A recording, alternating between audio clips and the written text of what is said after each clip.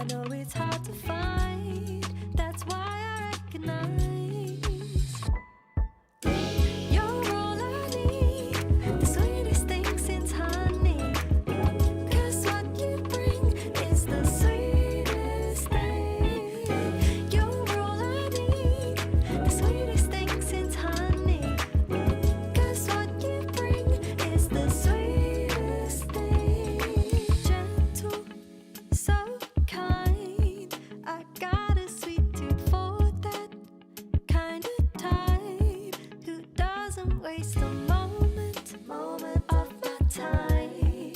I know it's hard to find, that's why I recognize you know what I like, sweet as apple pie. If heaven was a slice, then I think I've had a bite. You're all I need, the sweetest thing since honey. 'Cause what you bring is the sweetest thing. You're all I need, the sweetest thing since honey. 'Cause what you bring is the sweetest thing. The sweetest thing since honey. The sweetest thing. The sweetest thing since honey. The sweetest thing. You know what I like, sweet as apple pie. If heaven was a slice, then I think I've had a bite. Oh, you're all I need, the sweetest thing since honey. 'Cause what you bring is the sweetest thing. You're all I need, the sweetest thing since honey. 'Cause what you bring is the sweetest thing.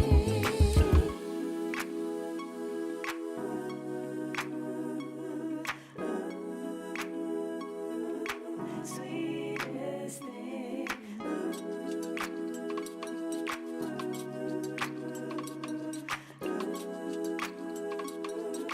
Sweetest thing.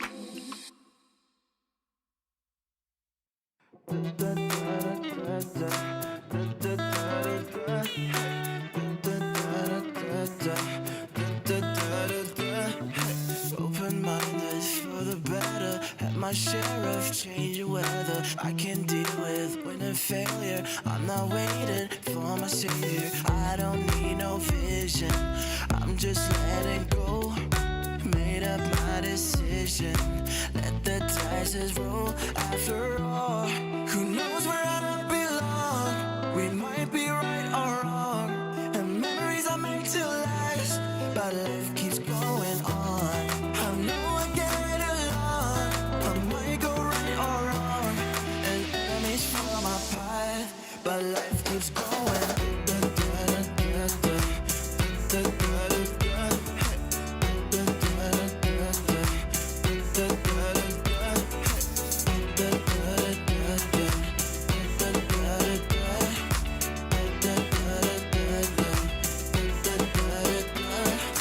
I've been trying harder. Been a hater, been a lover. Wanna live up to expectations. Makes me feel I lose my patience. I don't need no vision. I'm just letting go. Made up my decision. Let the dice roll. After all, who knows where I belong? We might be right or wrong, and memories are meant to last. But life keeps going on.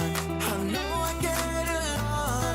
I might go right or wrong, and enemies follow my path. But life keeps going.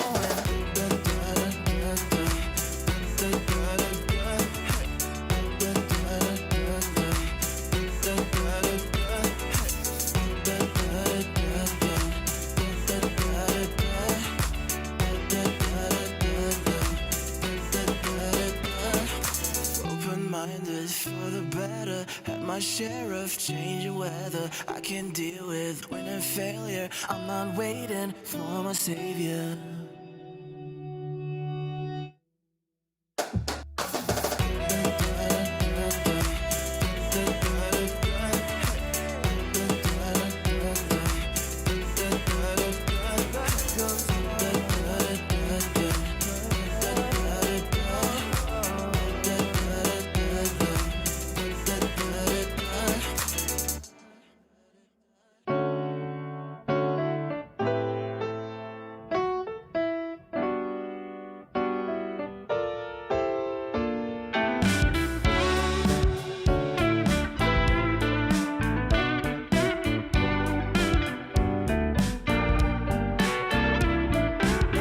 I want wealth and family.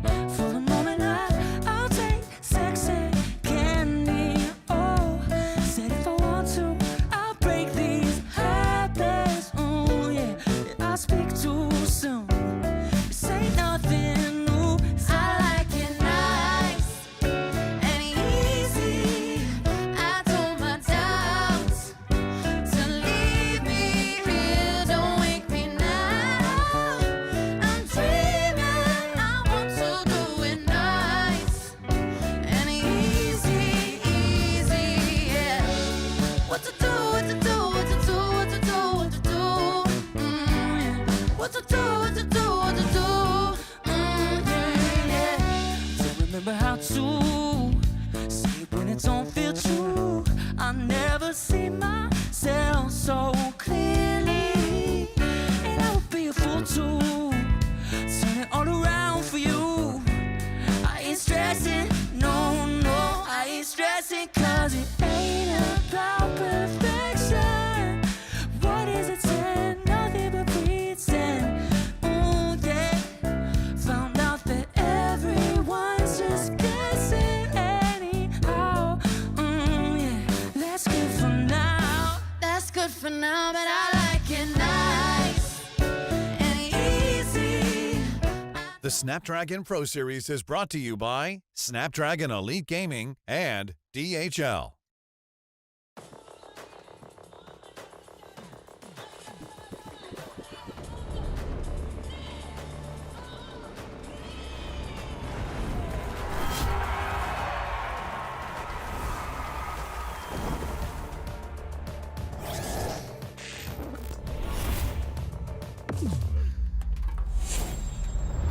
Let the weak melt away.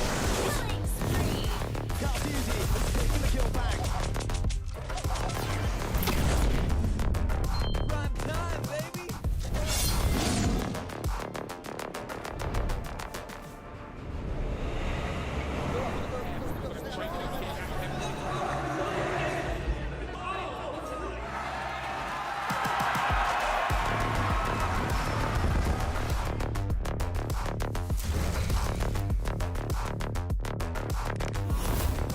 Looks like the players are ready. Here we go!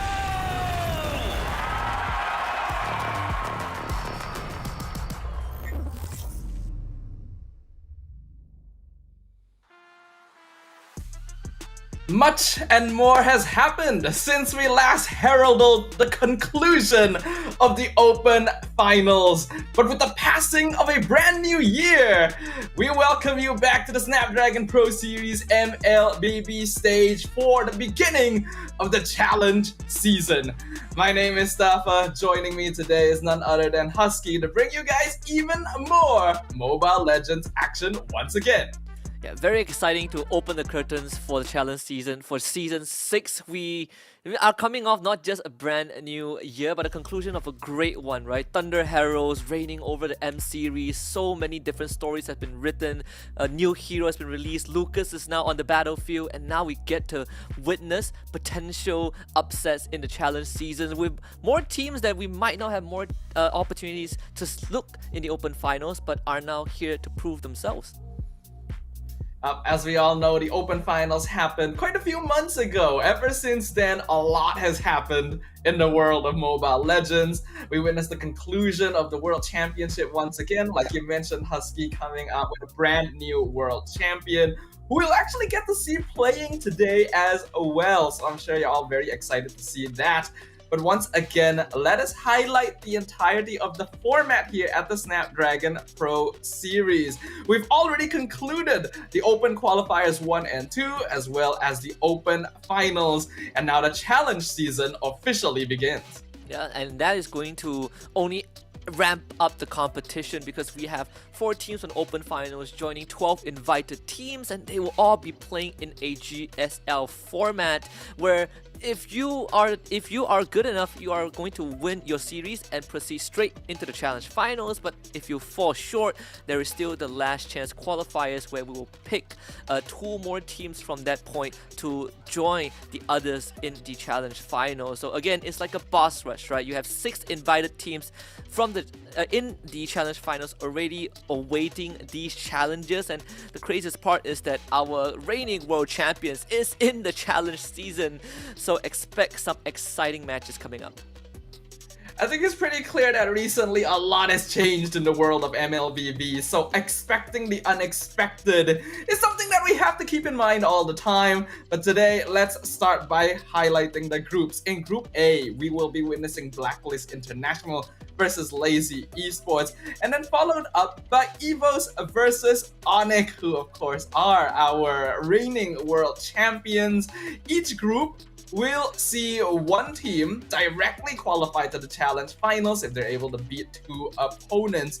After that, there will only be 1 slot to move on into the last chance qualifiers, where you will have to face off against teams from all the other groups for the final few slots. Absolutely, and just to make it even simpler for viewers who might be confused, we will have 1 team from each group who will directly qualify to challenge finals, and 1 team from each group to qualify for the LCQ, where again 2 teams from LCQ will make it to the challenge finals at the end of it. For Group B, with RSG Singapore, Alter Ego, Team Liquid Philippines, and RRQ Hoshi. I think this group, personally for me, is probably one of the more explosive ones, with TLPH missing out the M series, and you have RRQ Hoshi not being able to make a deep enough run to Axiata. And then you have Group C, where a couple of roster changes has happened, and I'm gonna let you do the honors and talk about some of them. Of course, we've got the homeboys who recently have switched up their roster a good bit, and they'll be facing off against Evos Holy to start off the challenge season. After that, we also have Team Flash KH going up against a team that was pretty close in being able to claim that championship title, but fell a little bit short. None other than Team Liquid Indonesia, a team that definitely has a lot still to prove to the world. Yeah, if you guys want to have a bit of an insight to how TLID operates, I do recommend you checking out the 4-part documentary of M6, where they went into great lengths about that. But for Group D, we got Bigatron, Alpha AI Esports, Todak, and Aurora. Also teams with plenty of histories, but I personally feel like for Aurora, they are here to prove themselves once more after falling so short during the M Series Swiss stage. So this is probably one of the few chances that they have to redeem themselves before the MPL season starts again. It's definitely a bit of a proving ground here in Group D, because not only do you have Aurora, a team many people expected to make it far in the M Series and yet fell desperately short. On top of that, you have teams like Todak and Bigatron with long legacies and not quite able to achieve the same heights that they had once before in the earlier days of the MLBB ecosystem. So lots of really exciting teams to keep an eye on here, but we've only got time for so many matches today, so let's have a look at today's schedule. Yeah, gonna be able to sate your appetites hopefully, because we will start with Blacklist International taking on Lazy Esports, followed by Evos Holy against Onic PH, RSG Singapore against Alter Ego, and we'll close out the night with Team Liquid Philippines against RRQ Hoshi. A lot of exciting matches here, and once again, these are all going to be best of 3 series, so there's going to be plenty of action for you guys to watch all the way until the end of the day. So you guys want to make sure to stay in your seats, so that you don't miss a single minute of the action. And of course, this is a mix of matches from both Group A and Group B. So we'll get to see a little bit of what is going on there and what the power levels are going to be looking like between the different groups here. Yeah, and speaking about power levels, I want to talk about the power rankings as well because, obviously, not just us, but everyone has their own opinions. I'm going to start with mine. Onic PH at the top of the world. I think that is without a question. Liquid ID in second. RQ Hoshi for me is a third in the challenge season power ranking. And then I got Liquid PH in fourth, Blacklist fifth, and Todak in sixth because I really want to see Todak make that comeback. Yeah, I agree with you actually. I think we'll get to see my power ranking very, very soon, but I do also have many of these teams on it. I think many people are expecting Onic Philippines and Team Liquid ID to make it through. This is the top two from the recent M6. It's not like much time has passed since M6 as well. We expect their performance to be about as expected or maybe even better depending on how much preparation they've done ever since the end of the M series. RQ Hoshi, of course, a team that a lot of people will still have an eye on, and since we're both Malaysian, right, we want to see more of our Malaysian representation up on that stage. And Todak put up a very strong fight in the recent MPL Malaysia Season 14, just slightly falling short of qualifying to M6. However, they've also gone through a little bit of a roster change, so I'm curious to see how they will perform because as we can see, right, my power ranking is very similar. In fact, I think my top four is exactly the same as you. I have Todak up there, but I also have Aurora. And I think a lot of people are going to wonder why I have Aurora up there after an abysmal performance in M6. But this is a team that has a lot of potential. A lot of people had expectations of them. I personally do still have expectations of them.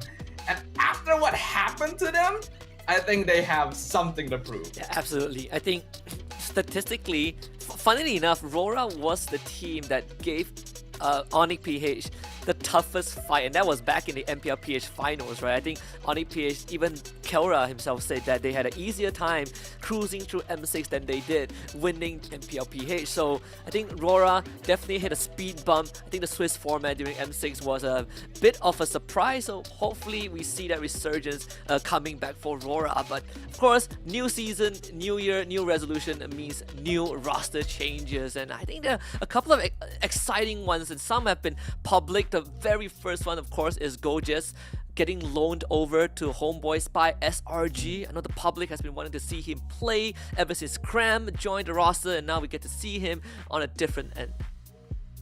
I think Gojes and Albert are both similar situations of players that have the potential, have the capability to really perform on the professional MLBB stage, but don't really get the chance to because they are on the bench a lot of the time, where they have a player that they really have to compete with within their own team. So I'm very happy to see that they're going to get the chance to be part of the main lineup somewhere else.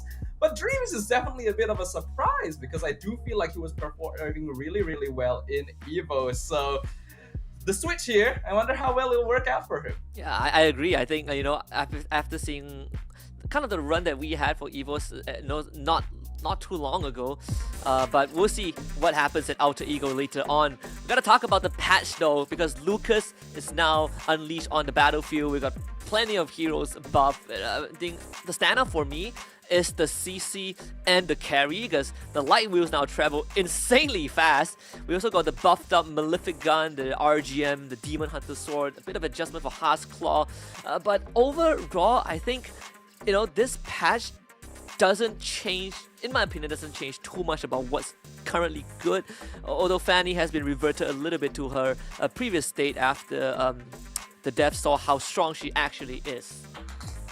Yeah, I do think that the nerfs to Bruno and Cecilian are also very necessary, but if you ask me personally, I don't really feel like Bruno was nerfed enough. It's just that because of the changes to Malefic Gun as well, is not quite as oppressive as he used to be. In my personal opinion though, what I'm the most excited to see is whether or not this special attention given to auto attack fighters during this patch will actually change anything, because this has always been the most neglected genre of heroes in the entire game. Heroes like Aulus, like Zilong, like Argus have just not gotten much love over the years in terms of meta, in terms of changes, and they finally did something here. But is it going to be sufficient? I think just based off of what I've seen, I don't feel like it's enough. I think that the biggest thing is like the kit given to these fighters, right? The good ones or the more relevant ones don't utilize the items that have been adjusted for them. Like Lapu Lapu doesn't buy Haskell or Demon Hunter's Sword, but if we look at Aulus and Argus, there are so many ways to stop them in their tracks, so it definitely is a multi-layer problem. I would like to see that Badang show up somewhere down the road though, but we'll see if that is going to... I'll have to wait for Diablo to confirm that, which even then is an uncertainty. So yeah, I think a lot of work still needs to be done to bring these auto attack fighters back into the meta, but right now unfortunately hasn't been much improvements on that regard. I do definitely like the approach they're taking to these updates though, just trying to patch up things where certain heroes feel completely neglected. So hopefully we get to see a little bit more variety. But as for the teams that we have to watch out for today, right? I think Onic Philippines is pretty obvious, right? M6 champion, you definitely gotta keep an eye on them if anyone. RQ, I think they did a very, very good job. I think the lineup still has a lot of growth to do and has potential to take over the MLBB world. But we both agreed that Lazy Esports is a bit of a surprise dark horse. Yeah, they were the MDL Philippine champions, but also they had a few players that did play in the previous season SPS under the banner of Onic Philippines, Fnatic Onic Philippines at that time, because the main roster wasn't feuded. I know James Pangs, I think Chovy also played there as well. But not only that, this current roster, they brought in Shizzle God, right? We've seen him back then with Todak, and even when he was back in the tier 2 MDLPH scene alongside people fighting against people like Game Labs, he was one of the 5 gods of the tier 2 scene from the Philippines.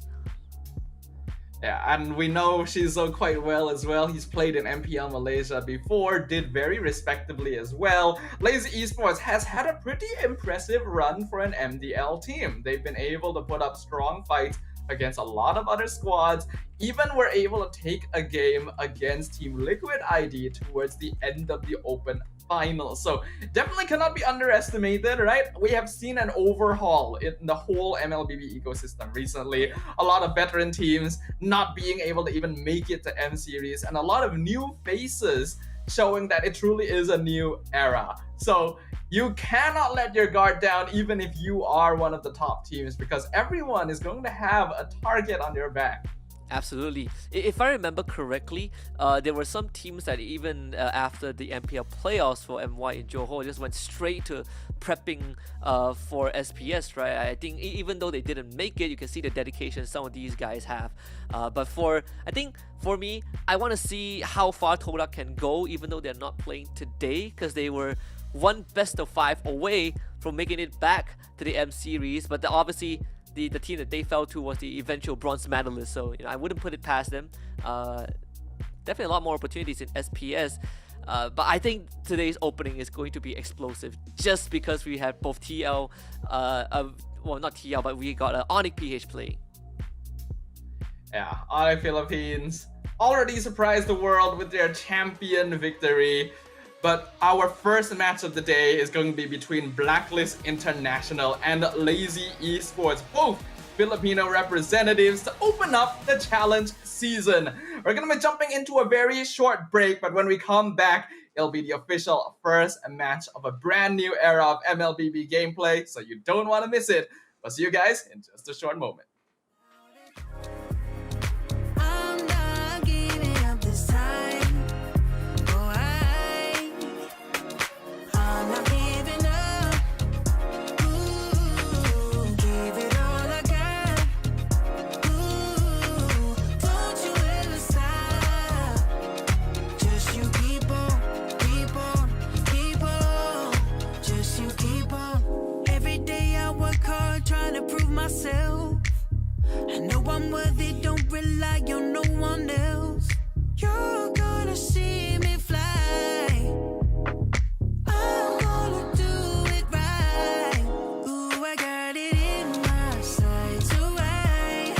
Ooh, I'm gonna get my dreams this time. I can't live without it. I'm not giving up this time. Oh, I'm not giving up. Ooh, give it all I got. Ooh, don't you ever stop. Just you keep on, keep on, keep on. Just you keep on. Yeah, I'm gonna keep it on. Manifest this year, your new anthem.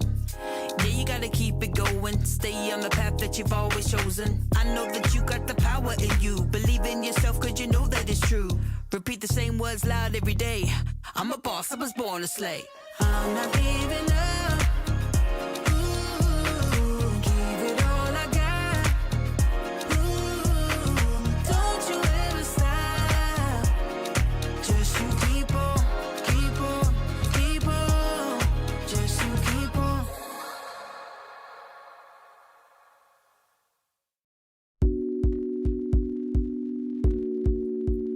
Back to love. Back to love. Thought that I would never. All right. Thanks for being patient with us, ladies and gentlemen. We are back with the official first match of the Snapdragon Pro Series Challenge season. It's gonna be between Blacklist International and Lazy Esports. A clash between two Filipino teams, one in the big league, one who just won their MDL. But again, we have kind of set up expectations for both of them. You know, Lazy Esports, some of the players have played under the banner of Onic Philippines last season, but at the same time, they also brought in veterans like Shizo. But we gotta talk about Blacklist International first, because they definitely have went through major changes in 2024, but they also kept some of the names that you might still remember, right? Like, first of all, they got JM Pikmin in, but we got MP the King, who joined after MSC. We got Haj, we got Perziva, and we got Outplay. This is a very interesting lineup of players here. Obviously, Haji still sticking around, the KDA machine himself, always a fan favorite among the Blacklist roster, but filling out the rest with some interesting new faces. MP the King, I think especially, a lot of people are going to have their eyes on. Be joining a Filipino team, definitely an interesting acquisition here, and we'll see how well he's able to mesh with the rest of the players. Outplayed as well, has been playing with Blacklist for about one season, I believe, and still has a lot more to prove ever since coming from the roster of Team Liquid. Blacklist is a name that's been around for a very, very long time, and now they're eager to set up a brand new era with a new roster. But if we're talking about new rosters, we gotta talk about the MDL champs, Lazy Esports.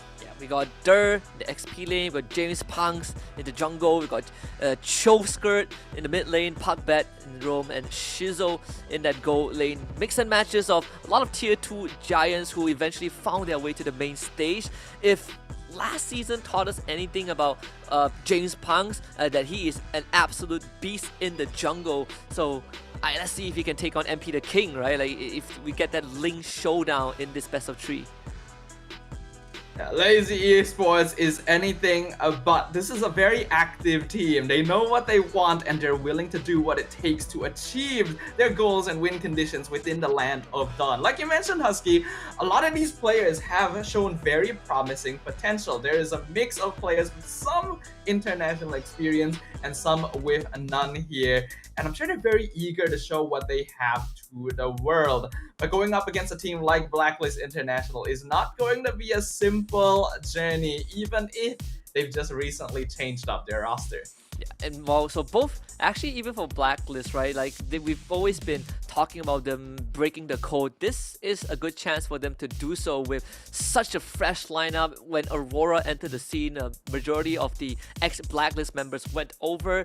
Now we get to see them really have the time to nurture and grow these existing talents. Not to mention, full PH lineup. I think that makes communicating so much easier. I think MP the King stated that as well after he went over there after See You Soon. So with enough time, I definitely believe that Blacklist can put up a show, but how much can they do against Lazy, right? This could be an opening upset series. Yeah, MP the King, it's been a little while since he's been back on home soil, right, with a Filipino lineup, but he has been performing very admirably as part of See You Soon's lineup, so I'm sure it won't take him too long to mesh right back in. Known for his assassins in the first place, so the meta suits him as well. A lot of popular assassin heroes still going to be pretty effective. Fanny was the only real one that was notably nerfed in the recent patch update, so we shouldn't see too much change in terms of the jungle picks that will be available to him. And yeah, I'm really excited to see what is going to happen here.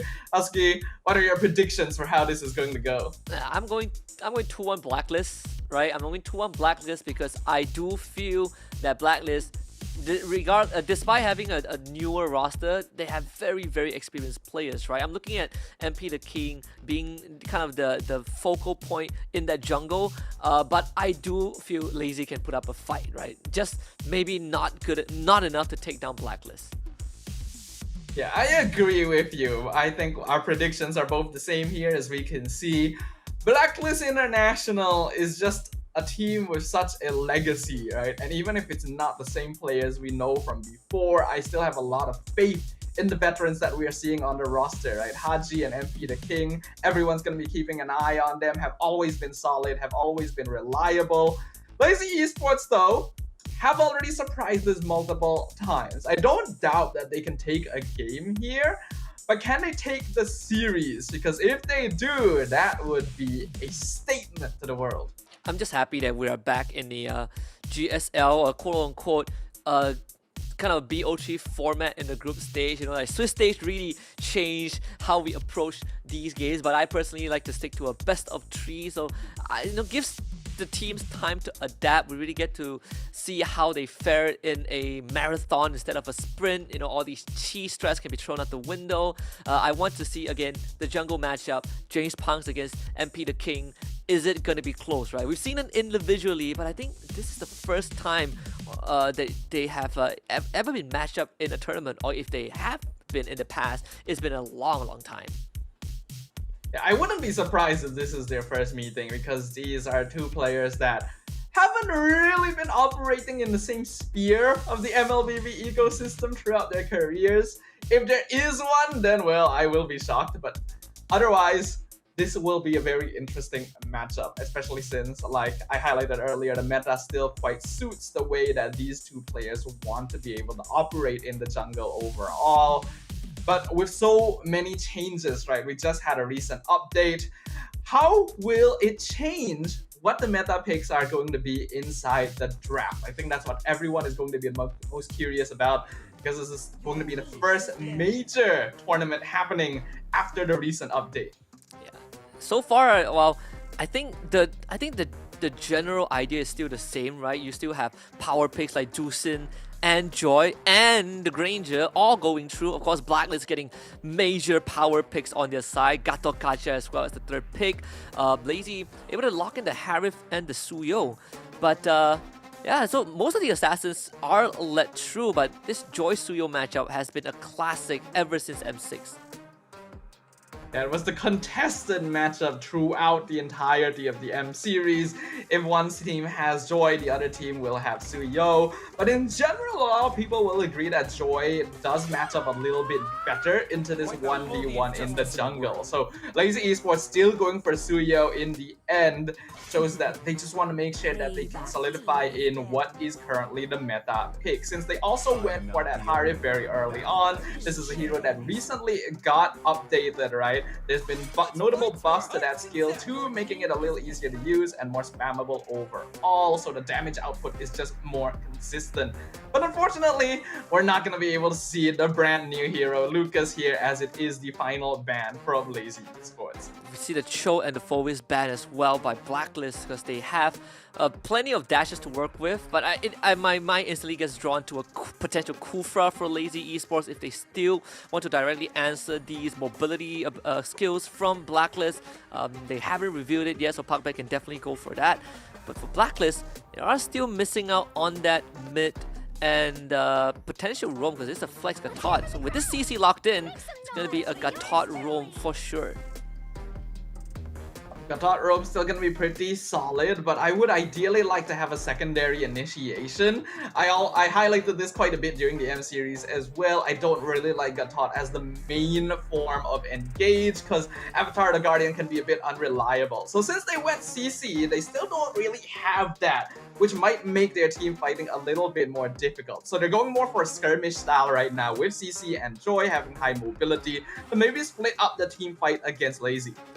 Yeah, even CC got some decent buff lately. It's not the biggest one, but I think they increased like her attack range, if I'm not mistaken, yes, for the yo-yos. Yeah, so that it does make it slightly more bearable, especially in lane where she already kind of excels in 1v1. But the Jawhead Arlet from Lazy Esports, so talk about having multiple initiations that Blacklist lacks, while Lazy Esports has more than just one of them. Yeah, I do like the options that Lazy have gone for here. These are two heroes that are able to hold their own fairly well. Jawhead especially is going to help deal with the Joy a little bit in the early game, but it also means that you're going to have to commit those resources to MP quite often since Joy is still going to be very, very slippery.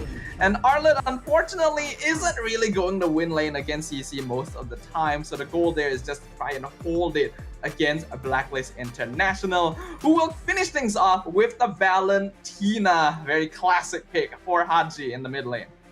How could we have forgotten about it? It actually did cross my mind, but I wasn't sure because Lazy hadn't picked their last two picks. But with the Arlet on their end, this Valentina now makes a lot more sense. You could steal that final slash and have a second layer of initiation for your team when needed. I think Blacklist definitely had a very good idea with that last pick going into this. It's quite rare that you see the mid laner getting shoved in the last pick. So I think this adjustment definitely gave Blacklist a lot more agency to work with in this game one. But what do you feel about the draft, or like which team sort of has the skills in their favor? I personally feel like Blacklist International has a slightly more solid lineup, but it is also a little bit more difficult to play with. In the early game, Lazy Esports will have a slight advantage if they're able to play around the Jawhead and Zeusin mid-roam combo, because that is a huge amount of displacement. If you're able to play that around with Suyo, who has very good early game burst, to try and stifle the early game momentum of Joy, it will give Lazy Esports a bit more space to play around, and space is going to be a very important factor in this game in particular, because neither of these teams are playing your classic front to back, right? It's very, very skirmishy. Jump into game one and see if Lazy Esports can surprise us. And interestingly enough, we talk about Blacklist having this skirmishy hit and run comp and Lazy Esports having a lot of displacement. It seems to me, on paper at least, that it is a decent solution to deal with Blacklist, right? They want to come in and get the drive-by, but you have so many ways to just lift them out of position and isolate them from the rest of the team. And the difficult part though is that, like we mentioned, right, JM going to have a much better lineup against Dur in the EXP lane, so that already reduces a bit of the map pressure that Lazy would like to have in the early game. And in comparison, a lot of the burst damage on Lazy is put on Shizo and James Pan specifically. So if MP is able to just dive into the back line and separate them alongside JM, hold on. They grab Ziva back, and that would be Burst Blood going over to Lazy. The Jawhead picks up the kill, and JM wants to go for the Jawhead, doesn't find him. Parkbet gets out, flickers traded on both sides. Unfortunate for Blacklist, weren't able to get more than that, but First Blood is still going to be very, very good. And even forcing out the Revitalize, Persada wasn't able to survive that. So already a pretty good start and good response here from Lazy to make sure that they didn't give away more kills. The early game is a very important timing for them with this mid-roam and jungle combination. Oh, Well, Turtle taken by Lazy. That's a lift back. Chove Skirts tries to go for multiple targets, but the flicker committed by Dirt. That's another kill for Lazy. So they have 3 so far, but at least Haji was able to secure one on the way out. Still gonna get kill on lifted back. Jace Punks. Oh, Yeah, triangle couple for of Haji. displacement. Out of this world, steals Oh! the juice in now, still gets lifted back, but Chove doesn't have the mana, so Haji escapes. and that is why the man is still known as the KDA machine, turning around that situation. Definitely a bit too deep of a dive there. I think Lazy didn't consider the possibility of the Zeus'in ult being stolen to give just that extra bit of durability at the end, because otherwise that should have been a kill. Now this Valentina is 2-0, but now Perkiva, Gonna use the AOG just to escape, so big engage 2 eliminated, but thankfully for Blacklist, no objectives, no point of interest on the map just yet, so he's gonna have it back up for next Turtle. They're not so lucky though, tries to use the Vengeance to gain some distance, refreshes the Demon Mark, but MP the King on the K, James Punks re-engages, gets the stun off, MP the King gets out, but Outplay will not. outplayed, gonna be ganked on the opposite side of the map. That is good communication there from Lazy, right? They see that the enemy jungle is on the top half of the map. They instantly rotate over to punish the less manned gold lane and give Shizo a little bit of that lead. This is a Harif versus a Granger, so Shizo will have the natural early to mid game advantage, and the more they snowball, the slower they can delay the stacking of Outplayed on this Granger. Lazy, I still think, is the easier composition to play, especially early to mid game. So this is the timing that they have to capitalize on the most. We also are noticing some of the advantages Lazy Esports has. Because how is Blacklist going to open up the map without the Gatar, right? And you're running into a Jawhead Juicin who could just, again, displace you like they do now. Revitalize can get used, Final Slash on the 2 jungle. Turtle stolen by MP the King. Shido joins the fight. He's in the middle of all of it. Chrono dashes out of the way. MP the King is just dancing around the battlefield. Dur will not survive, unfortunately. Will just have to give his life up. Double kill for Outplay. Shizo now trapped underneath his own turret. JM Pigman not able to get out. Chove on his tail, lifts him back. Not in turret range, but still beams him down. Either way, Blacklist wins the fight, gets the objective, and now Haji once more. Death Sonata into a snipe mega kill for Outplay. A massive victory here for Blacklist International. They basically did wipe the entirety of Lazy Esports there. And Lazy unfortunately made the mistake of getting a little bit overconfident in their engagement. They wanted to take out Perxiva before the turtle fight could begin, but this is a Gatot. It's still going to take a lot of resources to take him out. And because they used all of their cooldowns, it's instantly go time for Blacklist. They normally would not be that good in a straight up 5v5 situation, but when Lazy is not positioned for it and have already used a bunch of their important abilities, it becomes very easy for them to run them down. MP, even being able to steal the turtle on top of it, instantly reverses momentum in favor of Blacklist International. A lot of single target controls from Lazy, but like you said, very cooldown dependent. We saw MP just dancing around the backline of Lazy Esports. But all things considered, we're looking at a 2k gold lead for Blacklist International. No turrets have been felled just yet. 6 minutes into the game. Pretty slow considering that all the fight that has happened so far, right? 12 total kills across both teams. Yeah, the ideal for Lazy in engagements is to slow it down and catch Blacklist when they're separate, because their composition is very good at doing that. If they're not able to do that and just try and run them down instead, we already see what Blacklist is capable of. This is a team that actually does have a pretty glaring weakness, and that Gatot is the only form of engage. I already highlighted it during the draft. So if they can force Perxiva to use up his resources beforehand, Blacklist instantly has to position very defensively. So slower, more controlled engagements are preferred here for Lazy. Notice for now, they're controlling the turtle pit. Perxiva tries to use the AOG, gets control, he goes down, flick a final slash. slash. Good engage from Dur. And this time, Lazy Esports does the prep work just right, finding 3 kills and an eventual turtle the cost of just their roamer. That's exactly what I was talking about, right? You take out Persada first, then slowly displace the rest of Blacklist, because after that they just don't have a front line, right? Especially since JM went for Flicker instead of Vengeance on this CC. Persada is the only real tank that Blacklist can depend on. I think Lazy positioned themselves really nicely there. We're able to get the turtle, now even up the network lead. And if they can continue building this up, it will be great, because Blacklist is quite heavily depending on the the 4th item spike on MP and Outplayed before they can really make an impact in team fights. That's the... Wow, for a while I thought it was the AOG for Persada. He was just buffering the taunt. So far we've been seeing Blacklist react to Lazy, because Lazy is the one trying to displace targets, going for these pickoffs. Like how they did with Persada again, there is just no going out. They're going to send him straight back to the fountain. But is there a way for Blacklist to take initiative, right? Get an engage off, or is it going to be a constant tug of war where they have to wait for cooldowns from Lazy? Well, speaking of, Lazy gonna find Outplayed again, tries to throw him, uses the flicker, so the Granger is out. But to answer your question, Husky, Blacklist literally cannot start a fight. They just do not have the lineup to do it, because again, Avatar of the Guardian is not a reliable fight starter. The only way they can be the ones in control is if Lazy makes a mistake and overcommit, like we saw in that one fight earlier in the game. Otherwise, with Azusin and Zahid, Lazy will always have vision control and zoning potential. Blacklist are the ones that have to slow it down, wait for resources to be committed so that MP can go in later while whittling them down from behind with the Granger. Otherwise, Lazy controls most of the fights until scaling really kicks in. You can see Lord spawns right now, and MP just got his Holy Crystal. Then a pullback to Persada. Pugback can't get it right now, so could be an opportunity to re-engage with AOG. Crimson Beacon used, but MP just dances on top of Chove. Chove will disengage, but this fight is already done. JM Pigman on top of Dur. Dur goes down. Double kill for MP, and Blacklist now has the Lord open for business. If they're able to catch Lazy off guard themselves, then that's actually pretty good, but Lazy still looking to try and contest here.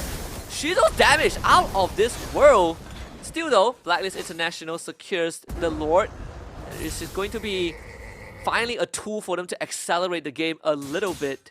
But I mean, all these considered, right? Like Persada, he's been having a pretty rough time. But Blacklist International, they're starting to hit those power spikes, especially MP with that Holy Crystal damage. He is just ripping through Lazy Esports health bars. Yeah, like I mentioned, once we see the 3rd, 4th item timing come in for MP and Outplayed, Blacklist's mid to late game damage is actually terrifying, right? They're able to whittle down Lazy from afar, and a lot of these heroes on Lazy's side are going to start dropping off in like general utility, right? Jawhead especially is going to feel the heat of not being able to survive damage quite a bit. So Persada, even though he's been having a rough time, right, that is kind of expected as the solo got taught. You know you are going to die a lot against a Jawhead Zusin. If you're able to throw away, to force out all of their resources, it is actually very worth it at this point, because Blacklist, they don't really even... Oh! Whoa! That's a straight up assassination. Well, that's unfortunate right there. A little bit of underestimation, because I didn't manage to bring this up earlier because I just didn't have the time to do it, but James Punks has a Sky Piercer, by the way. Oh yeah. Not your classic item choice on Suyo. He actually bought it when his score was 0-2. So I wondered, like, is this a good idea? But in situations like that, well, you can see the effect. Yeah. And we just blow them up before they could do much, right? I suppose it also makes sense that the whole idea is to displace your enemy, like how in Trex's word, give them the stiff arm treatment and take them down when they're isolated. Persada does engage with AOG, but look at him dropping like flies. 4-man final slash from Dur, setting it up for the rest of Lazy. Haji will not get out, and KDA is ruined. MP getting out of the fight, but Blacklist just lost 3, and a second Sky Piercer for Lazy, this time on Choveskirt. I will continue saying it. Got taught as your primary, and in this case, only initiator, is just not good enough. You started the fight with Avatar the Guardian. What are you going to do next, right? And it was even in a funnel. Blacklist's positioning was just not good enough, and then they all got caught in the final slash. It was an absolute disaster. And now Lazy Esports is fully in control. They gotta slow it down more. Blacklist cannot be the ones jumping the gun, because the only way they win fights is by forcing Lazy Esports to be the ones to do it instead. Is this one of the... Is it finally time for Haji to start considering that I need to help out my Gatot by somehow getting the final slash, if he even has vision of dirt? Because I don't think the Arlo has exposed himself to this Valentina the entire game, at least not enough for Haji to steal that final slash away. Yeah, I think Jer has been doing a very good job of keeping his positioning apart, because he knows that without that final slash, Blacklist just don't have any alternative way of engaging, right? But now the Lord being contested once again. Persada once more just got controlled to oblivion. Pakbet barely escaping with the life. The eject button did give him the shield. The big arrow from James Punks as well. There's 3 members of Blacklist. It's getting chunked out in the bush.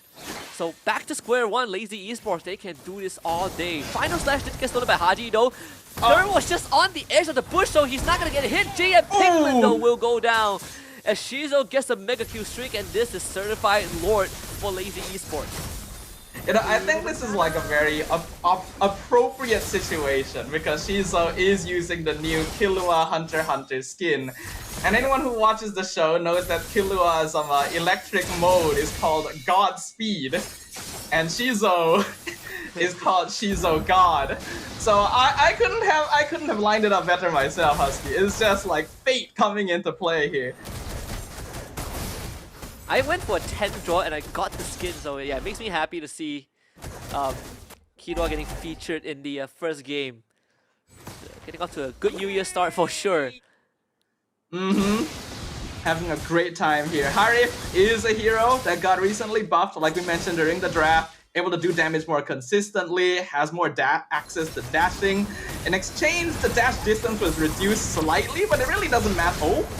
Well, again, Persada, he's out, and a big control in the backline. AOG was used to escape, but Shizo needs to go down, and he will. MP the King gives in the 10,000 volt treatment. Sinus Electric Cat, that's a double kill for MP the King, and Blacklist International stays alive. Ah, that was a bit of a mistake. I actually quite like the aggressive play to catch up Persada, but I really don't know why Shizo went that deep in. He got caught in the curtain call, and then it was actually just curtains for him, because Harif needs that freedom of movement. Blacklist now fully capitalizing. A double Sky Piercer going to work, but it's actually just enough to take down 2 members on the side of Blacklist. Lazy Esports does get wiped out, but Punkbet will be back up. And unfortunately, Blacklist, they just do not have the resources to take any inhibitors, and they even lost one of their own. The top inhibitor just went down, bottom one has a big wave pushing in, the mid one is also in shambles. So all Lazy Esports needs to do is just give it a bit of a love tap, and all those structures will start crumbling. I gotta give props to Lazy though. That play takes some guts.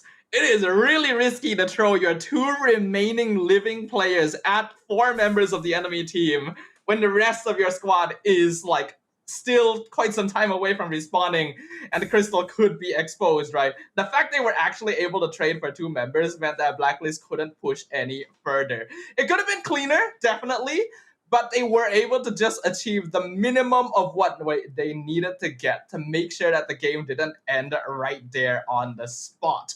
So it is actually surprisingly close, right? The MDL champions showing us why a lot of people have been seeing them as a bit of a dark horse. And Blacklist International now having to be much more careful. It is clear that Lazy still makes mistakes, right? Shizo, if he didn't get caught out in that previous team fight, could have completely changed how it went. So it is anyone's game at this point. You just have to see who is able to operate a bit more cleanly. I think Persada also tried to find a solution to stay alive longer. I believe he got a Winter Crown for this next fight. I know someone got a Winter Crown Blacklist, so Persada is the one that makes the most sense. He's gonna start the aggro on the Lord, but if you're lazy, you're really not in a rush to take this objective, right? Let Blacklist do the work and just, you know, continue to stiff arm them, continue to poke them from afar, let that top wave build up, and eventually Blacklist will have to deal with it. Yeah. Right now, though, 16 minutes in, Lazy Esports genuinely has to be very wary of MP and Outplayed's positions, right? These two heroes do a lot of damage. Haji Cash, stolen final slash, a 1-for-1. Sky Piercer takes out Persada. The front line just disappeared. Crimson Beacon from Chosker trying to grab MP back. MP now goes down, completely blown up, and Pinkman, he's the one with the Winter Crown. James Punks finds a double kill in the process as Pinkman now with the yo-yos actually was able to take down Shizo, but still, James Punks, money on the prize, takes the Lord. Final slash, well done by Dur, and his outplay against Chop and James Punk, and he just cannot hold on. Shut down by the Suyo. Lazy Esports finds the wipeout. Beautifully played by Lazy Esports. There was good attempts coming in here from Blacklist International to try and turn that fight around. But with that wipeout and minions already in the base of Blacklist, Lazy Esports will upset the turntables and take game number 1. We did come into the series predicting it to be a 2-1 in favor of Blacklist. So that 1 has been achieved by Lazy, but it could go even further from here. If Lazy takes Blacklist down 2-0, it would be one of the best feelings ever. Not just for Lazy Esports, but also, you know, what better way to start a tournament than to be proven wrong in terms of our predictions. But I gotta say that Sky Piercer, the double Sky Piercer from Lazy Esports, was really making it difficult for Blacklist to estimate how long they can survive in a fight, right? Like you saw how MP and Persima just got blown up, and I don't think they could even have time to react.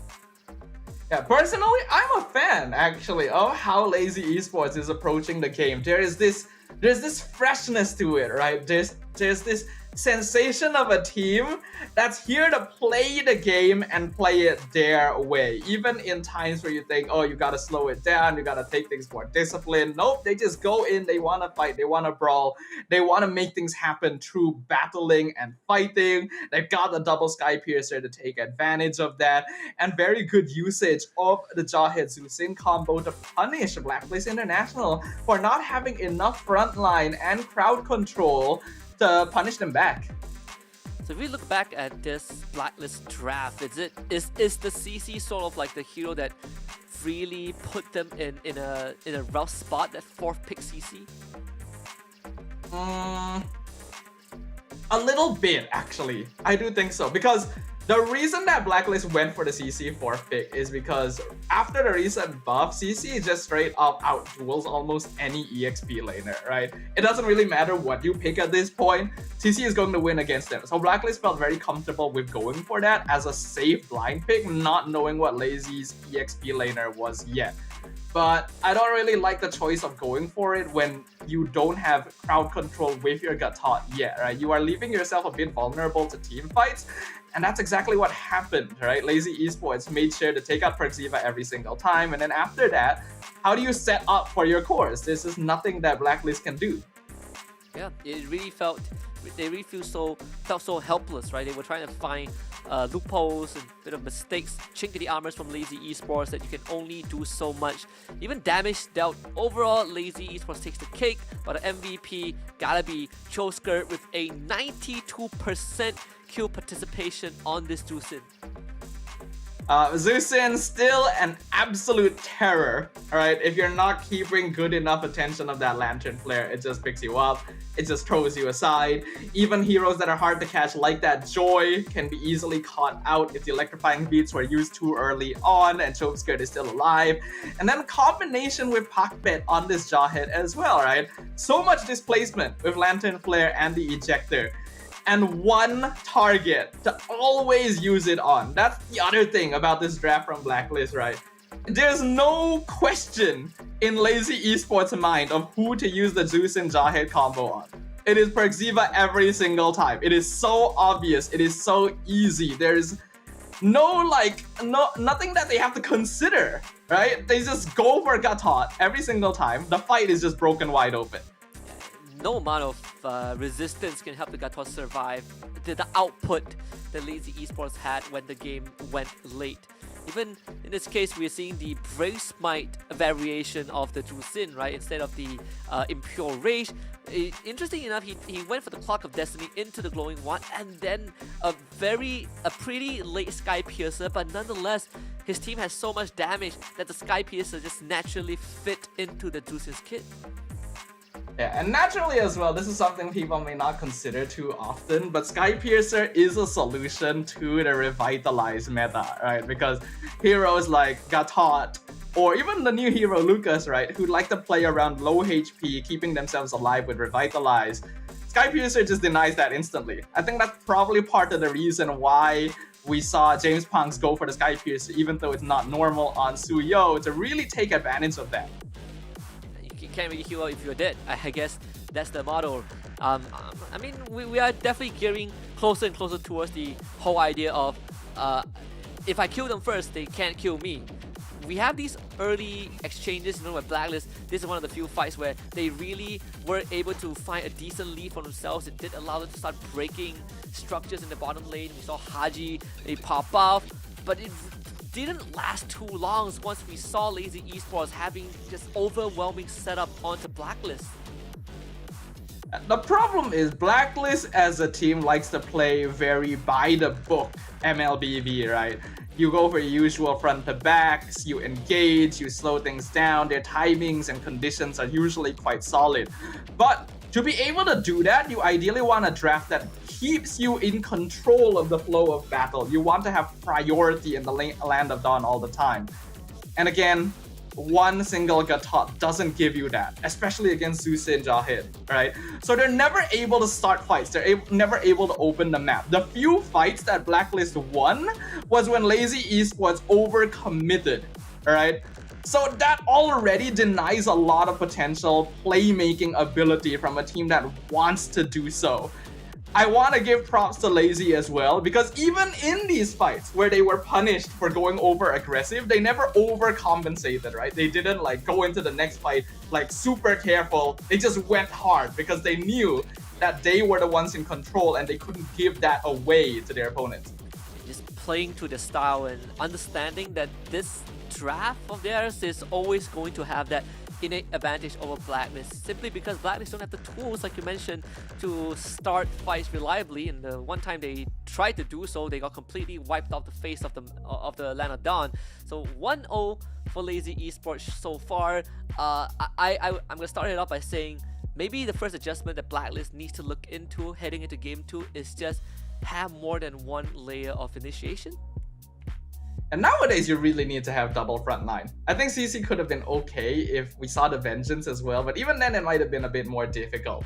It's not impossible for Blacklist to pull off this lineup, right? If they slow down the fight, let Gatot slowly, buy time, use resources for Joy and Granger to whittle them down, then it totally works. But you can't slow it down against Jahid Zusin, right? You blink, and all of a sudden, you're on the other side of the map. You're just not able to be in control anytime. So because of that, it makes it so much more difficult for Blacklist International to actually play their composition. So I think going into game number 2, it's still possible to go for drafts like this, but keep yourselves a little bit more open in the drafting phase. I can see why they might want to leave mid lane for Haji until the very end. But if they had decided to keep EXP lane for the last pick instead, when they had already seen the entire enemy team, then it might have given them more options. We also gotta look at the heat map of game 1, right from start until the end. When you see Lazy Esports, where James Punks has been wreaking havoc across the map, he is just everywhere. He's every objective. He's at every almost majority of the fight. I think he had close to an 80% kill participation this entire game. And even though he started the game 0-2 and still committed to a Sky Piercer, it eventually paid off in the end. You gotta have a lot of faith to be 0-2 on a Suyo and still go Sky Piercer. James Punks had a plan, he had a goal, and he had a belief that no matter what happened, his team would still be able to back him up. We mentioned this during the draft, right? Suyo actually is kind of the losing 1v1 against the Joy, but in this case, MP just could never really enter the ranks of Lazy Esports due to the draft issues we already mentioned earlier. This gives James Punks a lot more openings on the map to just roam around and create space, and he also understands that he's going to be the main form of burst alongside Jahid and Zusin to get Perxiva as early as possible. That's why we saw him so active effective in these ganks and flanks, and why he went for that Sky Piercer to deny the Revitalize, because he knew his side laners wouldn't be able to start participating until a little later in the game. Just give a quick shout out to the whole the back-end team for this API. First of all, it's great. It's adorable to see James Pang's the Suyo portrait just moving around the map and just leaving trails here and there, but also gives you a very good idea of where majority of these fights happen, right? It's all around choke points where it makes it pretty convenient for Lazy Esports to get the setup and follow up with it. But of course, a lot of it was also set up by the fact that they were isolating targets from Blacklist International and forcing them to respond. Either way, Lazy Esports played the entire draft the way that it was intended to, and Blacklist, they struggled to find a way and they just couldn't solve it at the end. I think it's also interesting to see that despite an early game dominance, we never really saw James Punks go into the enemy jungle, right? A lot of it, the action was just happening on their half of the map. And they knew that Blacklist would try to run into them because of the way that Joy operates as a hero. It makes it very easy for James Punks to play a slower game from the backline and only initiate once Pakavet and Chokeskirt have opened up the fight for him, right? And not invading is smart as well, because we already mentioned Suyo has a bit of a hard time 1v1ing Joy anyway, so there's no reason to try and force that out. You don't need to split yourselves up into a bad position when the enemy team can already do it for you, and Lazy Esports just seem to be in a very clean state right now. Yeah, it really does feel that way, but of course, for Blacklist International, they have time to make adjustments, as they prep for game number 2. We'll see if Lazy Esports can carry this momentum.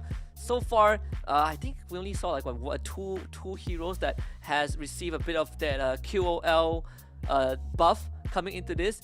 One of my personal favorites that I probably would only see if a Malaysian team is playing is that carry, right? Like, they have buffed the speed of a light wheels. It now travels significantly faster, but does it solve the problem that she has, which is she needs time and she's short range? Well, actually, as someone who has tried out a bit of carry ever since the update, I genuinely feel like she is very oppressive, right? Because the speed of the light wheel is one thing. It allows you to deny a little bit of pathing, it allows you to start stacking up on people a lot more easily, and it's actually genuinely a reliable form of poke now. But I think the big win is in that extra damage built into her ultimate, right? It means that she doesn't actually need to rely on having those items before she starts hitting really, really hard. So I want to see a little bit more of that, but let's see what happens, because we're going into the draft for game number 2, and immediately we see the Joy. First pick locked in by Blacklist on the blue side. Yeah, so really prioritizing the pick for MP the King, but also they don't want to let it go over to Lazy Esports, which right now is on the red side. They also ban out the Tusin.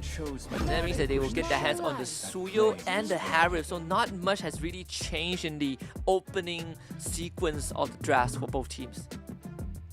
Really going for that Godspeed Shizo right now. I mean, why not, right? Harif is just a very solid goal laner in general, and even heroes that previously would have laned well against him, like the Bruno, have already been nerfed. So it just ups Harif's general popularity and priority during the drafting phase. Granger, though, still going to be very, very solid overall. I think anyone who's been playing pubs in MLBB recently has been seeing just the influx of Granger gameplay everywhere, because people have finally been able to figure out how powerful he is.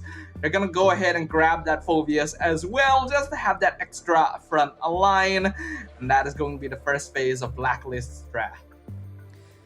But I do like the adjustment with this Phobius. It was banned out by Lazy Esports.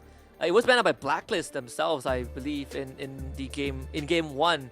In that second phase, but now they have a decent answer to the Harif and the Suyo, considering that his passive actually just follows you until the ends of the earth, so there's really no escaping it. But Lazy Esports, they're gonna switch it up a little bit. They will pick the Tigreal. If Blacklist wants to fight in their face, then they're gonna be careful of this big implosion. Yeah, I was initially wondering if Lazy might go for the Cho here just to counteract the Joy instantly, but they do go for the Tigreal, so we will probably see a ban on Cho instead unless they want to go Tigreal and Cho, which actually is possible here, though maybe a little bit more difficult to lane against the Phobias. Since they went for the Roam, they are going to be banning Roam heroes against Blacklist, since Blacklist previously prioritized the Gatot quite early on in their draft. By going for the Phobias instead, their Roam is still left open, and Lazy is going to make sure to deny as many team fight options from them as possible. And see, so the chip gets banned out to deny any sort of a macro advantage that Blacklist would want to get for themselves. Lazy Esports, they're still looking for that mid and XP laner. Is a more honest draft right now. The Edith banned out by Blacklist, so taking out all these single target crowd control and most importantly, laners that can make life a bit tougher for the Phobias, right? Edith has always been one of the few staples when you look at players like Kirk, when you look at players like Cram, they love to put Edith into these kind of matchups. So I do like the initiative from Blacklist. I think we didn't shout him out enough as well in game number 1, but Dur did an incredible job on that Arlet. The final slashes were clean every single time, and it was able to catch like 3 or 4 members of Blacklist in every single engagement. I think Blacklist knows to respect the team fight setup potential of the EXP laner on Lazy now. Getting rid of Edith, I'm not sure if they want to ban Arlet. Phobias actually has a pretty okay matchup into it, and even if they do that, CC is still open. Instead, they're going for the more tanky frontliners. I think they're actually trying to force Dur into a situation where he has to play a hero that's a bit more duel-oriented rather than team fight. So the glue getting banned out means that Blacklist wants to still commit. It feels like they still want to commit to being in the face of Lazy Esports, but not want to have any deterrent. But also because Phobias into glue is just a nightmare, right? We've seen that example as well. So Farsa will be the option for Lazy Esports. Trying to keep outplay at an arm's length with that Feather Airstrike. Also that big burst damage, right? If you get caught by the Tigreal, it is lights out. So Blacklist doubles down with the Angela pick. Angela and Hilda. Blacklist going for a very heavy early to mid game focus here, because that's where they were really lacking in game number 1. They don't want to give Lazy the opportunity to snowball off of things, but it does also render their late game a little bit questionable. It puts a lot of pressure onto Outplay to really stack up on this Granger. Lazy as well. Farsa combos really well into Tigreal and is actually a very good solution into Granger, but is incredibly vulnerable to Joy and now Hilda. So Cho'Skirt's positioning is gonna be quite difficult unless they're able to get a secondary front line here to combo with the Tigreal. Oh yeah. Let's see what Lazy is gonna go. The Lucas was banned out in game 1 by Lazy themselves, but they get to unleash the Sacred Beast in game 2. And Lucas, I've actually talked to a couple of casters and players, and they say Lucas pretty darn good and in these 1v1s, huge sustains, you get the War Axe onto him and build tank, and he is just ripping backlines and even sometimes frontlines into shreds. I'm interested to see how it's gonna fare against JM's Phobias. Lucas is a very fun hero to play. I've tried him out a few times myself. Surprisingly durable and has a lot of options in terms of item build, right? You can go for a more damage kind of sustain oriented with the War Axe and the Brute Force, or you can go for a more tanky healing style with Revitalize and then Thunderbelt Oracle Queen's Wings. So I'm curious to see which option we're going to see for the debut of Lucas on the international stage. Welcome to Mobile Legends. Let's see. So this is going to be one of the few classics. Hold on, it's a Hilda mid. So Haji is on the Hilda and got that perk Diva on the Angela. Definitely something I haven't seen before. But what's the objective though? Like, so you have a Hilda mid. I do assume that you can move around the map very fast since you have access to the side lanes. But what about the jungle pressure? Because it definitely feels like they don't really have the agency that you think they do. Hilda mid has good wave clear, combos well with Angela and opening up the map because you're able to move very quickly. But you are right, Husky. It means that they're not really able to check the jungle as efficiently since Hilda has to be in mid lane to clear up the minions. Not to mention that it's going to be a bit difficult for him to straight up duel against Chokeskirt because Farsa can just play at a distance. So they're really trying to extend this into side lane pressure instead. They do find Haji, who is pretty darn good at running away, that's for sure. Can't lock him down, at least not for now. But we say that he has that wave clear with Persada by his side, but you can kind of say the same for Lazy, right? You can never really threaten the structures. And another problem that we are going to eventually see is how is Blacklist International going to start sieging structures without outplay? Yeah, there basically isn't any way for them to do that, right? Like, they don't have the range advantage at all. There's no artillery for them to play with outside of this Granger, and that is, of course, physical damage. So Lazy can itemize against that if that is going to become the concern. Not to mention that I still don't think they have enough crowd control to lock people down for MP. They will find Puckbet, who just Sacred Hammers away. Lazy Esports will give this turtle over the Blacklist. It's not their primary concern. The Blacklist will get a free objective. But again, how are they going to get on top of Lazy Esports, right? In Game 1, we talk about having just one Gato Kacha is not enough. But now that you mention it, there really isn't a way to engage, and Puckbet just flickers Sacred Hammer, tries to go for outplay, doesn't find him though. He's going to drop low. First blood over the Blacklist International. Sacred Beast on top of Perkziva, but here comes the Hard Guard. MP the King shows up, ready to unleash 10,000 volts, not able to find a target. So Lazy Esports disengage. Yeah, I think that was a bit unwise from Lazy because Puckbet is not level 4. If he had Implosion, that would have changed things completely, though Outplay did still have Purify, so it's hard to say to what extent. But Lazy do still have to be somewhat respectful here. This is Angela, Hilda, Joy. Their early game is actually pretty scary, and you don't quite have enough burst damage to really take them down until Chokeskirt has like that first or second item. So they don't really need to force themselves to make things happen. I think that's why they didn't go for the turtle, but then they... Oh, hold on. Whoa, Puckbet, he's just gonna take it this time with Whoa. Implosion. A worthy trade for sure, gives his life up and allows Shizo to take the kill on Outplay. And that was... Oh, hold on. Haji, they see James Pang's gonna steal this jungle camp away. The more they can snowball MP, the better. This Joy, unfortunately, didn't really get much of a chance to play the game in game number 1. So now they're putting extra attention into him because they know that this is really going to be their mid-game burst because they don't have a mage. Yeah, they don't. And not to mention, they don't really have the best heroes to hit structures.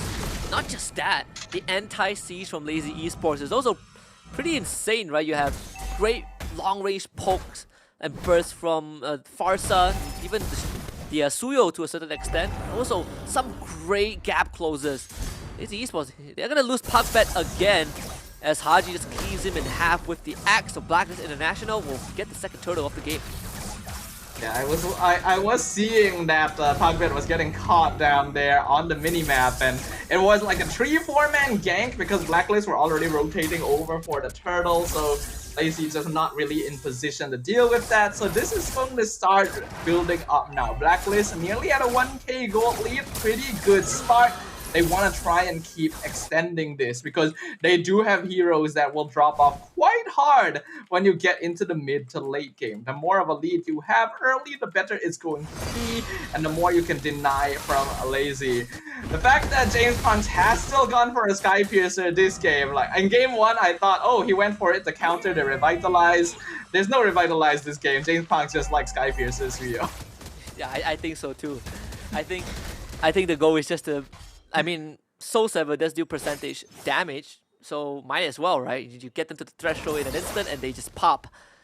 But yeah, I mean, Lazy, they're playing it slow, they're being really patient. Even James Pang's like no rush to invade in any way. They know that they always have that initiative. Every time they roll the dice, they're gonna have that innate advantage. And here comes the big siege, Outplay and Perks both having to disengage. Another implosion flicker this time, followed up by James Punk's Outplay gets out. But they do lose Persada though, so no Angela means no hard guard. Means Lazy Esports ready to fight. Dirt unleashes the beast. It's Pigman against 2. Bacon number 3, James Punk shows up. JM still alive as Haji wants to help out, but can't really do too much. Though the Inferno Pursuit actually just slams 2 members of Lazy into the grave. And with the respawn of Perziva, he's gonna rejoin the fight with a hard guard. Tied her down with a puppet on the string. Another pullback into a slam. And this is just too much for Lazy Esports. 4 kills for Blacklist. Angela Hilda is a little bit disgusting, I'll just say that right now, but that was also very messy from Lazy Esports. That was just straight up a mistake. I already mentioned there is no need for them to really try to force things out here.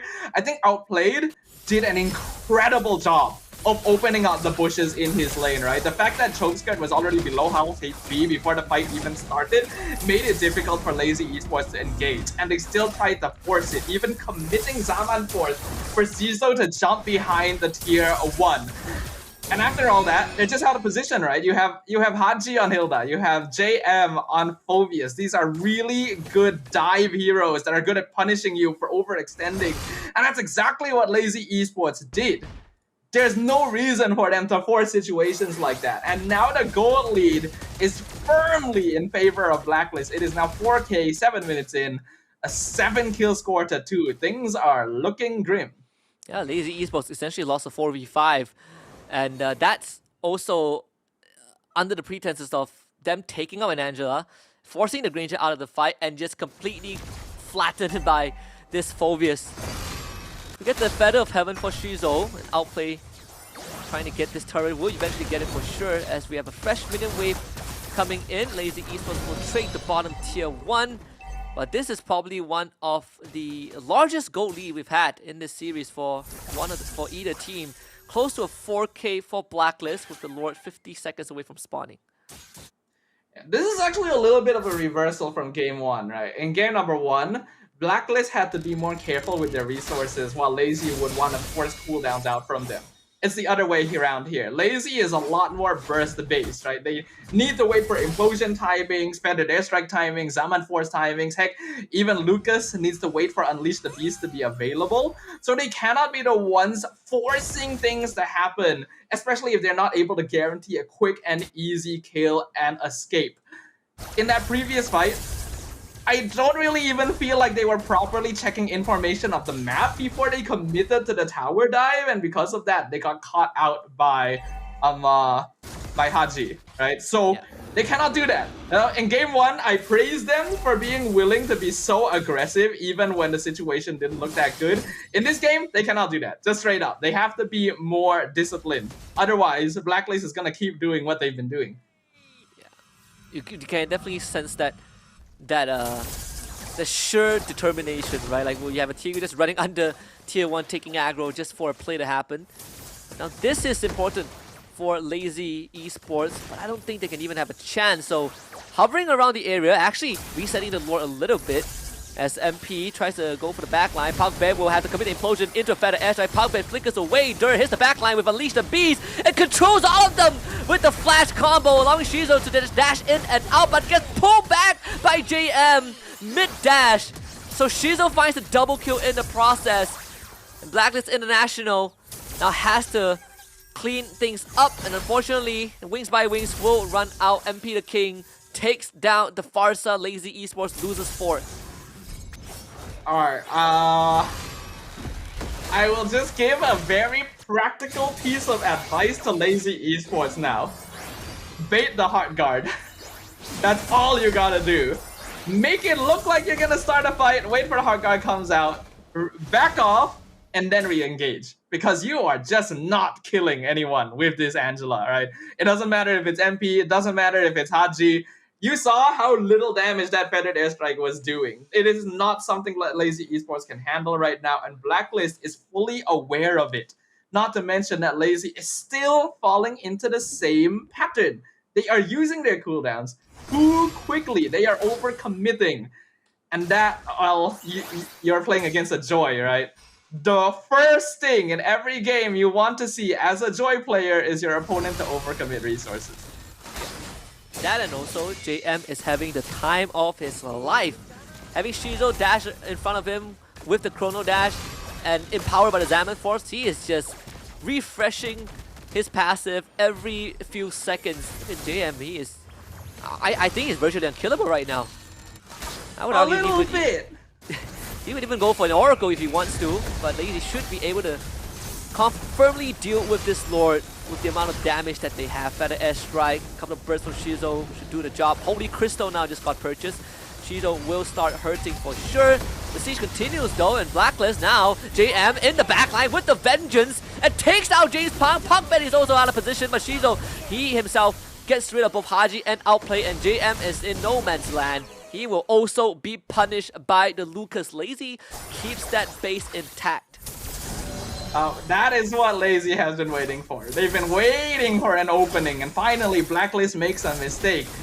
I feel like the name of this series is just whoever overcommits first, right? Because in this case, it was Blacklist who decided, hey, I'm going to split up my team and dive between your inhibitor and let you dismantle my backline while leaving my front line completely stranded after the fight is done, you know? Like, there needs to be just a little bit more forward thinking here. These teams have leads. That means they can play aggressive, yes, but it doesn't mean they need to. So I'll take a step back. Blacklist still has the advantage. 3K is still nothing to scoff at. They already have taken out all the external towers for Lazy. Just don't do that again. Simple as that. That and also, Lazy has some crazy backline dives with Shizo and Dur. Like, Yes. Sometimes people underestimate how much of a distance you cover with the flash stab. That's a single man implosion into a Sacred Hammer. They really want to take down JM, but he survived to all of that using Vengeance, so Punkman is dead. But Dur once more with the flash combo keeps them under control, but it's not enough. Shizo gets blown up by MP as it lets them taste the electric chair. And James Punks trying to survive the Sky Piercer. Does not proc. Triple kill for MP, the king, and Lazy Esports loses 4 of their members. I feel like I'm just seeing the same thing over and over again. I mean, you know agree. what? Committing the full combo on JM, not a bad idea if you're able to kill him, but they were just a little bit short. So in this case, I don't really blame Lazy. If they actually killed the Phobius, that would have been a very different fight. And they were very close to doing so. They just didn't realize the numbers, and there's no way you're gonna be able to count that in the middle of the fight. Shizo actually was popping off like crazy in that fight. Like, his positioning was great around the Zaman Force, but MP with Angela is just a bit too much, you know? Like, there's a reason why the Angela pick is considered a bit of a cheese hero at times, alright? So it shows that the teams are actually fighting fairly evenly. They just need to be a little bit smarter about it rather than just throwing cooldowns the instant that they see someone. Yeah, not to mention that JM didn't even receive the hard guard. He just pressed Vengeance. Yes. Despite all that, like That's all he needs. Dur got like a maxed out flash combo onto 3 guys of Blacklist, and still MP left that fight with full health. Yeah. So the thing about Lucas is that he really doesn't do that much damage. He's more of a sustained DPS fighter, right? So he's able to be very annoying the longer the fight goes, but in terms of burst damage, he really doesn't do that much, even though his animations look like they would. So Blacklist International, they're very bulky, still very durable, and still a lot of damage because James Punks didn't know what hit him there. Lord gonna finally be cleared up, but so will the remaining inhibitors for Lazy Esports. James Punks was so far away from home. I wonder what the... I know I saw him in the bottom end. I thought he just wanted to deal with the wave. It's completely out of position. So this should be all inhibitors down for Lazy. They need to wait 15 more seconds for James Punks. No Feather Airstrike as of this point. Pogba needs the implosion of his life to even try to keep the game alive. So all inhibitors finally destroyed. That's a big goal advantage over the Blacklist. I think a 7,000 lead, the biggest we've seen in the series so far. I think Blacklist just has a lot of freedom now that they have a 6k gold lead, right? they can make mistakes and still not really be punished too hard for it. And a lot of that is because of JM. This Phobius pick early on in the draft, a massive move to because like there's just not enough burst. You would think that Farsa would have enough, but because they were left behind early on, they're not really able to dispatch him easily, which means that the fight is split in half every single time. And Shizo has to jump forward in order to try and target outplayed, which means that he's pretty vulnerable most of the time. If you ask me for they want to look for JM again. This feels like deja vu. It's the same location that they fight. JM survives, and they lose Chove's skirt. Dur is dead for sure. If anyone has a replay button, don't worry. That is not the same fight, but the result almost the same. Lazy, they might just have to surrender this. Only 3 members up against Blacklist. No resources left in the tank. MP the King looking for Shizo. Can't find it. Shizo dancing around with the Zaman Force, actually keeping Blacklist at bay. So all things considered, right? Like, Lazy Esports still are in the game. Shizo legitimately the final bastion for Lazy Esports right now. He is the only person that actually does any damage to Blacklist International. They have to defend him so heavily. And by the way, before that fight started, the sentence I was about to say, in my opinion, don't start the fight with Implosion. And that's exactly what happened. Lazy Esports has to realize that this direct, like front to back, honest initiation style is not going to work. They gotta vary it up. They've gotta change something. Maybe not go for JM. Not that there's any other viable target that's in range. That like, I don't know. Because JM is just an unbreakable wall right now. Don't start the fight with Implosion. I would say try to like save the Implosion for the middle of the initiation when Blacklist gets a bit comfortable. Maybe let Dur be the one to start the fight, even if it's a bit less efficient. And who knows if they have the time to make that adaptation, because Blacklist is pushing in. And they gotta use everything to deal with this siege. MP makes a full ring around the Rosie, not finding any kills though. So Lazy, well, still keeps the game alive. Somehow this game is going into the ultra late game stage. But 18 minutes in, 3 Lords have been slain, and yet Blacklist haven't found the end just yet. Lazy Esports literally just hanging on by a thread. So one of the potentially biggest weaknesses of Blacklist comp is that their ability to take towers is pretty bad. Like, their siege is not bad because, you know, Def Sonata just does a lot of damage from afar, but Granger as a skill spam type marksman is actually not that good at taking down towers very quickly. And then besides that, you just have a bunch of fighters and mages. So because of that, with the Farsa as well as the Lucas, the displaced minions, Lazy actually has a pretty good way of defending their base. Blacklist needs to try and force them out of the base, dispatch them, then push in, because otherwise it's kind of difficult to force directly into them. Yeah, that's something that we sort of established at the start as well, right? Like, we eventually will come to the point where Blacklist will find it hard to take down structures. Not to mention that your only structure destroyer, the only demolisher, also needs to be careful of all the ways that Lazy can kind of blow him up. Wishing Lantern for Chove Skirt. Extra bit of damage against the big front lines, big beefy members of Blacklist. Another dance to wait for the Lord to come back up in just a little bit. Lord number 4. The thing is, Lazy, just because they don't have inhibitors, will maybe have to continue playing this, you know, tower defense game. Although JM Pinkman is starting to lose a lot of health to defend the airstrike. That Wishing Lantern actually a very important. Oh, the Winter Crown! What a Winter Crown dodge! So the Implosion is now gone.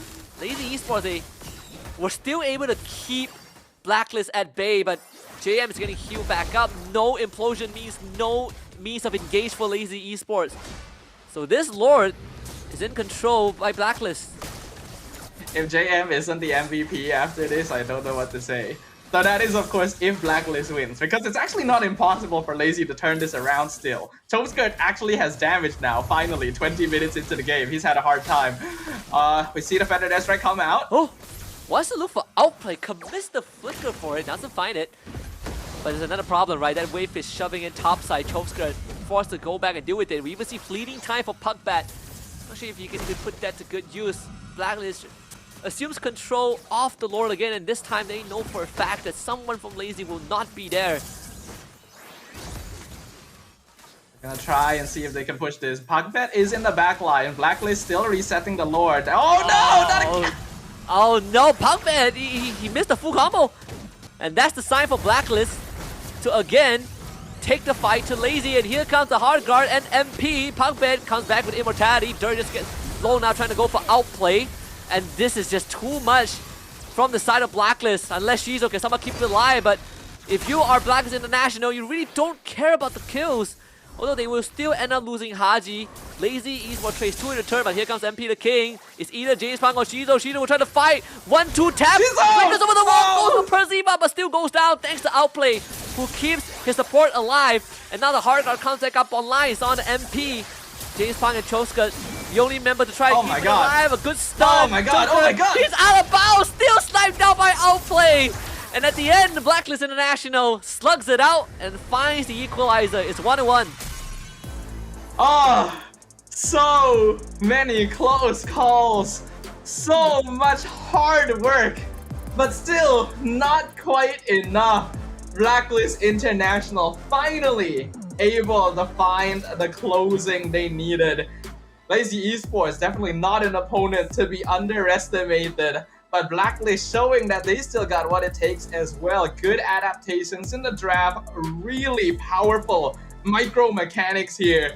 Those winter crowns in the late game and the positioning, always keeping an eye on Puckbat, making sure that Lazy could never force the aggression they wanted. It's pretty unfortunate because just as Lazy Esports hit the items that they need for the Farsa, where Chosker was almost able to, destroy JM with one full rotation, they started getting a bit sloppy with the plays. The overcommitment from Chosker, committing a flicker without any setup to try and go for outplay. And then you have the unfortunate moment of Puckbat having 2 implosions in a row, not getting anything in return. The first one dodged by JM's amazing Winter Crown timing, and the second one was just a botched flicker engage. And even getting the fleeting time right before that as well. So Blacklist International able to snowball the game early on and use that macro advantage to kind of close out the game against Lazy, albeit a bit longer than expected, but still, win is a win. A win is a win. I think this is a common trend, right? Especially among more inexperienced players, stamina is always going to be an issue, and stamina will include being able to keep yourself composed in long games and long series. I think it's very easy to tell for anyone watching that Lazy Esports was getting sloppy and desperate in those final few moments. The implosions being wasted left and right, the Feathered Airstrike being used like very early on without proper setup to just see if you could get a free kill on an important core, and not really saving it for the moments your team needed it. Lazy Esports had the potential. They actually held out the game long enough to scale back up. But the messy gameplay that we saw from them in those final few minutes is what ultimately cost them the potential victory. Absolutely. Go shout out to MP for being the MVP of this game. I believe he ended the game deathless, like 7-0. But for me, one of the honorable mentions that I need to kind of give a shout out to, definitely Shizo got on this Harif, right?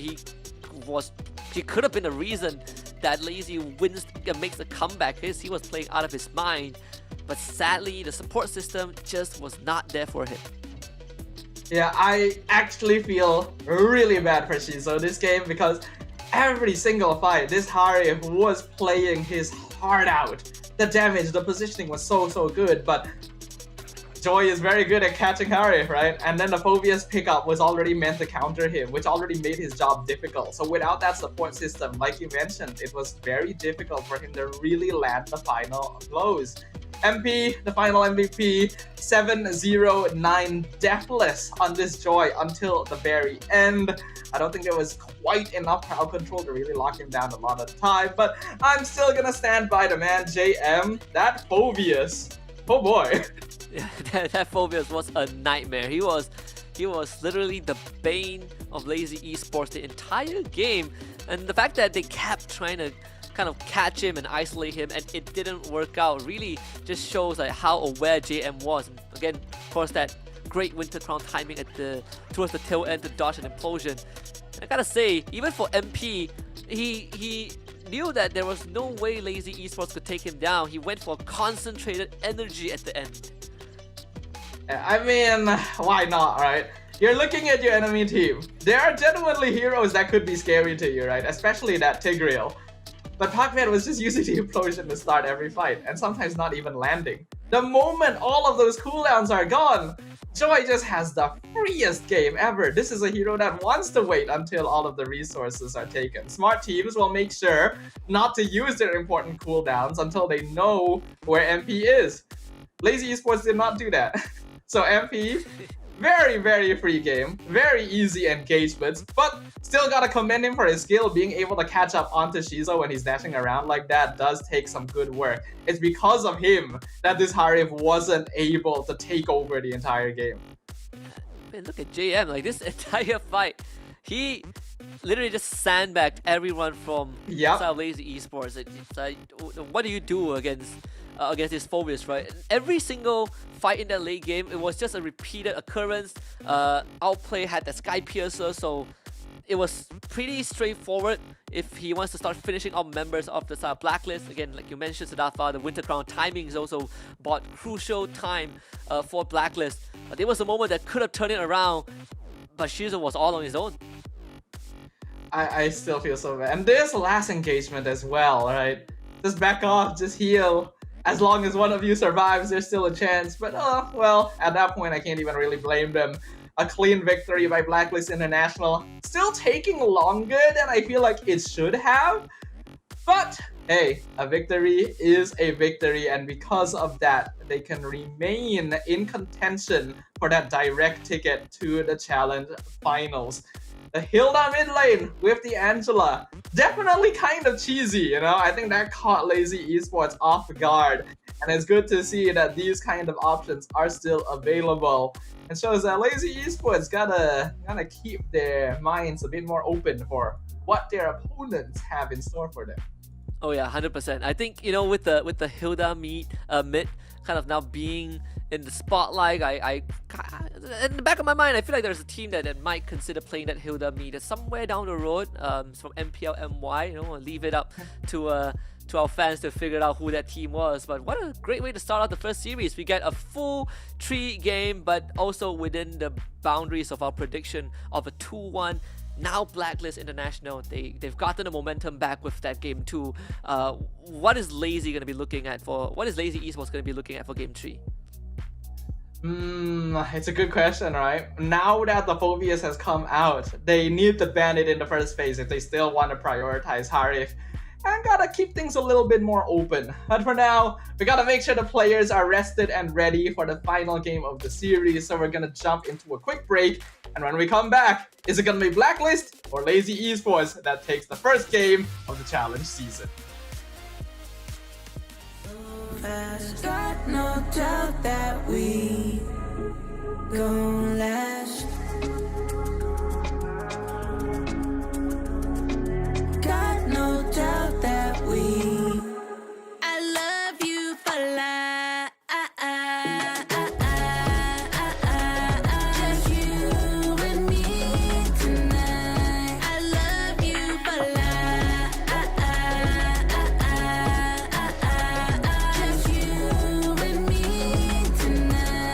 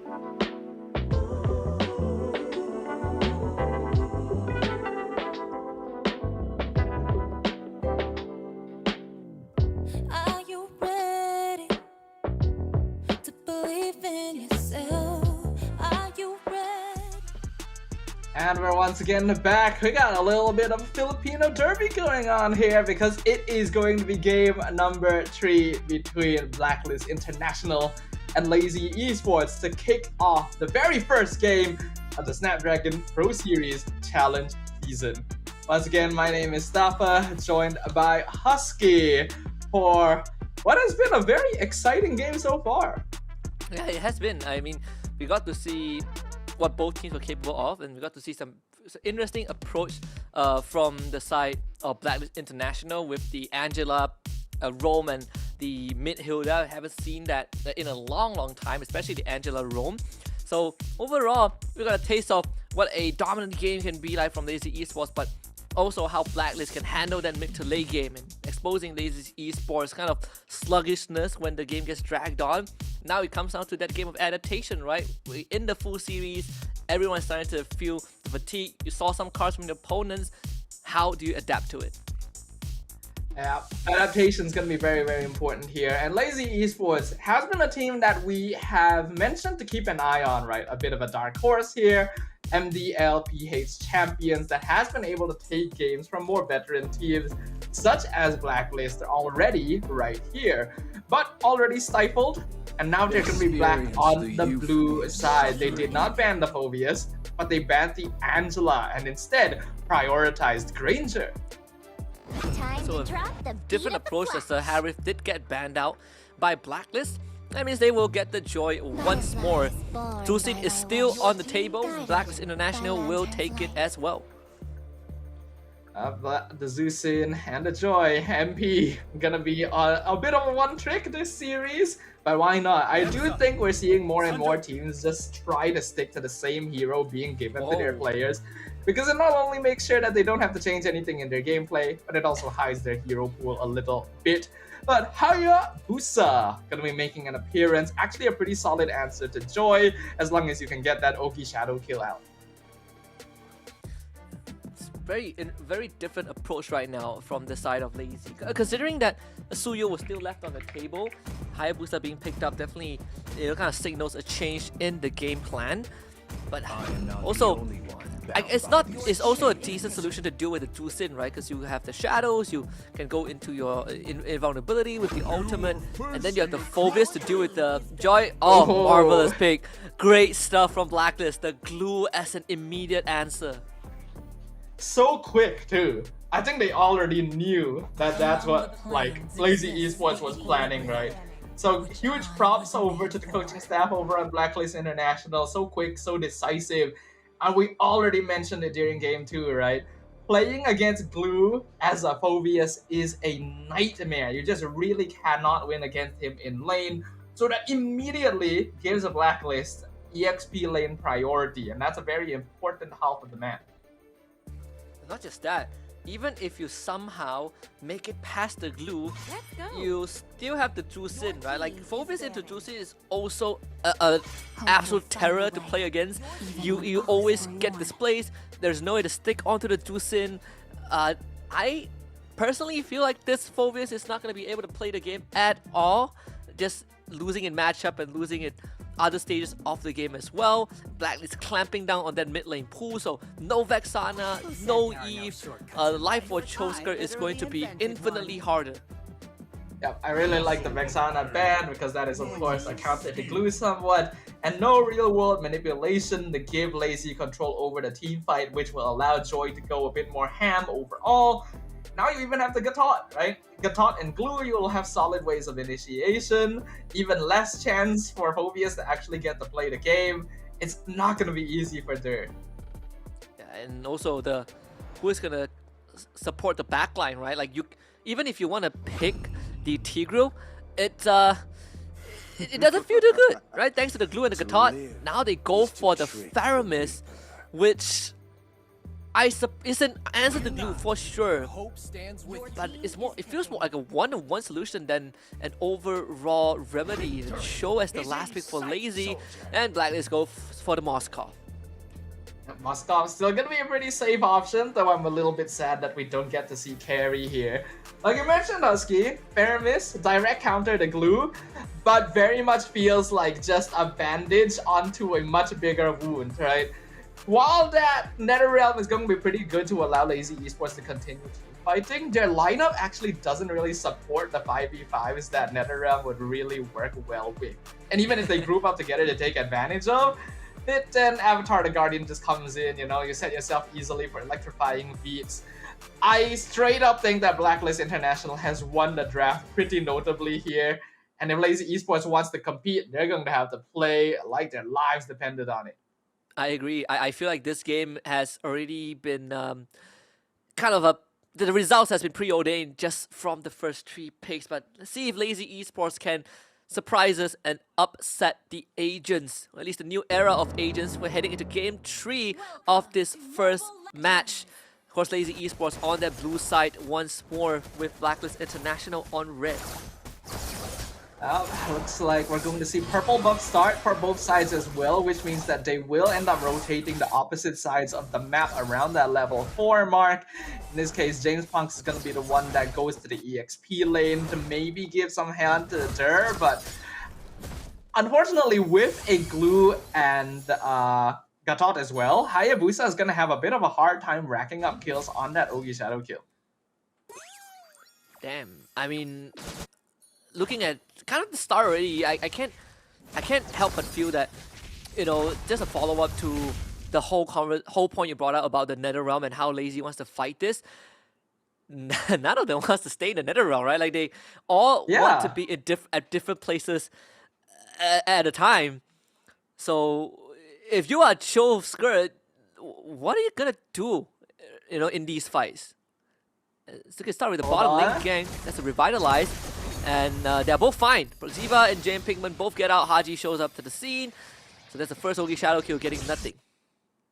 It's actually a respectable amount of damage though that James Punks and Dur were able to do there, even with the Revitalize in. I think we all knew that there was no way Ogi Shadow kill was getting a kill down there, but we see the Purify being used already by Chobskut to make sure he's not picked up by the Lantern player as well. Blacklist definitely has a map priority somewhat. Pacman is able to open up the map pretty well since he is on something like a Cho, but the presence that you have is a lot stronger on Blacklist side. If the turtle spawning, Blacklist will naturally gain that priority. And Lazy Esports, you just have to let it go. Like, who's gonna walk up? Maybe it will try. James Punks realizes that there's no way in, and now Haji will find the displacement. Chobska gets brought back. NetherRealm instantly popped. The Spirit of Destruction does miss. First Blood going over to the Firemen. They blow up MP, and now the turnaround with the Infernal Pursuit, but they're all getting lifted up. Left, right, center. The split is still there. Finally expires. JM will use the flicker to get away. Shizo flickers over the wall. Looks for Haji. Guns him down. This man is the Ghost Rider himself. Lazy Esports finds 3 kills somehow and was able to get away by losing nothing. That is not a fight Lazy should have won. And there is, like, logically no way they should have won that hard. 3 kills to nothing when Blacklist had the better initiation, when they were in control of the turtle pit. I gotta give props. That was actually just a really, really well played by Lazy. The NetherRealm timing actually came out really well to make sure that Dur didn't get picked off too early on. Then he was able to keep himself alive with the Infernal Pursuit and actually survive the entire thing without vengeance, by the way. And the fight lasted so long that Shizo was actually able to walk from top lane to come in and get a kill himself, flickering into the back line to pick up Haj. Like, I don't even know what to say. Like, there's no way I would have predicted that happening. I think it's the same way that MP didn't predict it to be blown up by the Ghostbusters. I think kind of use the split Gorbius as a pedestal to amplify that burst damage. So something that is a very, you know, rare interaction, and Blacklist probably didn't expect it to happen. And now with newfound info, let's see how they deal with it. It's JM against Dur. Naturally, again, the Phobius is just going to be a wet noodle fight in favor of JM. His backup arrives from both Lazy and Blacklist. And Perxiva will zone out the rest of the Cavalries. Fortunately, no reinforcement coming in. Shadow kill to the back line. James Punks just whittling down Hush a little bit, but not getting much done. Yeah, I still think that it's gonna be almost impossible for Lazy to really get a good positioning to contest turtles just because Blacklist is so bulky and has good control and scouting with Zeus'in as well. I think they could just afford to not really contest and instead go for a gank onto outplayed in the top lane to start building up Skypiercer stacks for James Punks, right? But they are able to still deny the positioning from Blacklist. That way if Dragon did miss, unfortunately. This is actually not what I really expected, right? But Lazy being able to control this more than I thought they were able to. Hodge, that's got brought back. Retribution comes out. Turtle goes over to Lazy esports. Shizo joins the fight again. This time Spirit of Destruction will connect. But for outplay, he's not going to take it. Both teams disengage once more. I guess one thing to keep in mind though is that with Zeus'in, Gatot, and Glue, Blacklist actually are lacking damage somewhat. It's very crucial for MP to be the one dishing out burst damage because Outplayed obviously can't join the fight yet either. So even though Blacklist has like stronger presence just in terms of bulkiness, they don't quite threaten Lazy enough in terms of DPS output. And because Lazy is slowing down these teams, Kind of slow on the timing, so will be punished by the electrifying beats.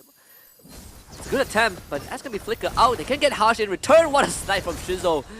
There's icing on the cake. Perkziva wants to run away, but the Cyclonite gets out. Puckbet Flicker jumps into the tower, misses way of the dragon, and somehow Lazy is still not punished. They're still able to get a kill onto Hodge despite everything.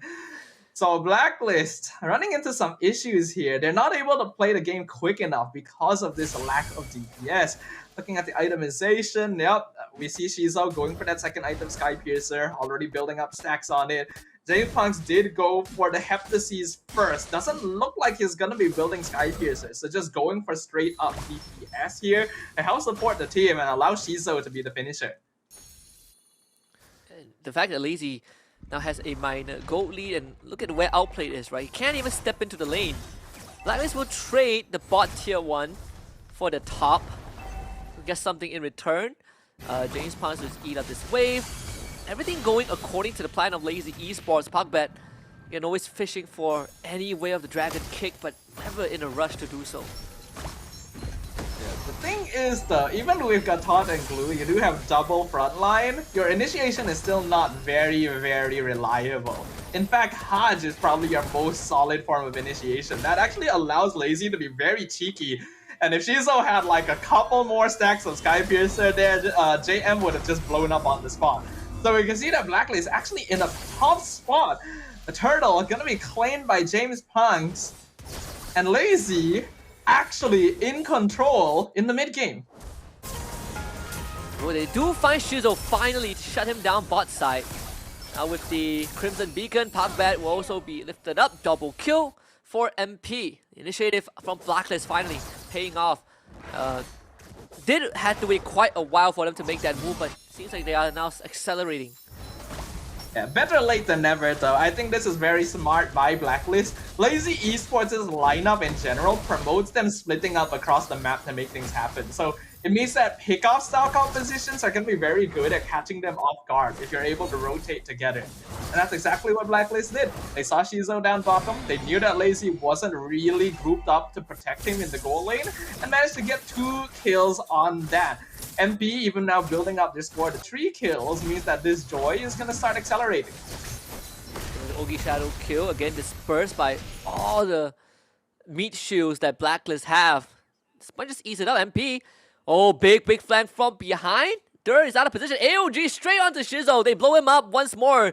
This Granger not able to gun anyone down with the dragon. No follow-up from Puckbet. He got control. MP once more finding 2 kills of his own. And Dur trying whatever he can, but gets nothing. So that's going to be 4 dead on Lazy. Triple kill for MP. And James Punks can only watch as his team gets absolutely massacred. 2 fights. That's all it took. MP is now the dominant threat on the entire map. Third game is joy, third time's the charm. Blacklist International instantly reverses the goal lead, 2k gold advantage now, 9 minutes in. And I am going to be honest with you, I feel like that's game. Just straight up. Like, as long as Blacklist doesn't make any more notable mistakes after this, the game just completely goes in their favor now because they don't really have the tools to be able to manage a straight up dive composition like this. Yeah, unless Shizo can play out of his mind like game 2. And even then, the same conversation gets repeated, right? This is the support system sturdy enough to keep the engine running. As we saw how MP just found that insane flank, basically wrapped around the entire quadrant of the jungle. And who is going to protect Shizo if you're lazy, right? Like, maybe Chove Skirt, but that's probably only it. Honestly, the only win con for lazy is if Pakbet kicks MP. They have to kick MP. There is no other way around it. Oh, they're not gonna get the lore, that's for sure. Pakbet's gonna give his life away. They get rid of Persada first. Here comes the big counter engage though. The damage with the shadow kill and the Rhapsody is actually enough. Lazy, despite losing the Lord, was able to get 3 kills. Let's see if they can convert it into more. The Lord will unfortunately not be of any use for Blacklist, at least not the first one. You know how I said that the game would be Blacklist as long as they don't make any notable mistakes? Yeah, that's a notable mistake. Just straight up. Like, there is no reason they should be that, like, messed up by Pakbet alone just in their back line. And it bought so much time that Lazy were able to group up under the Nether Realm and just, like, run them down. This isn't even a rundown composition. It makes no sense. Blacklist should have been able to survive that. But Lazy Esports is showing that when there is a will, there is a way. And well, Shizo is actually quite rich at this point, a 9k net worth total. MP is still going to be a notable threat, but the Joy has to be a bit more careful about who she decides to run into. Yeah, you did say as long as MP stays alive, it's Blacklist game, and the next moment he got blown up. So that's how Lazy found the advantage. A minor way back into the game, they find a control on the JM though. He will survive. The AOG committed. Persada joins the fight, but look at James Pang. He is uncontested. Seems like Shido wants to fight this MP. Oh my goodness! But it gets eaten up in another round. He gets kicked and blasted by the Ghost Burster. So at the end of that, Lazy seemingly have a decent chance. 2-for-2 trade. Chosuke's gonna be back thanks to the passive. And the Lazy Esports again holds back Blacklist. I actually don't really know what I'm looking at anymore in these team fights. It is incredibly messy on both teams. It is chaotic, in fact. Like, Blacklist were the ones to start the fight, then they got caught out, then MP comes in. NetherRealm timing was actually clean. I gotta give a lot of props to Chosuke. We were wondering if this Paramis would really work out in this game, because this is not a team fight lineup, but Chosuke is making it work. His timing is really, really good to make sure that the burst from Blacklist is not getting the damage it needs to output. So because of that, Lazy is surviving way more engagements than they should be because they just overall have the squishier lineup. Blacklist, they still have the tools, but at this point, yeah, Wishing Lantern on Chosuke, I think JM actually needs to be a bit more careful about when he splits. Because he is giving Chosuke so much teamfight damage. So that's the third death for MP. The second Lord now spawns bottom side. Which is, I think, right now, actually, it's the strongest side for Lazy just because they have that big wave which Blacklist will need to eventually deal with. They do have that Moskov which can join the fight as long as he hits that Spear of Destruction. Blacklist is the one that starts off the aggro, so Lazy knows that this is happening. We do still have to keep an eye on Outplayed. The Moskov actually hasn't died yet this game so far, so his farm should be pretty solid. Spear of Destruction, Pakbet completely out of position. Doesn't have to kick anymore. Immortality, good nether round. Pakbet actually out? survives that. And now MP can be jumped on the RNG from the shadow kill. All onto MP, and James Pang just hit the jackpot with that one. Lazy takes down the Joy for the 4th time. Lazy is genuinely making miracles happen. I am so impressed by this MDL team right now. They're not only able to escape the initial engagement, Pakbet somehow escapes despite being surrounded by 4 members after the immortality. James Punks finds the angle to pick up MP in the middle of all of that. That is insane. That is ridiculous. Lazy Esports is showing the world what they're capable of right now. They have the Lord. Most of the external towers for Blacklist are gone.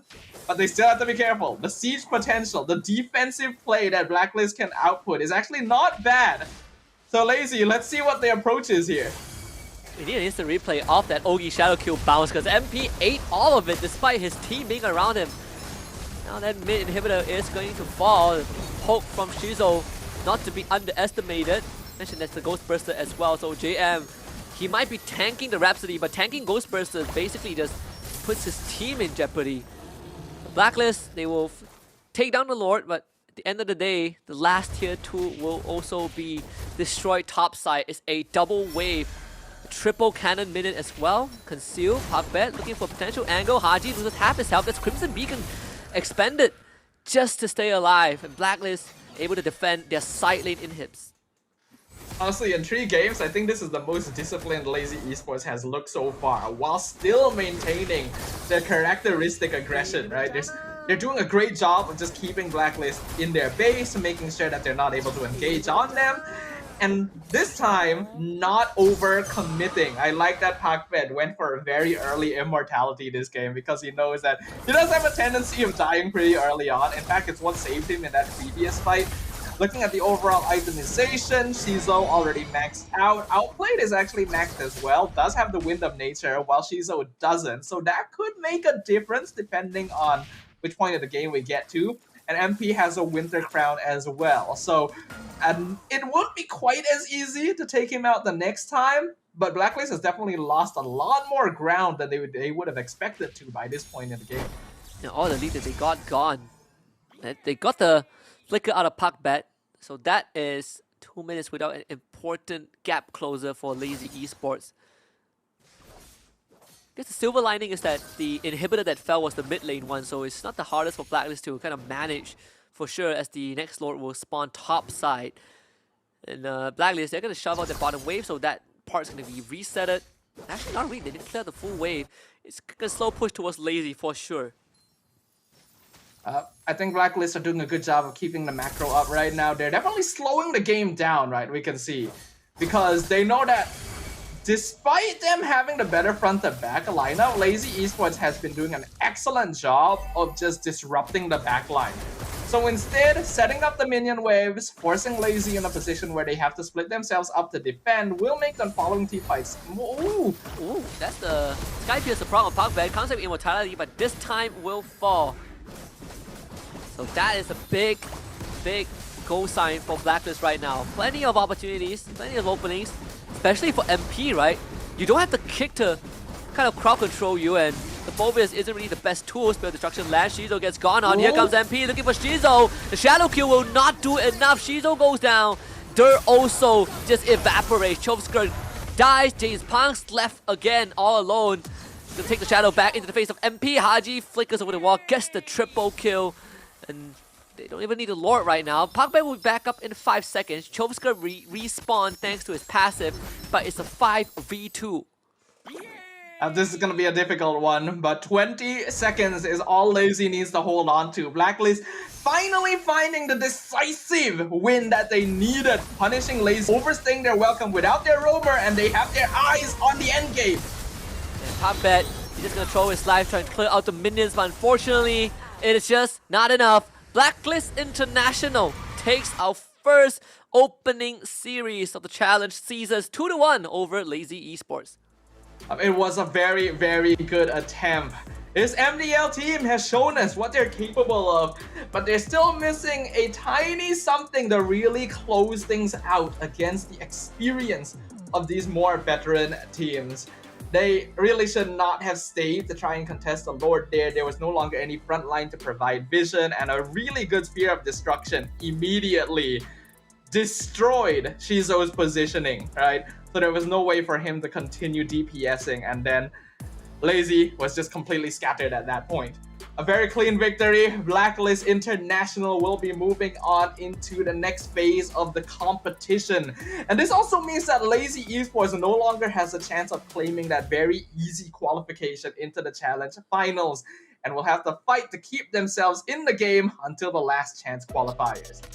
Yeah, and all hope is not lost just yet for lazy esports fans out there. It's just that the journey has just gotten extended if you are lazy esports. And interestingly enough, now whoever Blacklist now will be expecting either Evos Glory or Onic Philippines, which is going to be one of our upcoming series as well. So that's something to keep an eye out for. But for now, once more, congratulations to Blacklist. I would admit I did not expect the game to go 18 minutes, and I didn't expect the draft that both of us, sort of just laid down a hammer and said won hands down. Ran into some challenges along the way. Yeah, I'm still really impressed by what Lazy was able to achieve throughout that entire game, but Blacklist, like we mentioned, had the more solid lineup overall. And I do wish that Pugmed played a little bit safer towards the end, because he really needed to be there to lock down MP, because otherwise they have no way of doing it. Oh yeah, absolutely. So I think for the side of Blacklist International, I think this is one of the few demonstrations of just being able to see ahead, right? They're playing chess, Lazy Esports playing checkers. MVP, of course, gotta give it to outplay this game on the Moscow. Basically has majority of his work cut out for him, able to play on the other side of the map majority of the game thanks to his ultimate. But MP getting that special mention, he did ran into some troubles in that mid game, getting killed 3 times in a row, but at the end of the day, once he gets his hands onto the key targets, he just deletes them. Joy is still such a terror, as like you gotta make sure you have enough crowd control to deal with it, because once you get into that late game and she's maxed out on items, your marksmen, your mages, they just like take 2 hits from the electrifying beats and they're gone, right? I gotta give props to Chobsker. The Netherrealm timings were really good, and taking advantage of the interaction with Ghostbusters with the split to just burst down targets on the Blacklist side. But they needed a bit more discipline towards the end. You can tell that Lazy is a team that's very aggressive and they're quite comfortable playing their respective style. But when you are on the international stage, you gotta be willing to make adjustments based on the situation. Oh yeah, of course, MVP once more outplayed the 2-0-11 on the Moscow. Generally uncontested the entire game. It was pretty hard for Lazy Esports to even remotely touch him, and even then, he has that 76 kill participation, right? So pretty active overall around the map, despite not needing to do too much. Yeah, Spear of Destruction is just a very good tool to make sure that your marksman can be part of the action and even get some free assists without necessarily teleporting into the fight to get that extra injection of gold. This early fight, right, where you think Blacklist should absolutely be winning and then suddenly things turn around. It happened very often for Lazy Esports because they were very good at managing their timings and just forcing aggression against their opponents, but that can only work for so long. Oh yeah, I think even for Blacklist International, right? Like look at the fights that they are winning. Like this one, just great creativity from MP to find that wraparound. But also, we talked about in game 2, you specifically brought up something that sometimes you don't have to necessarily use your engage tools at the start of the fight. We saw Persada saving that AOG for that mid fight backline dive when MP got into position, and it really did help Blacklist International find the crucial targets. But of course, you also have moments like these where MP was dealing a lot of damage, but thanks to him being a glass cannon, he also was taking a lot as well. It really wasn't the cleanest from Blacklist International in the end, right? Because otherwise the game should have ended a lot sooner. They have the tools, they have the sustain, they have the damage. They just needed to respect their opponents a little bit more. We saw more of that towards the end, and that's how they were able to effectively punish Lazy. But against a team that's able to hold to the late game a little more effectively, I feel like Blacklist International will actually run into some difficulty. So that is adaptation that they have to make for their next opponent. Oh yeah, absolutely. Well, for now, Blacklist International, they get to take I would say a slight rest, right? Because we still have 2 more groups to play tomorrow. So Blacklist, they have time to prepare for the next one. Same for Lazy Esports. And I guess the silver lining is that for both teams, they have time to prepare, but also only prepare for one out of two teams, right? Like in their group, it's either Evos Glory or Onic Philippines. So at least there is sort of that variable that you can expect to face down the road. I think it's a terrifying prospect to know that you are in the same group as the reigning M Series champion, right? So you really gotta keep your wits about you. You cannot look at it as that final obstacle on the path, because just the same, every other opponent could be your undoing. Lazy Esports was very, very close here. But some really good micro decisions and the classic blacklist macro play of keeping the lanes pushed out to force the opponents apart still worked out in the end. Yeah, let's take a look at the heat map for MP in the first 11.5 minutes of the game. Obviously, this doesn't extend to the end game, but majority of the time, he was just on his side of the map, right? On his side of the map, in his own jungle, farming up for as much as possible and getting a couple of kills along the way.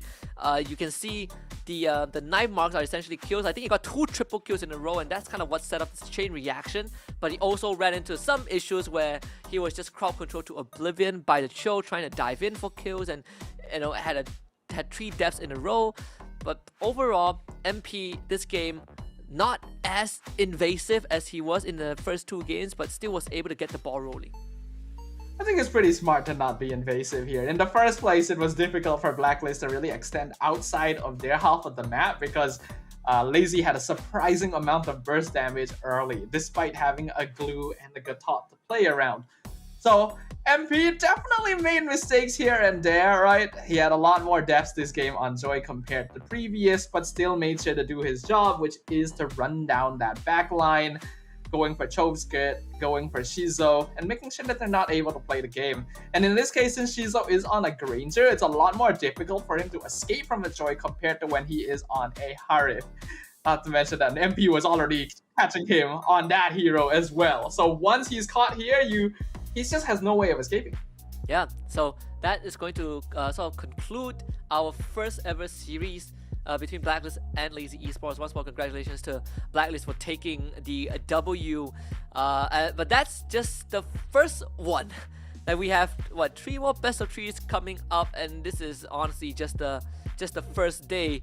And the coming up match is what's gonna decide the opponents for Blacklist and Lazy Esports. But before we go into that, we gotta talk to one of the backbones of Blacklist International. We gotta talk to Coach Bon Chan in this interview. So let's welcome him onto the broadcast. Hello, Coach. Hello. Hi. Hi, guys. First of all, How are Coach you? Bon Chan, Happy New Year. Congratulations on your first win. How's everyone feeling? Feeling yes, a little bit happy because there are so many things happen, but at the end of the day, we're happy with the result. Nice. That is good to hear. Now, we definitely have some questions to ask you about what happened during this series. And I think the one that most fans are going to be curious about was what the thought process was behind the Angela Rome and Hilda mid during game number 2. I just want to mix things up. I really want to change everything, like the shape of the meta. So we're kind of just trying to mix things, like change the phosphor to a fighter, or include the support utility heroes like Lorene or Angela, Matilda into a boss fight, because nowadays they cannot use those support anymore because it's assassin meta. Everyone knows that's it's assassin meta. So I'm trying to find a way to use those support heroes so they can be usable again in this tournament. I see. I also want to kind of ask you a bit about, you've seen the evolution of kind of like the blacklist roster, right? Like the old into the new. Does it feel different, seeing kind of like the new era, the new roster of the blacklist players? Like how is everyone gelling around? Like, is it a good feeling? Currently, yes, it's a good feeling to win. Especially this is our first match after last year. We really feel good with the result, and currently, right now, they are enjoying the moment. Right. Now I see. this one is the interesting one, right? So you have one out of two opponents for the qualification series into challenge finals. So it's either Evos Glory or Onic Philippines. So we all saw how kind of Onic steamrolled through M6. There is a chance that you guys face them in that upcoming series. If that is the case, are there any preparations going into that? Of course, yes. We're going to prepare because we really want to enjoy this moment, this tournament. I want my players, especially those fans, to have a good impression with these players, especially in this tournament that we joined. So just in case that we will face Onic, yes, we will prepare for them, and I'll make sure that we will be ready to face them. And I'm hoping that they will win.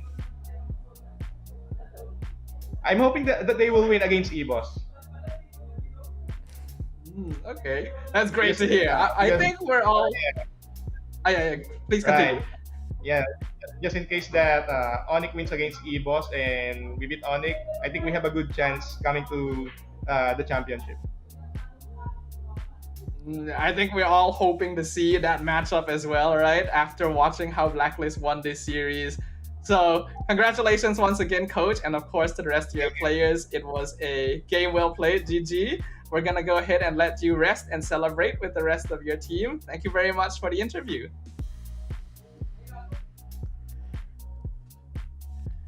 Always nice to get to hear some insights there. Changing up the meta a little bit. You know what? If he's able to get supports into the meta again by switching things up, fighter mid lane like this, I am really excited to see it.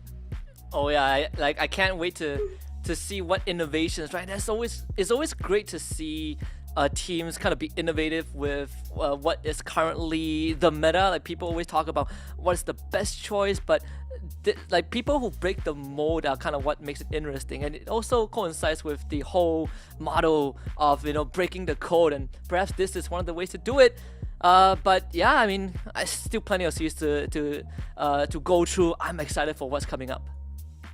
Yeah, I'm excited as well. So if you're talking about breaking the code, I think it's also important to take a break now before our second series of Evos Esports versus Onic Philippines.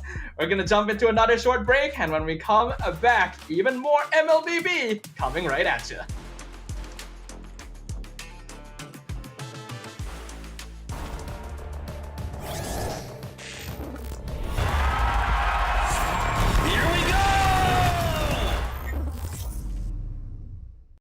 The Snapdragon Pro Series is brought to you by Snapdragon Elite Gaming and DHL.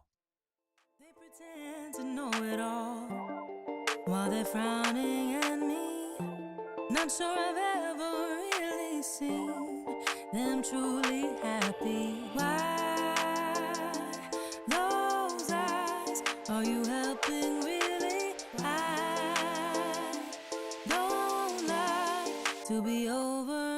I feel good, like I should, like I knew that I would. I feel good, like I should, like I knew that I would. Take me away, where sunny islands wait, away. I see stars. I see stars all around me, around me.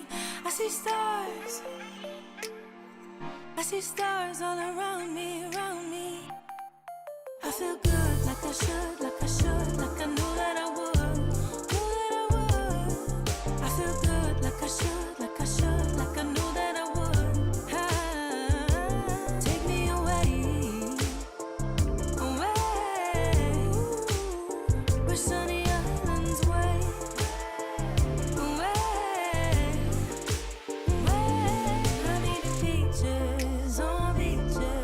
Sun, just for fun. I'm eating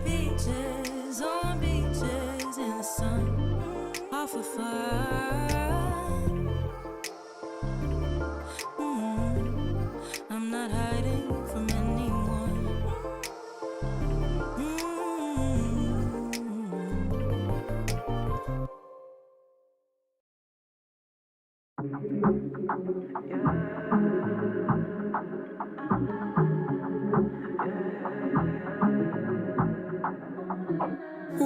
I first saw you, saw the sparks fly, right then I knew. Now we're heating up like the sun, back of the car seat, heartbeat like a drum racing at full speed. You and I, what a rush, just wanna repeat. I love you for life. Just you. All right, match number 2 is approaching beyond the horizon here at the Snapdragon Pro Series Challenge season. If you're just joining us right now, we just witnessed Blacklist International taking a 2-0 victory against Lazy Esports to move on to the next stage of the competition. But now we are going to bear witness to what the reigning champions of M6 have been up to in these past few weeks. My name is Stafa, and once again, joined by Husky. Oh, this is exciting because we literally saw the dominance of the Thunder Heralds during the M6 World Championship. The cleanest run you could ever ask for, not dropping a single series. In fact, having a harder time domestically than they had internationally. And right now here, back in SPS to continue to usher in their new era. And and it's also a great way to close out the chapter between their partnership with Fnatic Onic. And now they get to continue that Onic run. I'm just excited to see how they are going to stand up against Evos Glory, who are going to be the clear underdogs in this best of 3. It's not gonna be an easy one, right? The Evos roster has been doing respectively, right? I think they've definitely been growing. We've been seeing evolution across the board for many different teams across all the MPLs. But it's really hard to be able to put them on the same stage as a team that has been able to prove themselves above all the rest on the global stage. The World Championship title is not one that can be gained lightly. And they are eager to prove why they were able to claim it. And Evos Esports right now is the obstacle in their path. Absolutely. And first of all, we gotta take a look at their roster. We got Valdora in the XP lane, Annabelle jungle, Claw Kun mid, Tony as the roam, and of course Nikki in the gold lane. Earlier on, we talked about a bit of the roster shuffle where Dreams, formerly Evos, gold lane now went over to a new squad, so Nikki is gonna fill in that void. But the main pillars still the same, right? We still got Annabelle and Valdora on the squad. We've seen them kind of pop off in 2024. Let's see how far they've come since then. We've been seeing a lot of junglers really pop off on the global stage. Annabelle has always had the potential, but I'm eager to see if he can reach a new level of growth in the matchup today, because it's definitely going to be needed against a team on the level of Onic Philippines. I think when we're introducing their roster, everyone already knows these names, but how about we go through them one more time, Husky? Yep, the Great Thunder Heroes. We got Kirk, the Architect. We got King Kong, the Beast. We got Super Friends, the Super Mage. We got Brusco, the Bruiser, and we got Kelra, the Ghost Standard. We don't need any introduction for these guys. They are world champions, best at what they do, mechanically gifted, and everything else. Everything above that, they are the super family of the Philippines. These players mesh together. The synergy has been built up across a long time of playing together. And despite everything, still a relatively newer lineup compared to a lot of the veteran teams that we see in the MLBB ecosystem. That's why it's so impressive and so incredible the heights that they've been able to reach, becoming the champions of last year's M Series. Now, we're gonna get to witness them once again in Snapdragon. This is a team that's very aggressive, and instantly you can tell that they know how to take over a game entirely. So Evos will need to figure out a way to throw a wrench in those plans. Oh yeah, and I remember one of the interviews that I have seen regarding Onic Philippines is that they are so mechanically gifted that it just bleeds into the macro play, right? And we've seen that. King Kong Suyo is one of the prime examples, and they're also synonymous with that Loyi as well. They selected that as their skin. We've seen Kelra on the Beatrix as well. You know, that's one of the few monstrous picks, and it's just tip of the iceberg. But prediction-wise, I don't think our prediction is going to be any different, right? It is 2-0 Yeah, I think us and many other people watching are already expecting this to be a sweep. It would be really, really surprising if Evos were able to take a game here, because while they are a strong team, this is like just a different realm entirely, right? Like I don't wanna talk down to any teams here, but Onic put up such a strong performance at M6 that I really just can't see it going any other way. Yeah. Well, we are gonna look at the draft, and before we talk about the draft, I just want to give a quick shout. Out of all the talents from the ID side, one of them predicted Evos Glory to win. I'm not gonna say who they are, but it's gonna be interesting because most of the ID talents also say that Onic is gonna take this 2-0. They get that Brusco Cho right out the bat on that red side, just as one of the few answers to this Joy. The Joy first pick definitely seems to have risen quite a bit in the priority after more popular meta picks have been nerfed somewhat. So the Suyo will be the very obvious response, and still a classic King Kong pick as well. If we're looking at the bans, it's also actually quite interesting, right? We see the Loyi, Granger, and Fanny from Evos, pretty meta options, and of course respect Super Friends on that signature mage, but the alpha being banned out by Onic PH is not something you see very often. Definitely not. I think it's also one of the few matchups that we've seen, the classic ones. But yeah, I agree. Usually we see alpha into Suyo unless this is not a Joy jungle, right? There's a chance that this is not a Joy jungle. I think we saw that from White Chicken from BTK back in the M series where they put this Joy elsewhere. But with the Cecilia being picked up, this better be a Hisoka skin. Ooh, that would be actually really cool. Haven't seen the Hisoka skin yet so far, only Killua. So if we get to see even more of the Hunter skins, that would be really fun. But personally, I do think it is going to be Joy Jungle. I think going Joy EXP when there is a Cho in the game already is very, very risky. And now that you have the Cecilion as well, it's just better to have Joy in the jungle to support that. And Onic are going to respond to artillery with their own, the Farsa for Super Friends. One of the few classics as well. This feels like, you know, just a portion of that championship, that champion draft that we have seen from Onic Philippines. Interestingly enough, they didn't even pick that Farsa in the M6 finals. I think it was banned out a couple of times, but I feel like if you are Onic right now, you're just going to be looking at that gold lane matchup, right? Like Kelra can pick whatever he wants and still do well, but can Nikki step up to the plate? He's going to start off by banning out the Gatot Kacha first to keep Super Friends safe. Yeah, I think makes a lot of sense. Gatot able to get that Avatar the Guardian out instantly denies the feathered airstrike. It basically means that Super Friends wouldn't be able to play the game no matter how good he is. You don't want to give that away. And at this point, Onic is also aware that Evos wants frontliners, right? Especially those that have solid forms of initiation and CC.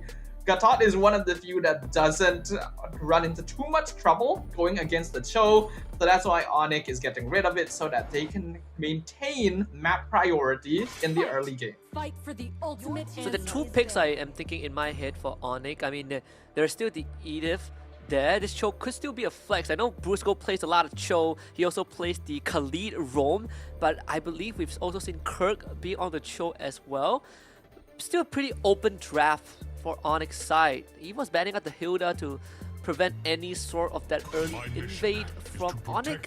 Final ban is going to be the Hylos.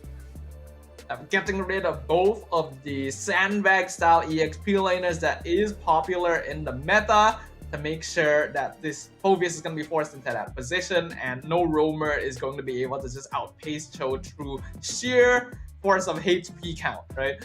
If Evos is going for the full out early game advantage, then getting rid of Khalid is probably going to be a pretty good shout as well. Hilda and Khalid both play pretty similar roles, and we all know that Joy is pretty vulnerable at level 1, and with a Cecilia on mid lane, you don't actually have a lot of tools to prevent the opponent from invading your jungle.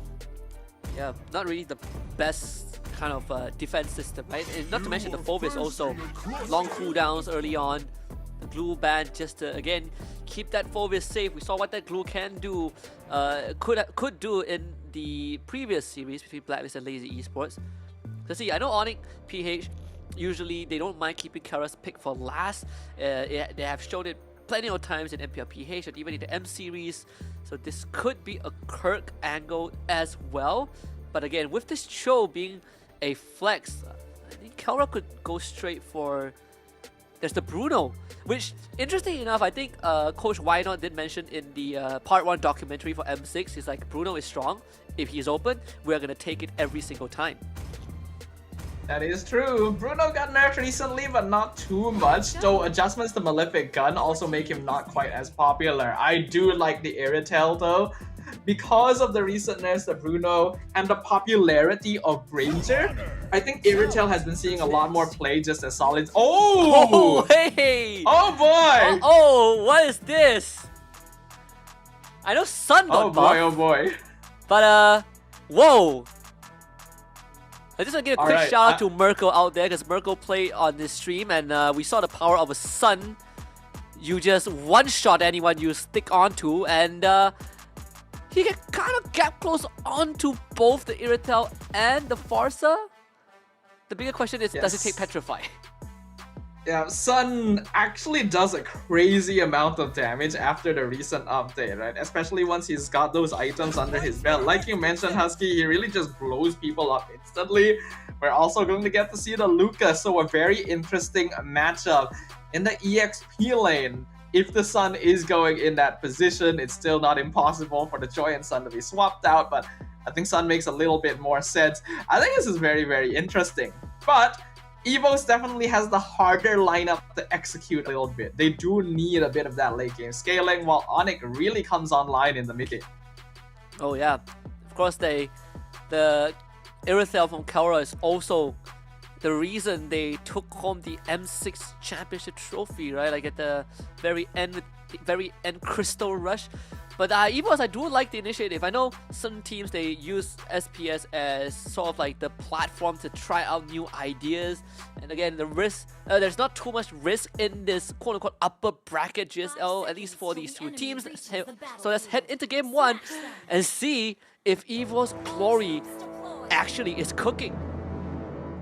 Will Evos be able to take down the reigning world champions? I do like their composition. It's fun, especially with this Sun, who did indeed go for Petrify, like you pointed out, Husky. So intending to dominate lane and also go for very heavy focus on just bursting people down. This is, of course, a gold lane Sun as well. So while he will take some good poke damage from Kelra, he is also able to do a good job of engaging and disengaging quite easily. Of course, Kara does have the Purify, so that's counteracts the Petrify to a certain degree. Goes looking for info. He got the Annabelle. Has a lot of damage. Ouch. Across the bad impact from Kwakun.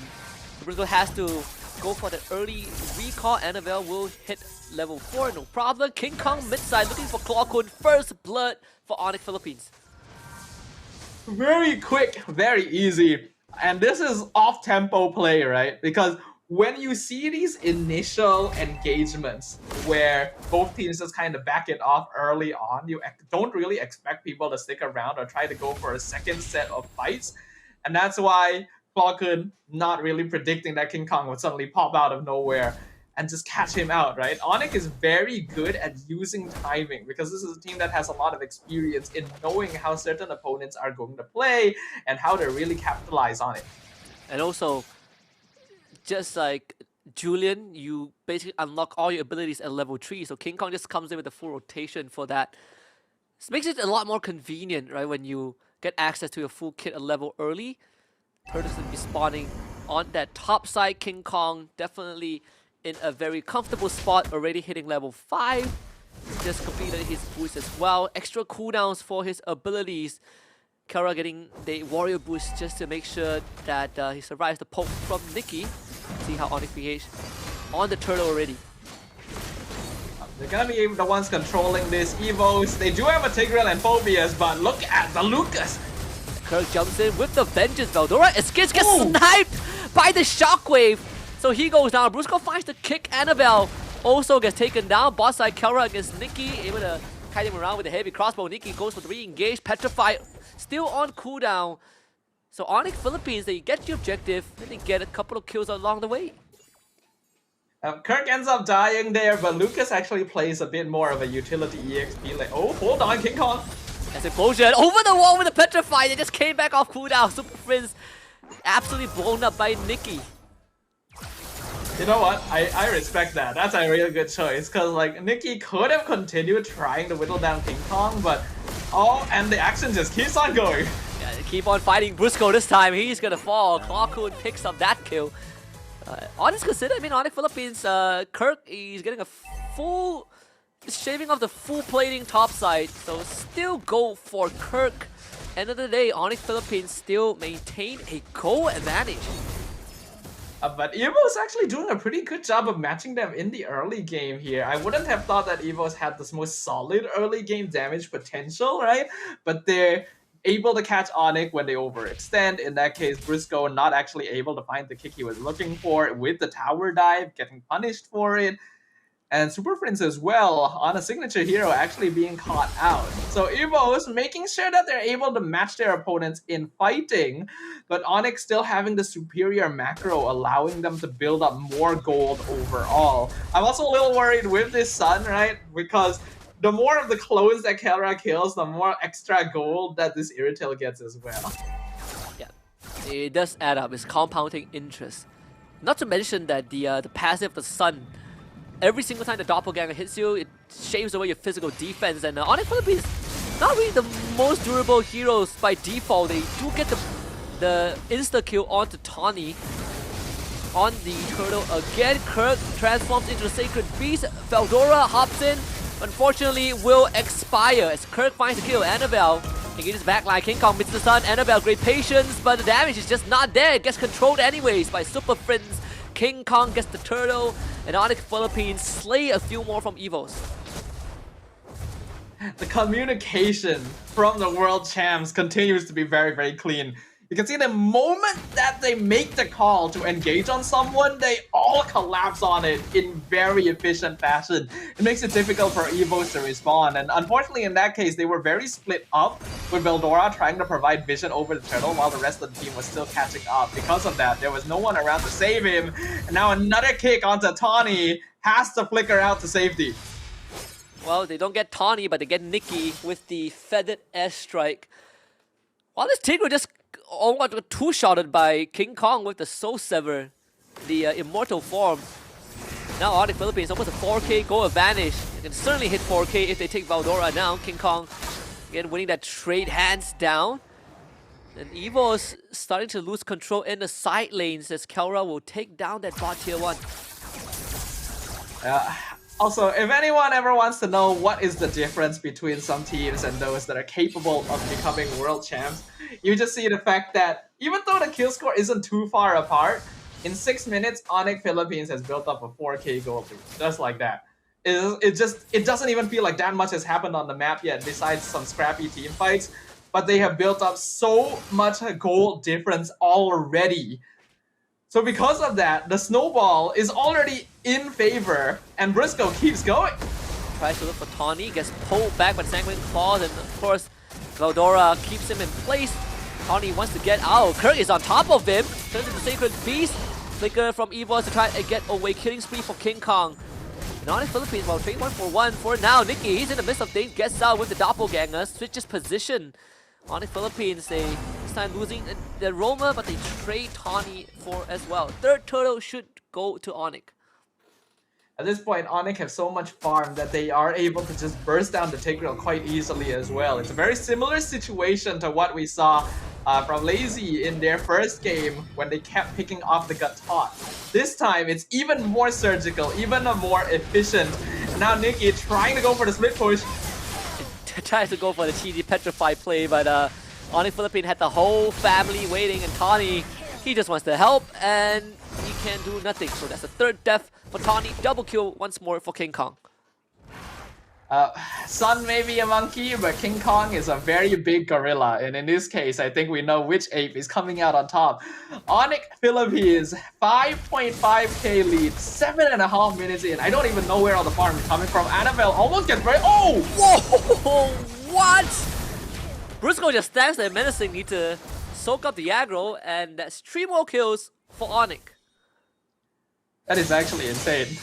That was— Evos just evaporated in a single second. You could barely even tell what happened. That is the coordination we're seeing right now.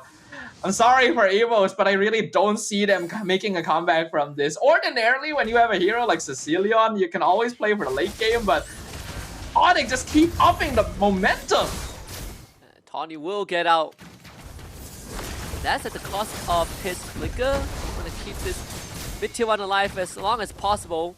And once more, they save the structure, but at the cost of the side lane pressures. And at the end of the day, Kelra is gonna take it down regardless. Feather airstrike takes out Nikki. Annabelle will trade Super Friends back as these Evos finds an exchange.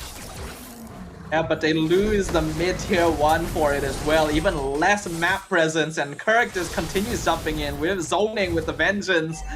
Evo is not able to play on the map already, and we're only about 9 minutes in. 9 minutes in, and the top tier 2 is already down. We're looking at 7.5k goal advantage for Onic Philippine. Lore is very well within their control. King Kong is level 14 as compared to Annabelle at 11. And he's going to contest Annabelle's purple buff as well. I mean, Onic Philippines are just multitasking on the map. Being able to multitask is a very important factor here. Ooh, Briscoe gets cancelled. Okay, Implosion, Sanguine Crop. Brusco, he's eating everything up. So that's a whole deck of poker cards, and Brusco just walks away. I do like Nikki's attempt to continue split pushing. Anyone who's played against the Sun knows that it can be very annoying to try and split push against the Sun. But meanwhile, on the opposite side of the map, would have been more effective if the team survives, and yeah, pick up Brusco, right? Nikki shows up just in time. King Kong tries to catch him, but actually catches his clone. And Nikki is back to business. On the top side, Kirk will match him, but Onic Philippines will still get the Lord at the very end. Yeah, I like the cheer for the underdog, but even I'm kind of annoyed seeing Nikki do his thing here. As someone who has been on the receiving end of the Sun split push, it can be very, very annoying to hail with, but now Nikki in some trouble. As we can see, Onic trying to rotate over to deal with him, actually doing respectable damage against Kirk as well. It's just that Lucas regens so much when he's at low HP. Onic getting that first lore, double the kill score, 10 minutes in. Evos, I feel like they need so much more time for Clockhood and Nikki to really come online here, because we saw Kelra's damage in that last fight as well. This Iritel is already hitting a power spike. Oh yeah.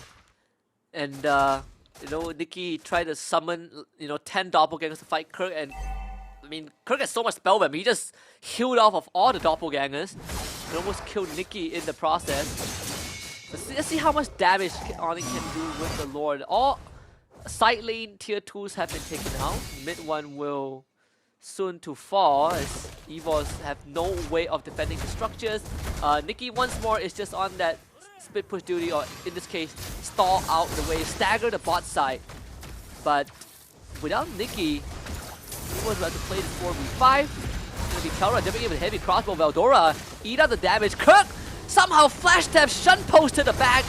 Doesn't find the kill. Still alive. Able to allow Onic to get the inhibitor, and like you said, Kirk is still alive.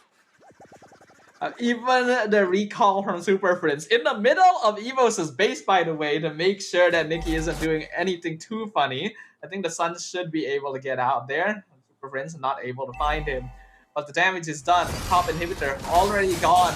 Onic getting a 6,000 gold advantage purely off of that Lord push. It is just getting worse and worse for Onic, or for Evos esports here. And they really have to try and delay the game until Clockhood and Annabelle get their items. You know what's the interesting fact? I'm gonna go off topic a little bit.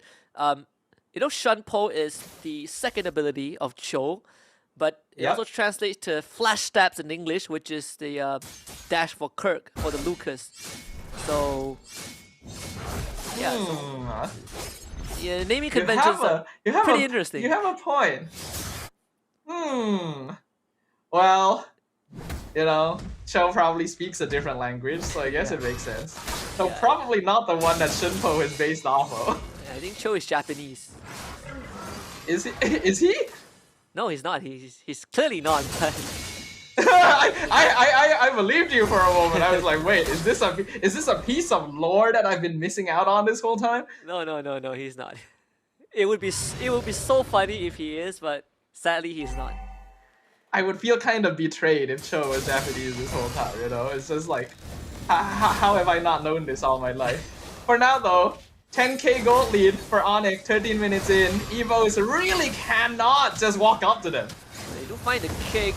They go out of range of Ooh. the feather airstrike. Brusco able to get away. Kirk again finds the backline. He's just sticking onto them with the flash stabs and just beats the crap out of everyone.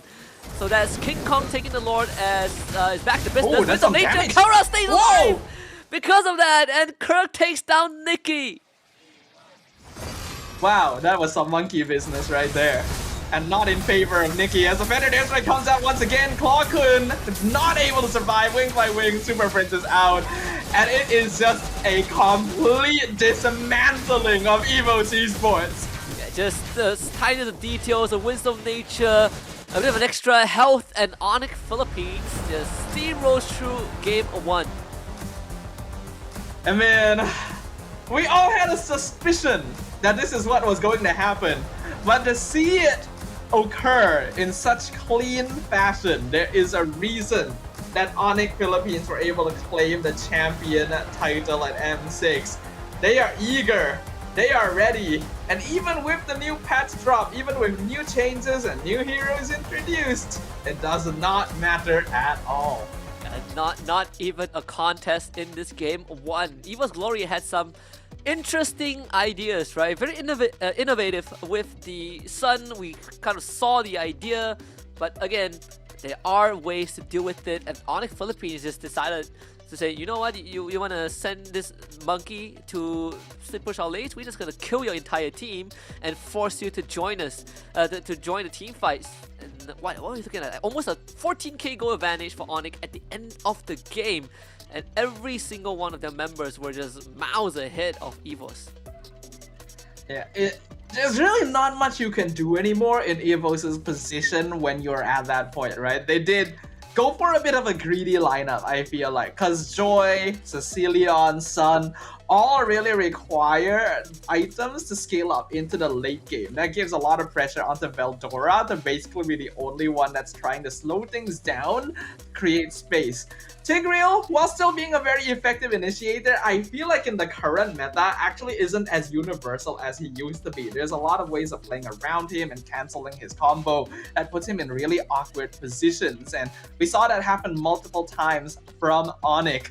King Kong still gonna be the MVP, nearly 900 GPM on his signature Suyo.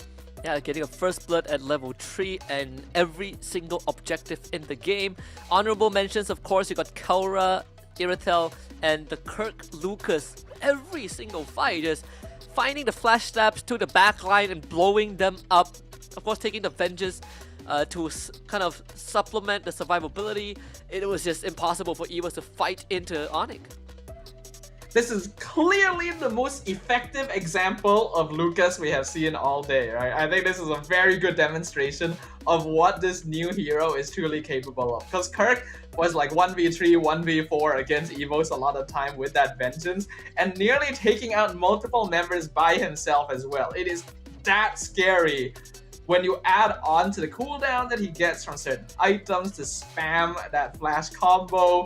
You can see how effective he is at creating space. But King Kong has been capturing the hearts of the MLBB community over the past year, and he's continuing to do so into 2025. Yeah, you could superimpose King Kong's face on Suyo and they will look exactly alike. He's synonymous with this assassin at this point of time. Man has been eating good, he's been hitting the gym, He's been winning championships, he's been having a good time during the holidays, coming into the new year, and he comes back with a flawless game 1, the 6-0-9 KDA.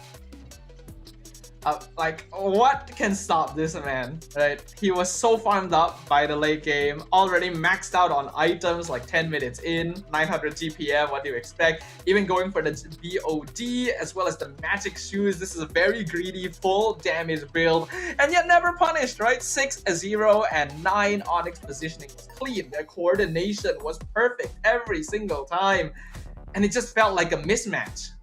Yeah, it definitely felt like so. I think even when you sort of look back at the previous records, right? I mean, Onic Philippines, they're not flawless. They're not, invincible. They have dropped games on the biggest of stage, but in these long runs, they always come out on top because of how consistent the players are and how, Coach Wino is always adapting the draft, reassuring the players that all you gotta do is to play the game, let me handle the draft. And on top of all of that, even the games that Onic Philippines lose, they don't get steamrolled, right? Like, they made their opponents work hard for it. They drag the game out. It goes on beyond 15 minutes, and it ends up being exhausting, even for the teams that take them down. I mean, that's what it takes to be world champion material. You can see here, one roar from Kelra, and Evos just disappears. They're the ones with the tiger in their logo, and it seems like the gold standard has a stronger roar in this case, right? Onic have really upped the tempo here. And it was esports early game, they really weren't doing all that badly, right? They were actually doing a pretty good job of matching the team fight potential of Onic Philippines, but there were a few key conditions missing. Firstly, their draft made it so that they were a lot weaker in the early game than they ideally wanted to, and they were a little slower in terms of decisiveness. Onic, the moment something happens, you just see snap, snap, they're all on top of it, and that's why Briscoe was outperforming the Tigreal every single time.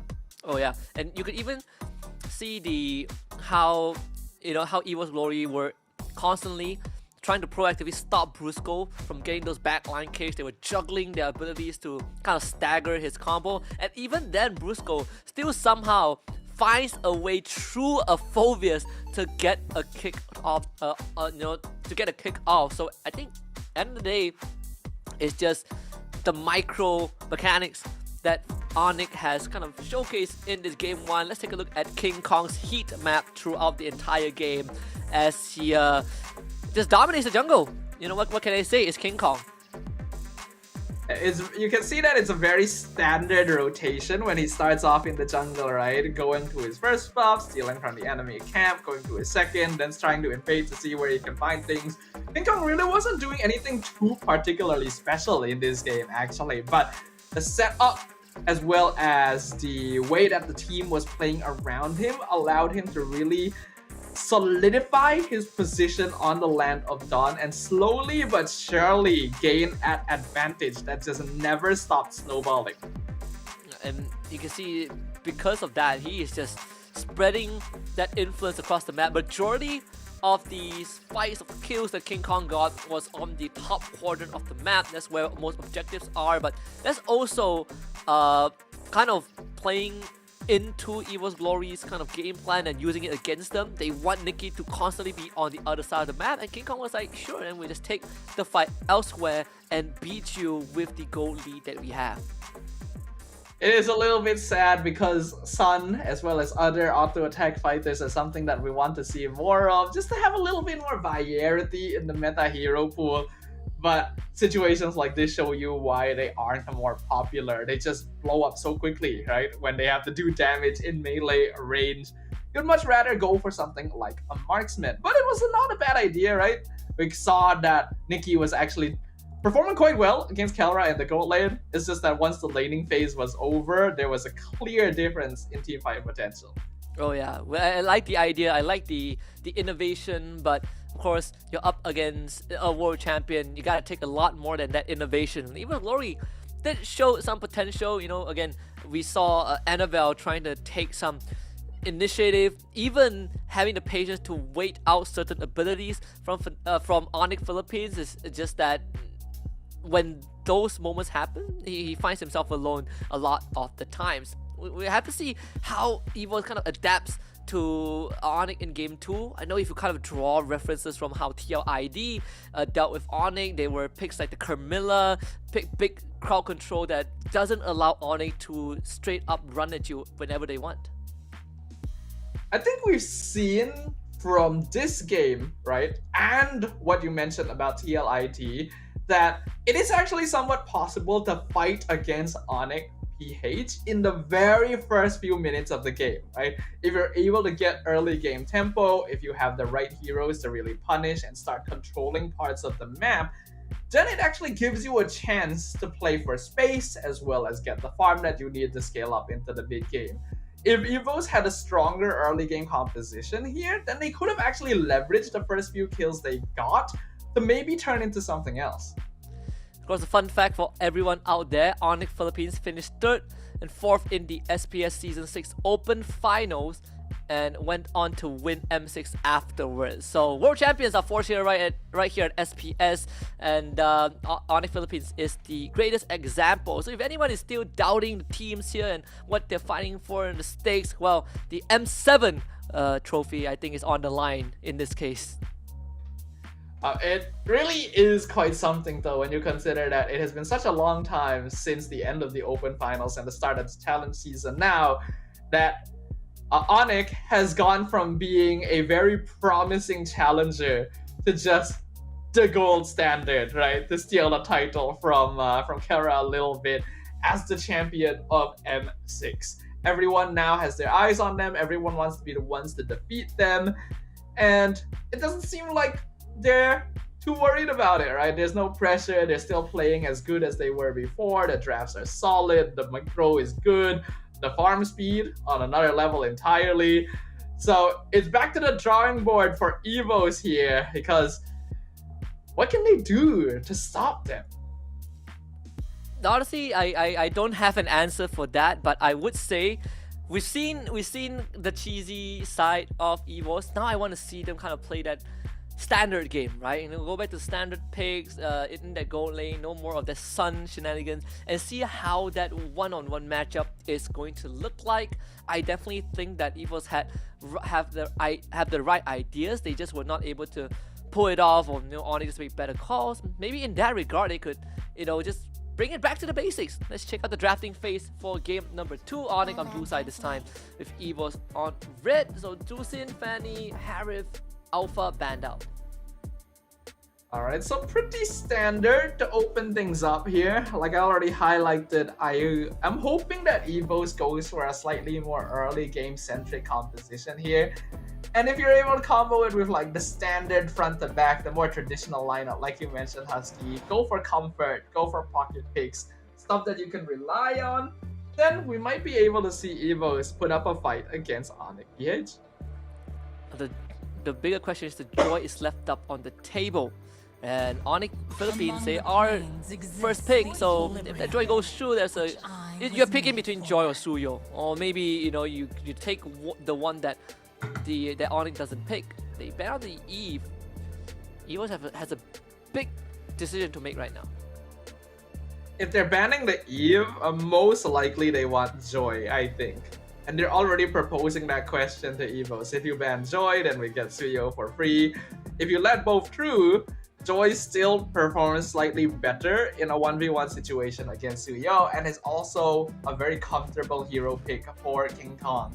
So either way, Evos esports are going to be in a pretty tough spot. I think if they do end up letting the Joy through, contesting things like the Cho away is necessary. So Evos, they recognize that, they ban out the Joy, which means Suyo is up, but the Granger is also available, right? We also see the Granger up as well. What else is there? Yeah, it's Granger and Suyo are the first two I'm looking at. Unless... Is there a world where you just first face the Lucas? No, right? No. Like, Lucas is solid, definitely, but still runs into similar issues that other EXP laners do, in that if you counter him in lane, then he doesn't really get to do anything.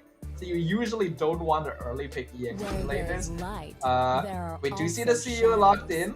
in. Evos going to take the Loi away. It was banned out by them in game number 1. This time they will have access to it. euphony of suffering. So take the Granger for themselves as well.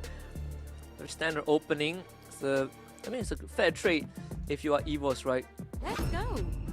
It's going to be the Iratel once more for Kelra. When they're up against Granger that mostly relies on skill shot, you can kind of dance around him as the Iratel. So it looks like it's just going to be the same draft from Onic as in game number 1. I was also expecting the Iratel to come out, because Granger is definitely a very, very popular pick right now. I'm sure Onic already expected Evos would grab it if they left it open. But Iratel is actually just a pretty solid counter to Granger, right? You have the mobility to catch up with him. They're able to poke from afar quite well, and the AoE damage allows you to outscale him somewhat too. And then you add the Cho onto that Briscoe was already destroying Evos on earlier, and Onic already looks very solid once again. See, they're gonna go for the Hayabusa this time. So it's basically it's definitely a switch up now that the droid isn't there. Go ahead and ban Lucas as well, who has been causing so much trouble for Evos in that game 1. The question has always been, how are you going to protect your backlines? And so far Evos, they don't really have that person, so you might as well get rid of the Lucas. Yeah, I think Kirk played a mean Lucas. One of the best I have seen. So very understandable to get rid of it. It's already difficult to handle in the first place, and in this case Hayabusa and Granger are both heroes that want to go more for the finisher. So if you have a hero that's very difficult to whittle down in the first place, then it's not going to be the most ideal. Both teams right now are still going to be looking for their EXP lane, so I'm expecting a little bit more focus towards that. So that's a Tigreal ban from Onic. It was also a pick on my mind, and maybe Evos is going to consider the Tigreal again. But Onic is now going to force them to dig deeper into that hero pool. What else does Tawny have left? I suppose there is still the Kufra against all these dashes. I mean, they themselves ban off Phobias. If not the Tigreal, what, the Kaja? Unfortunately, we don't really see much of Kaja anymore. Pretty classic options against Cho are either heroes that can match CC like Ruby, or just straight up bulky frontliners, right? Like a Todd or Hylos, both of which are still open right now. So I think Evos will probably lean in that direction instead. Suppose, yeah, the Hylos is, I mean, even the Khalid is still there, but yeah, I do dig the Hylos a bit more. Hilda banned out as well by Onic. A part of me was thinking of the Hilda, but more so for the XP lane. Let's see. So the Katot will be the choice for Evos. They're gonna keep it up, keep it a flex. Yeah, Gatot being picked up here means that Onic doesn't actually know which lane he's going into yet, but they are going to be looking for their own EXP/roam flex depending on where this show goes, as well as the mid lane. Now that the Gatot is out, we're not going to be seeing the same Farsa from Super Prince. There's a recently banned it out previously because that AOG just destroys the Feathered Airstrike entirely. There are still a good number of mage picks in the pool. Still the classic fallbacks like Vexana as well as Aurora. Let's see what Onic decides to go for. Let's see. No, there's the Veil. Ooh. Veil and Hylos. Suppose it's not I too do bad like of a this. pick, right? I mean, we've seen this example. The Veil pick, I think SRD showed us when they fought against RRQ. Hoshi in M6, like the Veil, pretty darn good answer into some of these picks. Like you blow them up so quickly.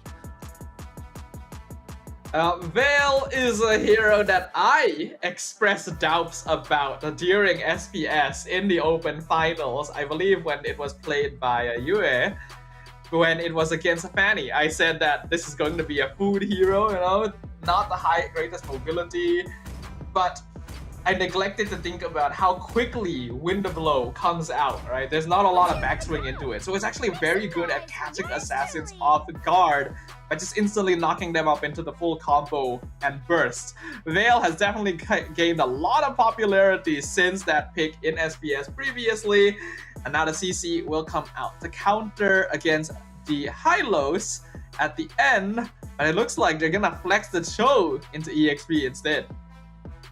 Yeah, it's a very smart switch at the end, right after seeing the CC. So it's better to have Kirk on the show, so you don't get kind of stuck on by the CC. I'll say this Veil might seem immobile, but at max passive you get like what 80 extra movement speed. So it's pretty fast, you know, for someone who commands the wind. It would be pretty funny if Veil doesn't travel at high speed. See though, game 2 is gonna kick off right now. We will have Onic Philippines on the blue side and Evos Glory on red. Game number 1 ended up being a very one-sided affair for our current world champions. Evos Esports are now eager to switch things up, have definitely gone for a more standard composition here with pretty good early game presence, but is it going to be enough? Because Onic still has a lot of their comfort heroes. They switched up with the Hylos and the Veil, but otherwise, still the same heroes we saw in game 1. I'd like to quickly say that Super Prince is using the base skin, which I'm not impressed by. Oh. He literally had a new, you know, what do you call it, the event skin. It's not called Starlight, but the latest one, which makes him like a magician, a consensual musician or something. At first, it almost came through the lethal initiation and actually did proc. When you're so confident that you're gonna be able to make things work out even without that extra 8 magic attack from the skin, then why not, right? Super Friends, oh, in the mid lane. This was to eat up all of the shadow kills, stuns Annabelle under the turret, and he himself gets out alive. A really nice stun at the end by Briscoe. A kill there would have been huge for Annabelle to get started on the snowball for the Hayabusa, but turns out it's Tawny instead that gets caught out. Again, the off-tempo play by King Kong. He always comes in after the enemy jungler has already made their attempt. Yeah, not only that, he came in and was level 4, now gets to clear up his camp just in time for the orange buff to spawn once more. See King Kong, he's going to be slightly ahead in experience compared to Annabelle. And yeah, with this turtle taken out, no chance for Evos to do anything about it. King Kong not even having to expend the retribution here. And we can see just how low the... Wait, what happened back there? That must have been a bailout. Yep. Yeah. Well, that's very painful. And then Briscoe knows that he's at low HP too. Ah, this is very oppressive already. Has to use the retrieve just to secure the orange buff, but now Briscoe. Well, he's just gonna eat it up. The glorious pathway percentage max HP heal finds Annabelle at the end, and King Kong just slices him in half. Now Tawny needs to get away. King Kong back in the frame. The win! No! Super Friends! At the very edge of it, King Kong finds a triple kill. This is very much a stop, they're already dead situation for Evos. Already a 2k lead, 4 kills to 0, 3 minutes in, so clean from Onic Philippines. For a moment, it looks like Briscoe is going to be punished for trying to go for Annabelle. But they do get killed at least. But then King Kong will just come in for revenge. Takes down Nikki, slice Claw Kun in half, and now looking for Tawny. Whistle connects, this time no follow-up from Onic Philippines. King Kong just found 6 kills in under 4 minutes. 6-0 Suyo in 3.5 minutes. I'm sorry, Evos, the game is over. What do you even do at this point? And it's King Kong of all people. MVP with Suyo in game 1, nearly a 900 GPM. What's gonna be his GPM in this game? I don't even know. It is insane what Onic is capable of achieving with these invades, with these punishes. Evos just doesn't know what's hitting them. If this game ends under 10 minutes, King Kong is probably going to hit like a 1k GPM.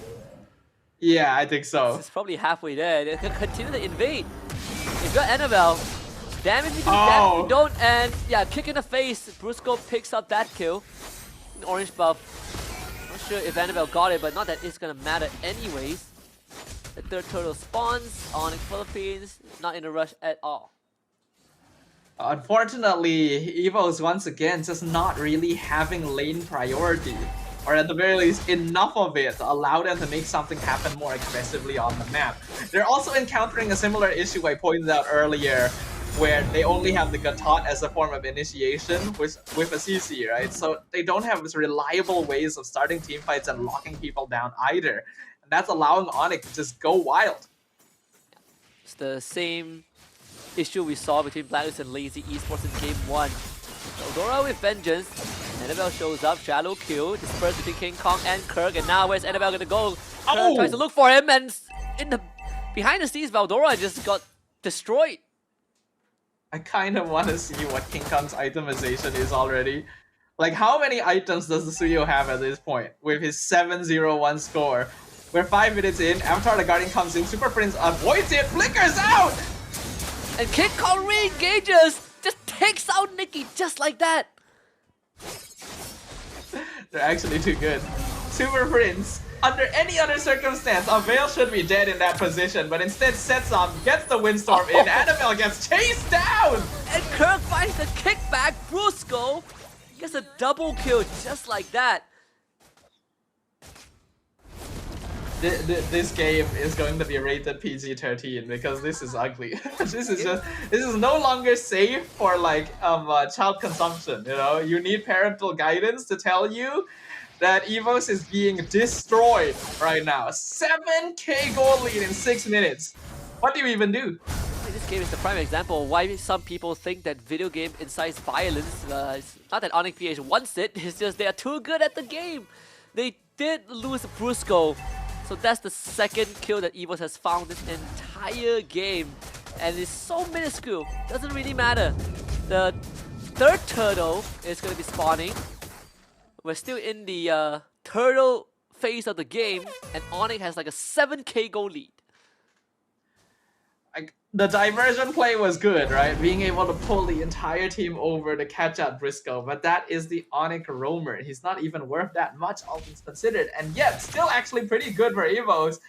You can see just how scared they are. Tawny not able to hold up the front line against Kirk at all.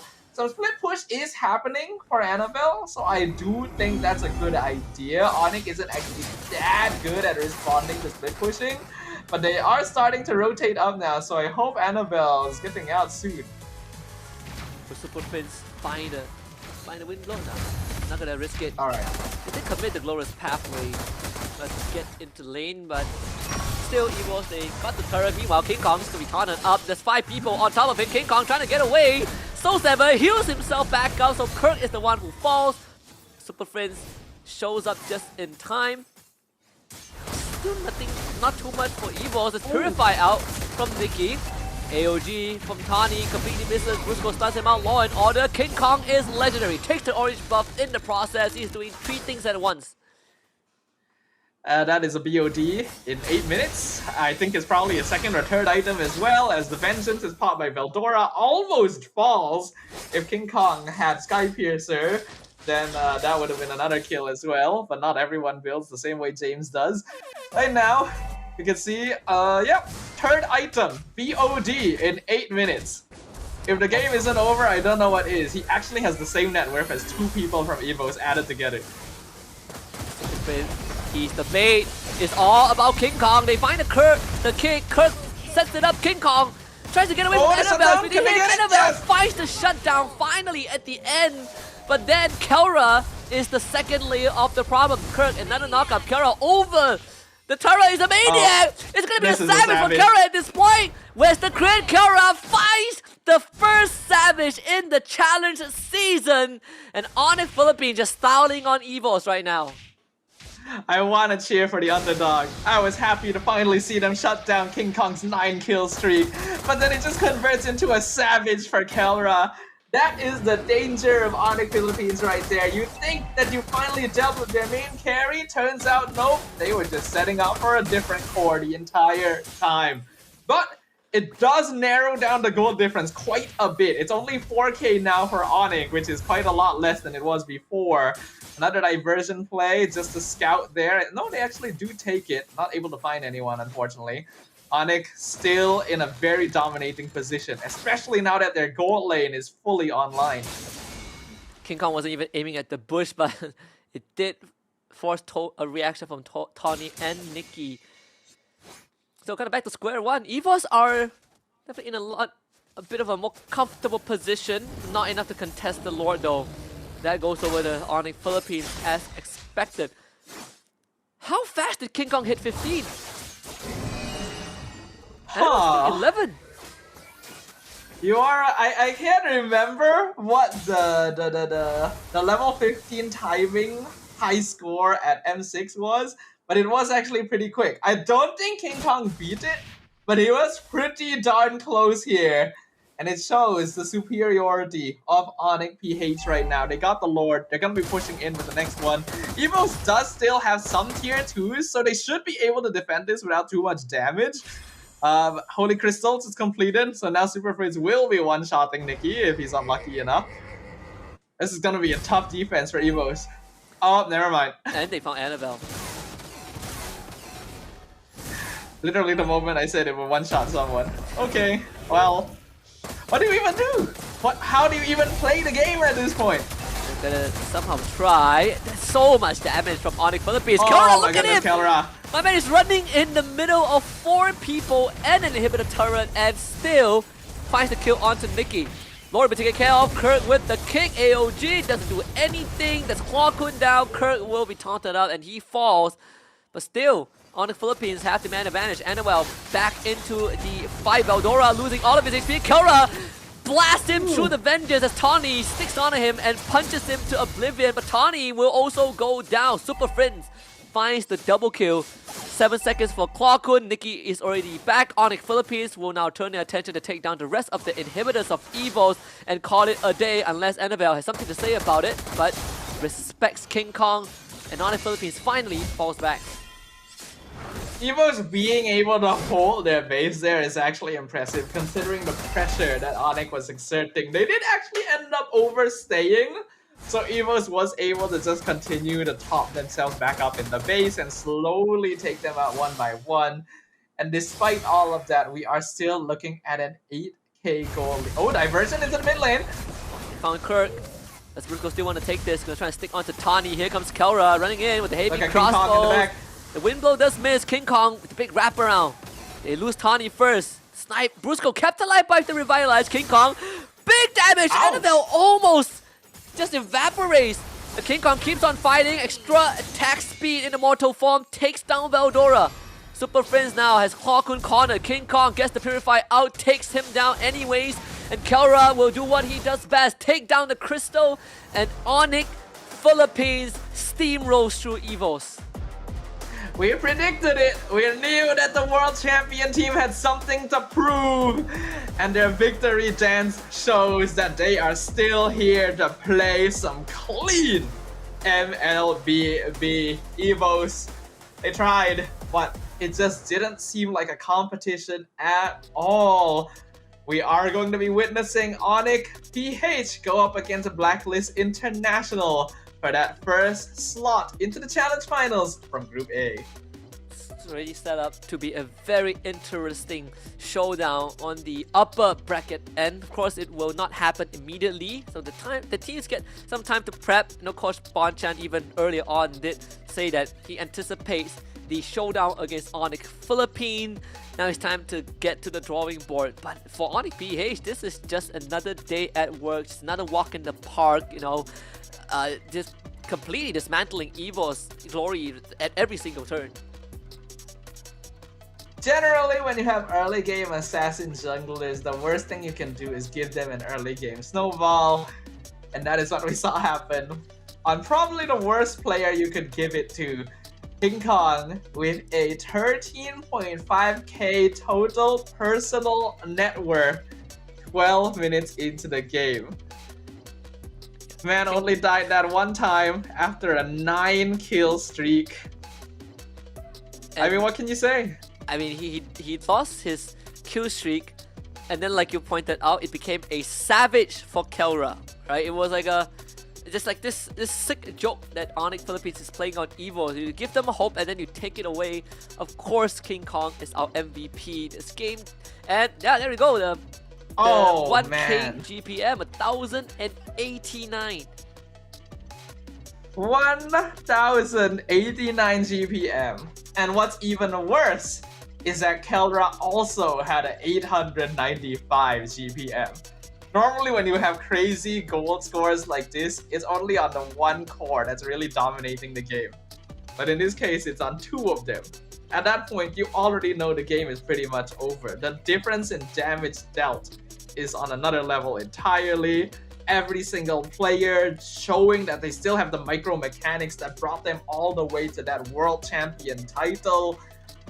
Onic are here to play. They want to claim another champion under their belt. And right now are looking very promising to be able to make it all the way to the next stage of the Snapdragon Pro Series. I mean, King Kong dealt so much damage. He is equivalent to more than 2 of Evos Glory's members. I mean, this is our king of the jungle. We should make a movie out of this guy. I know we have a lot of movies about big gorillas, but this is the true king of the jungle right now. He's just uncontested, undefeated. How do you stand up against this guy? We need someone to be Godzilla so that they can play like opposite him in the movie, right? Right now, we don't really have that yet. There's a lot of promising junglers, but King Kong has just reached a totally different level in the previous year of gameplay. And the stats reflect it, his rotations reflect it, his micro reflects it, and having the support system to bring out his maximum potential, that is what makes a team a true terror in the Land of Dawn. If I'm not mistaken, King Kong, this is like what his before 2025, it's like his second year in the major leagues, and you see the evolution, right, from TNC all the way to, you know, at that point in time, Fnatic Onic Philippines, and then World Champions. And people have been saying like this kid is something else. I remember Naisu talking about it when Naisu or Ranma talking about it when they saw King Kong back in TNC, and in just a short while, just within a year's worth of time, he is now literally the best jungler in the world. And some people really are gifted, but most importantly is having the right mindset. And being part of the super family definitely helps with that. I know Coach Why Not gave King Kong a lot of praises in regards to that. And of course, we cannot forget the gold standard himself, who got the first Savage of the tournament. Also, the editors are having a very good time splicing in Onic dancing in between the clips of them just destroying their opponents, by the way. Onic, you can tell that they were having fun, and despite that, their gameplay didn't suffer a single bit for it. They are ready to take on the world once again. And I think all the other teams have to be so prepared to face them. Yeah, and then just to quote what Trex said during M6, in the Philippines there's no champions, only the super family. Congratulations to Onic Philippines, 2-0 over Evos esports, in just the cleanest possible fashion that I think everyone expected. It's hard to not root for Onic knowing how good they are. There's just something about these players that have come out of TNC, right? King Kong now popping off here. We of course have our local players in SRG now as well, just reaching different heights in gameplay. But once again, we get to see the rotations of King Kong in this game. And there's definitely a bit more of a aggressive spin to it compared to Game 1. A pretty artistic touch to it as well. I mean, King Kong, he's just shedding blood everywhere he goes. I mean, look at the places he got the kills, right? It is all over the map. And in the previous game, where he largely stayed in his own side of the jungle until the mid game, this game, the whole map is his, you know? It's like there was no place for Annabelle at all. Just basically evicted from his home, you know?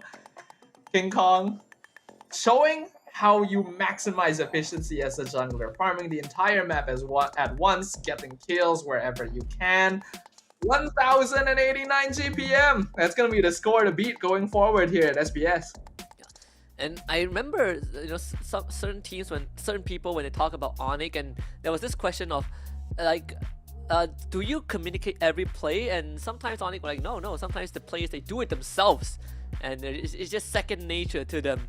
So yeah, I mean, again, this is the best team in the world that you're looking at, and there really isn't any way around it.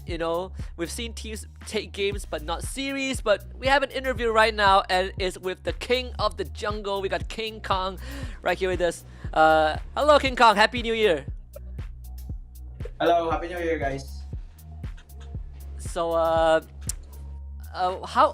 first of all, how are you consistently so dang good at the game? Like, what is the secret to you just crushing Evos glory? The secret is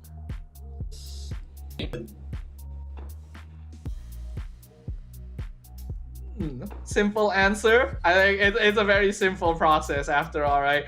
King Kong has shown the world that he is one of the best junglers around, and he's gonna continue doing so. I have to ask, now that you guys are world champions, now that you're playing an SPS again, do you think that it's gonna be very easy for you guys to just go all the way and become winners once again? no, because many teams are practicing and getting ready for this tournament. I think that's a very good answer. I'm gonna follow up on that actually. Are there any teams in particular that you maybe want to play again after M6, or like new teams that you have an eye on that you really want to face here at Snapdragon? I want to face Team Liquid Indonesia. Team Liquid Indonesia. I knew it. I knew this was coming. It's about Fabian, right? Like, you want to face Fabian again, right? So I know you and Fabian, you have have a thing going on. Yeah. So I'm hearing fireworks on my place. It's to celebrate this win. I know, King Kong, I know you've been hitting the gym in your free time. Is that one of the ways to keep yourself, at tip-top condition? Is that why you're so good, as a jungler? Is it because of your gym routine?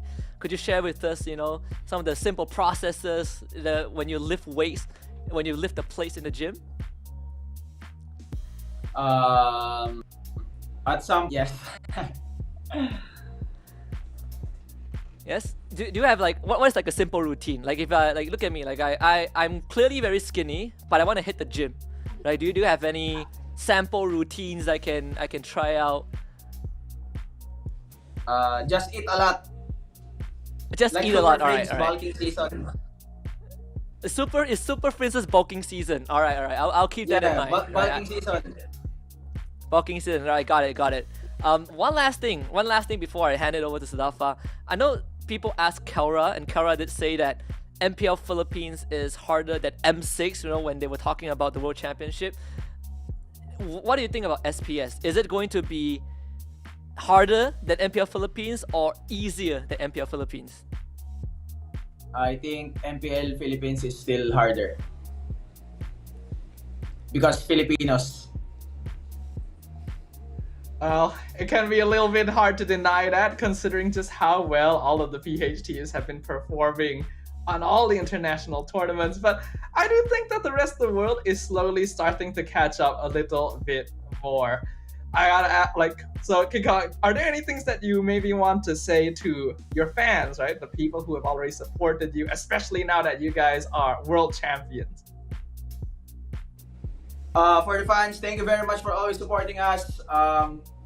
We will always do our best for you guys.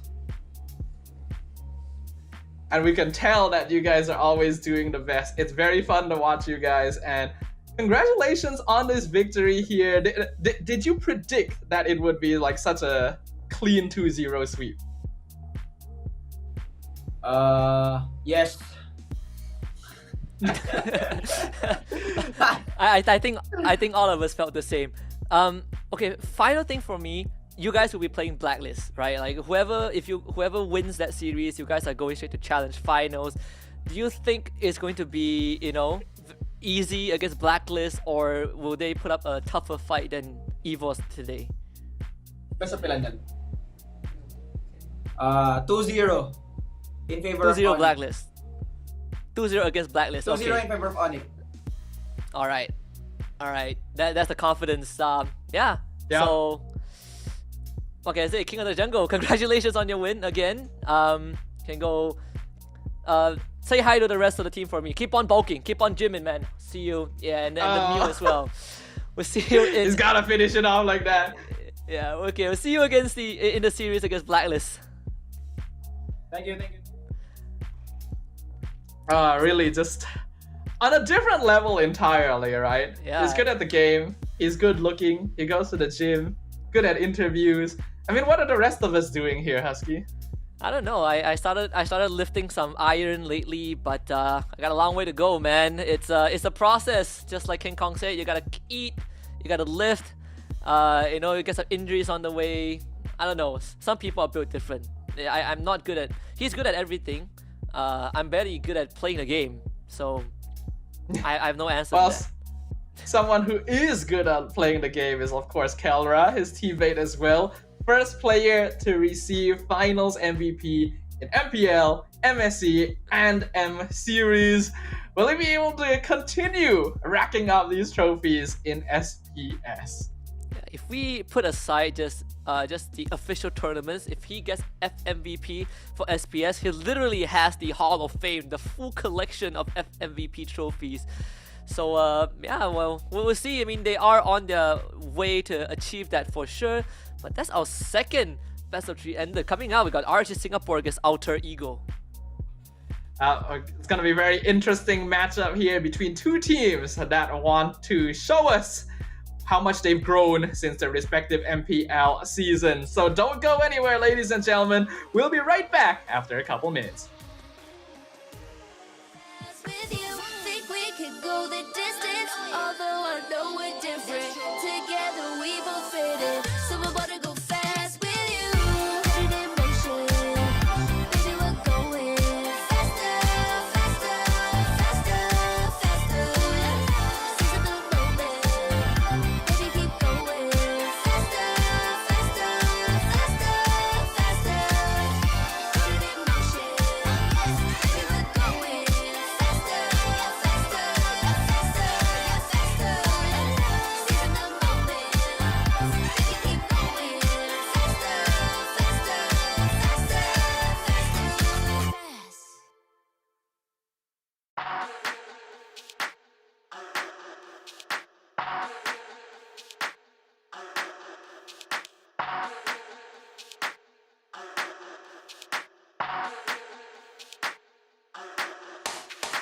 Let's get waved, let's get lit, let's get high, let's come have it. Let's get burst, let's get mash, let's buy a bottle and splash that cash. Guess what? It's time for action. You're feeling fine, main attraction. Pure vibes, not satisfaction. Feel the baseline, chemical reaction.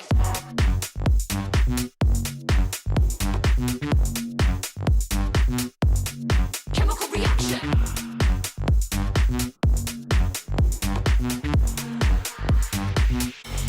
Chemical reaction.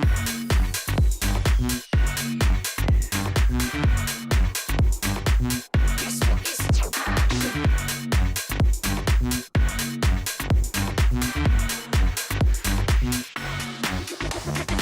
Come, let's have it. Bad boy rhythm. Come, let's have it. Bad girl style. Okay, all eyes on you. Come, let's have it. It's time to get wild. Come, let's have it. Bad boy rhythm. Come, let's have it. Bad girl style. Okay, all eyes on you. Come, let's have it. It's time to get wild.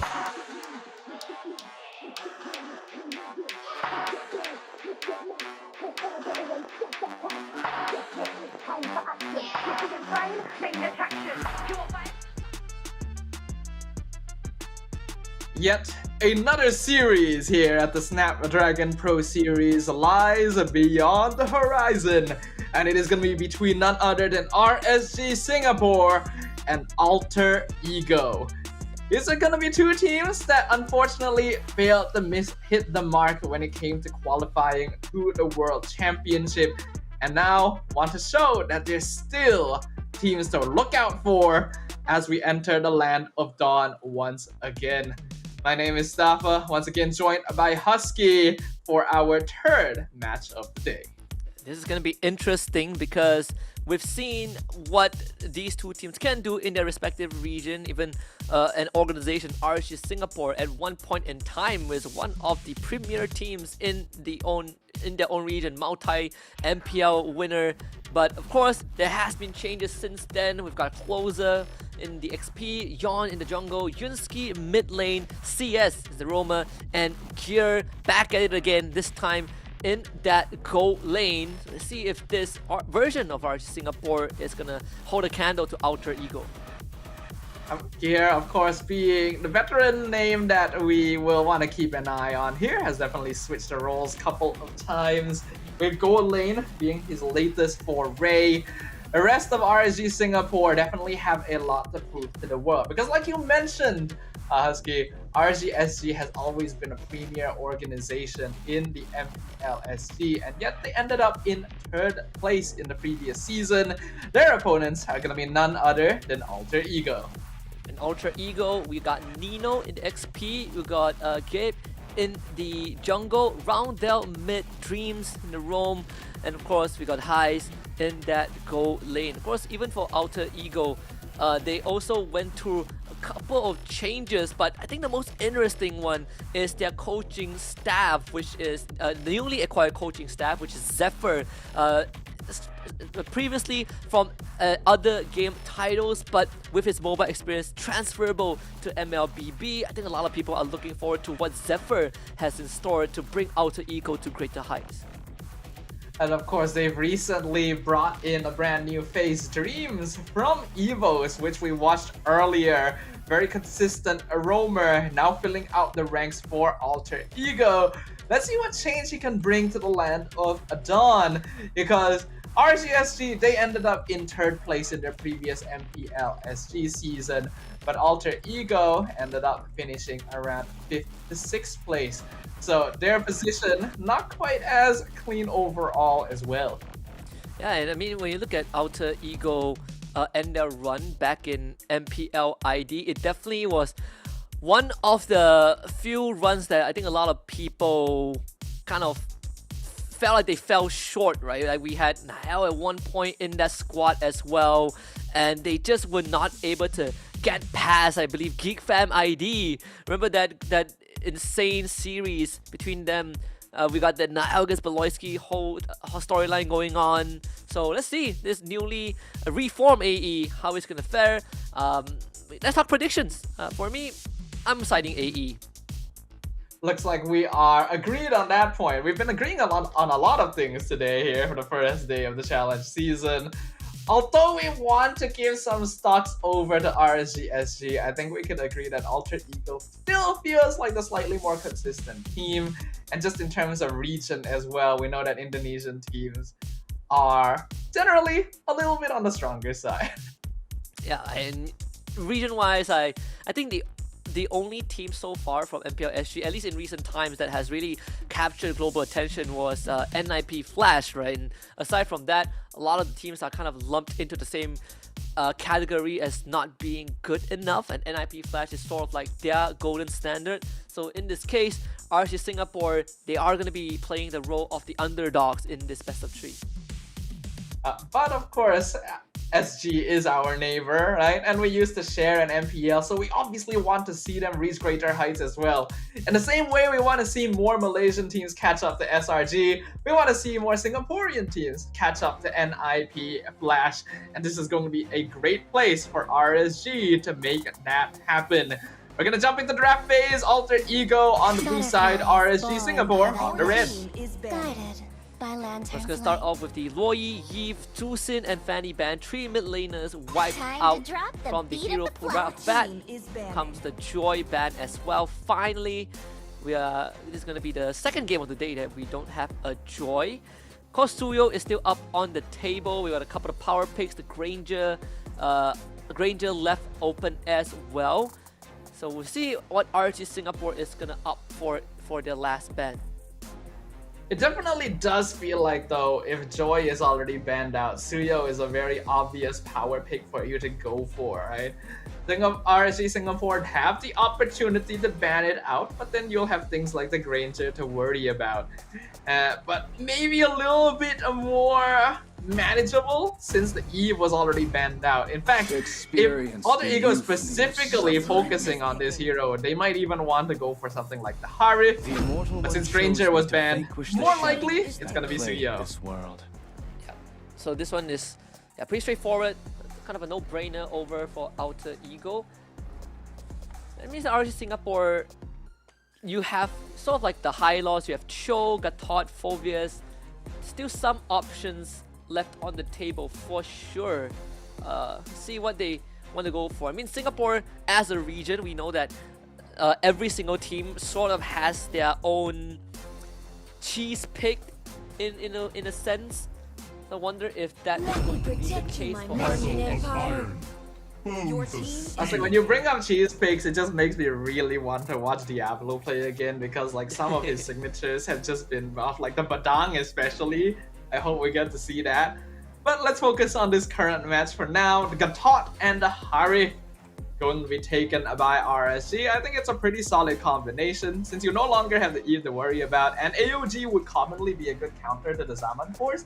Grabbing them together means that Harif will have a slightly easier time, but also leaves you open to the Phobius counter pick.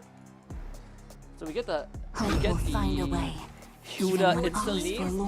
We've seen Hilda primarily play in the XP, but I believe I've seen her roam recently. We even saw the Hilda mid thanks to Boncha's innovation. But in this case, it's not going to be a Hilda mid. We got Vexana picked up for Roundel already. Vexana hasn't actually been played throughout today here. We've been seeing a lot more priority towards more classic heroes like that Farsa, and of course the common options like Zusin and Loyi up until now. Alpha gonna also be locked in here. Since Joy is gone, this is going to be the next best option for dueling with that Suyo in the jungle. Oh yeah, and we get to see, this is one of the few classic matchups. It was kind of the what do you call it, the premier matchup before Joy was a thing, but now we get to kind of go back in time, see that Alpha picked up once more. You're looking probably go or roam bans if you're RSG Singapore. The fact that there is a Hilda makes the Alpha feel a bit better. Bruno ban to start off the second phase. I think if you see an Alpha, you gotta think about Matilda just a little bit. The premier combo with Alpha, and yeah, Alter Ego immediately gets rid of it. It's not just good with Alpha, it can also save other members from heroes like the Hilda that want to dive at them. So we're not gonna see that. If they really wanted to tease it out, Angela is still open as an option, but I doubt it's something that Alter Ego would ban.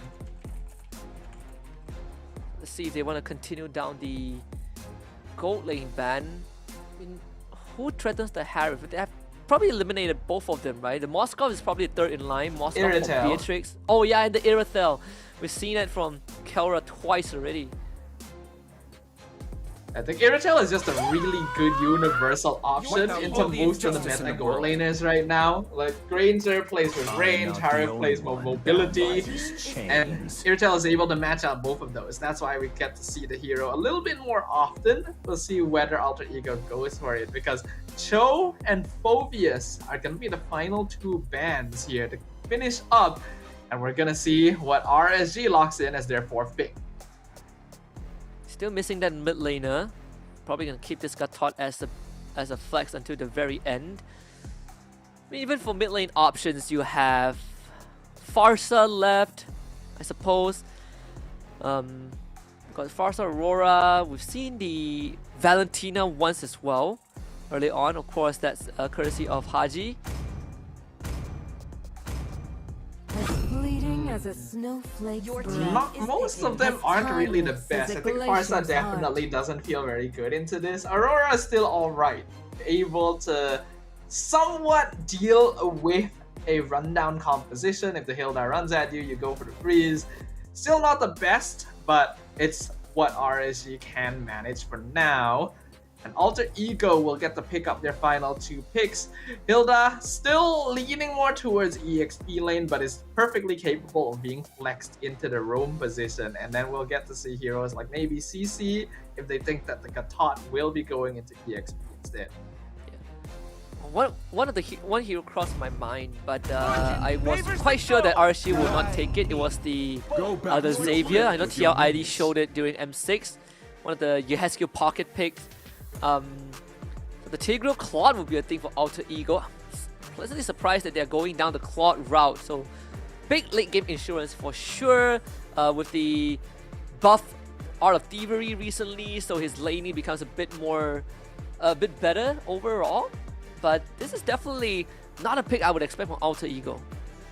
Yeah, personally, I don't actually like the Claude very much because even like in the old classics, Harif has always been a good lane counter to Claude. He's just very oppressive, and even if you try to scale up and go for the farming, we've seen that Claude nowadays just doesn't really output as much damage as other MM options.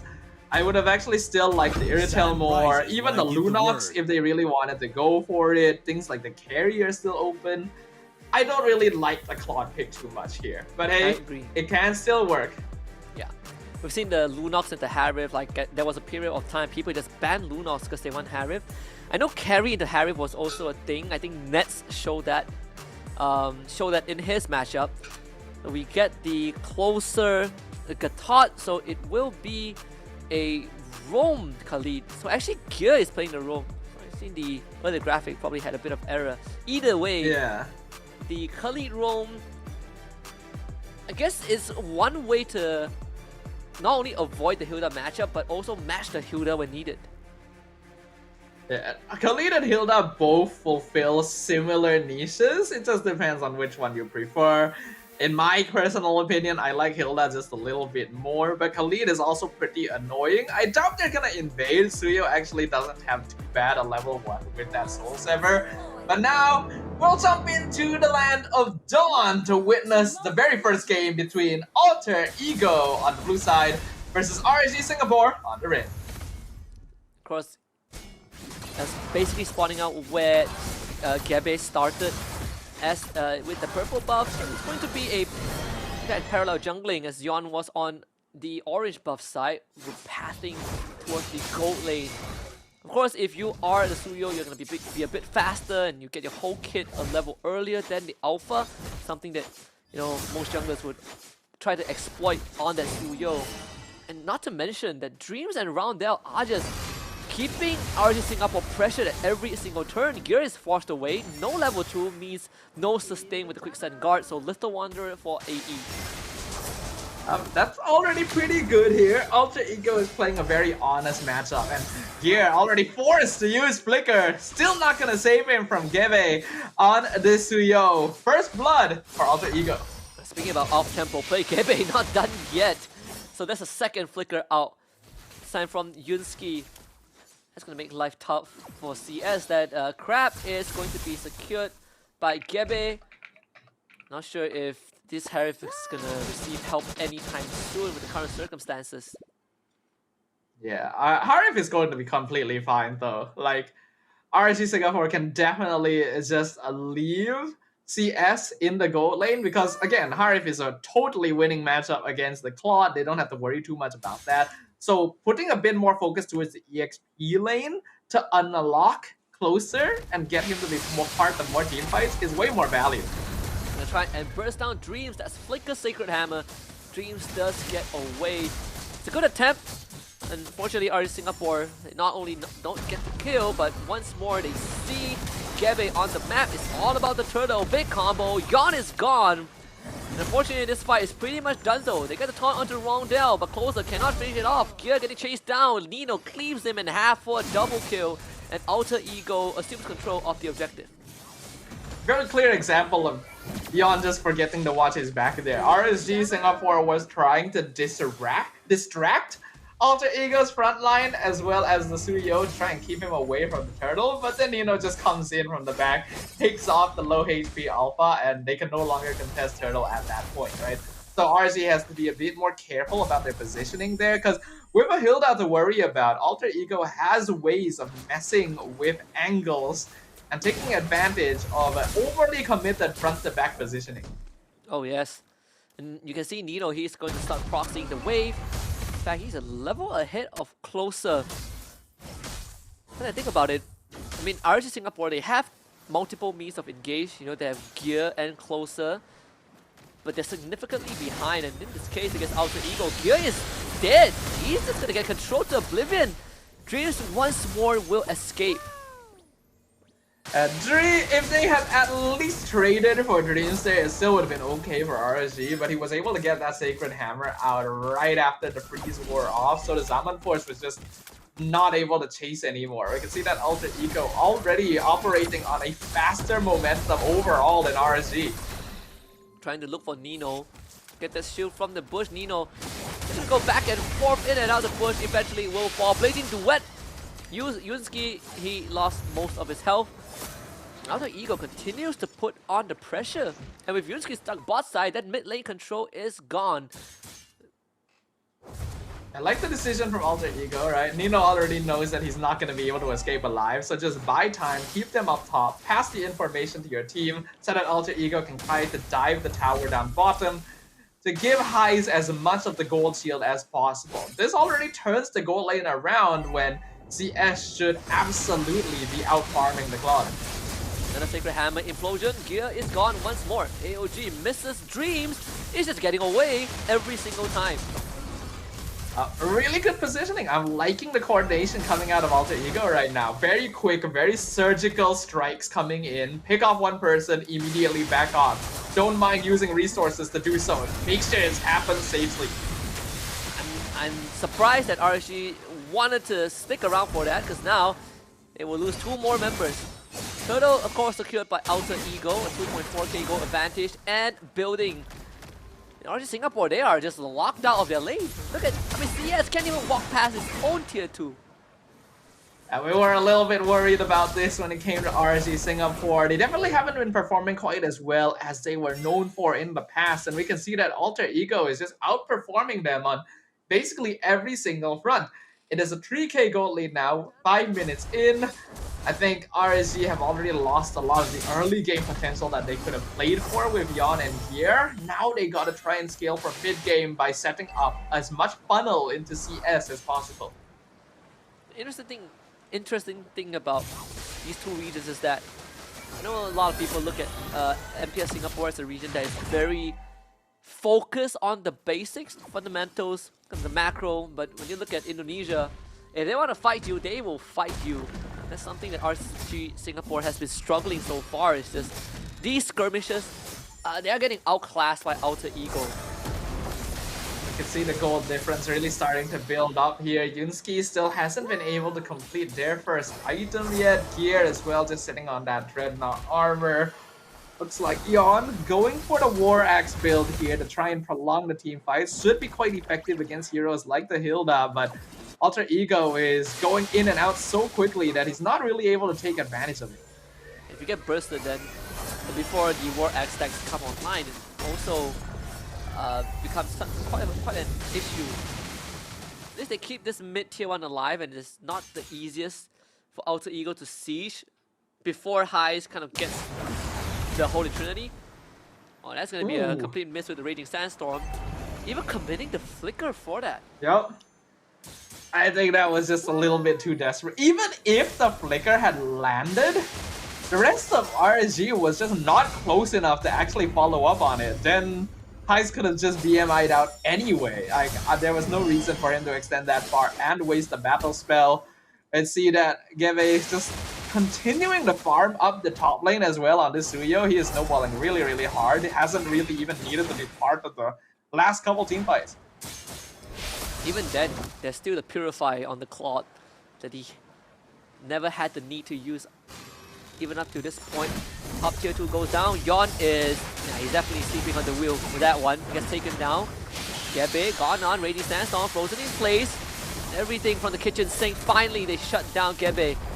RG Singapore once more but won't be able to find more than just one. Dreams from the back, Sacred Hammer, Implosion, Flickers redirects it and finds the knockout with the Sacred Hammer, but the damage is not there just yet. Heist with the Blazing Duet takes down the Harif still at the end, and Heist gets away with Daylight Murder. Double kill for the Claude. A beautiful play by Dreams right there. It looked like RSG was able to counter it because that Revitalize from closer actually healed up a lot. But then the Blazing Duet came in, and now Highs 303 on the Claude. We expressed doubts about this hero pick, and he is already proving us wrong. A 6k lead now for Alter Ego. And things are not looking good. In comparison, Alter Ego just scales way better into the late game. Highs, how do you catch him, right? Look at closer. Oh my god, he's melting. Wow, okay. Cutting like hot knife through butter. Another Implosion closer, he is gone. That's the Blazing Duet. Highs, untouched, uncontested. A knockout for the Eternal Guard. It's a killing spree for Roundel. Another full combo, follow up by the counter engage from Gear, but Highs is still a problem that needs to be addressed. They cannot get rid of him. And unfortunately, RSG Singapore have just ran out of life force. Alter Ego finds 3 kills. It was a good Frigid Glacier though. Yunsky basically saved RSG SG there. If he didn't catch like 3 or 4 members of Alter Ego in that and set up the stun into Gear's damage, then Alter Ego would have been able to pick off most of them while still remaining alive to push into that inhibitor and maybe even get the Lord. So for now, RSG are able to keep themselves in the game. But the gold is just snowballing out of control. We can see the level difference as well. Gebe just reached level 15 before the 10-minute mark, while Yon is still level 10. We are looking at yet another one-sided game here, this time in favor of Alter Ego. Yeah, it's a complete demolition. Yon just got the Queen's Wings, so extra durability, but that's the least of the problems. Somehow, even when you look at the damage leaderboard, we had at least CS is up there somehow.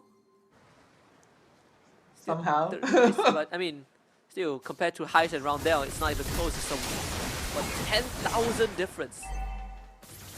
CS is basically the only thing that RSG can try to play for. We've already seen earlier with Shizo from Lazy Esports that a good Harif can actually dish out a lot of DPS, and as long as he's not controlled, can just win a team fight for you on his own.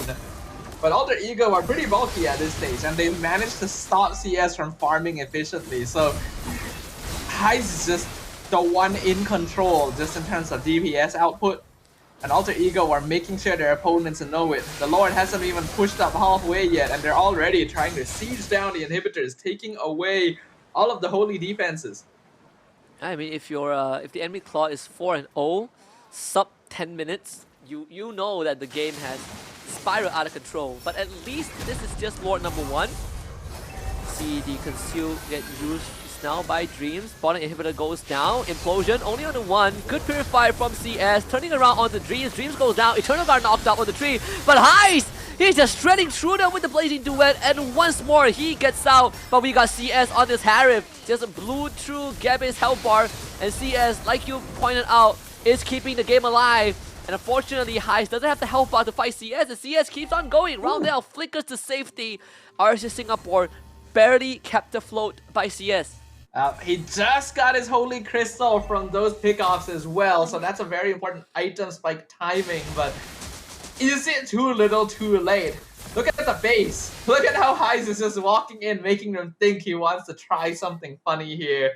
We're nearing the 10k gold lead mark. The amount of turret damage that was inflicted just with that last forward push. RSG Singapore has a lot of heroes that drop off the later the game goes. Alpha doesn't scale too well. Khalid doesn't scale too well. Even Aurora doesn't really output that much DPS, so everything is on the shoulders of CS here. Whereas Alter Ego, they got so many different ways of setting up and dishing out the damage.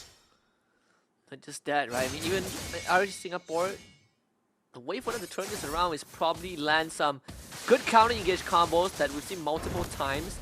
Started by Yunsky, and then you got the follower from here and closer. But aside from that, really comes down to how much damage can CS deal.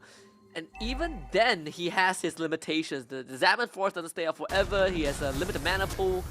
If anything, Alter Ego, they can just take this Lord and in the worst case scenario, not end the game, but get all inhibitors. Yeah, at this point, getting that last inhibitor is basically guaranteed with the next Lord, right? It's gonna be impossible for RSG to really defend it unless they're able to somehow catch members of Alter Ego off guard. The unfortunate thing is, Alter Ego has a very good teamfight combination. It's a very honest front to back, so their 5v5 is particularly strong. The way that you would want to deal with a 5v5 is try and split them up and then maybe pick them off one by one, but RSG doesn't really have a good pickoff composition either, so they're a little bit stuck. They have to try and beat out Alter Ego in their own game.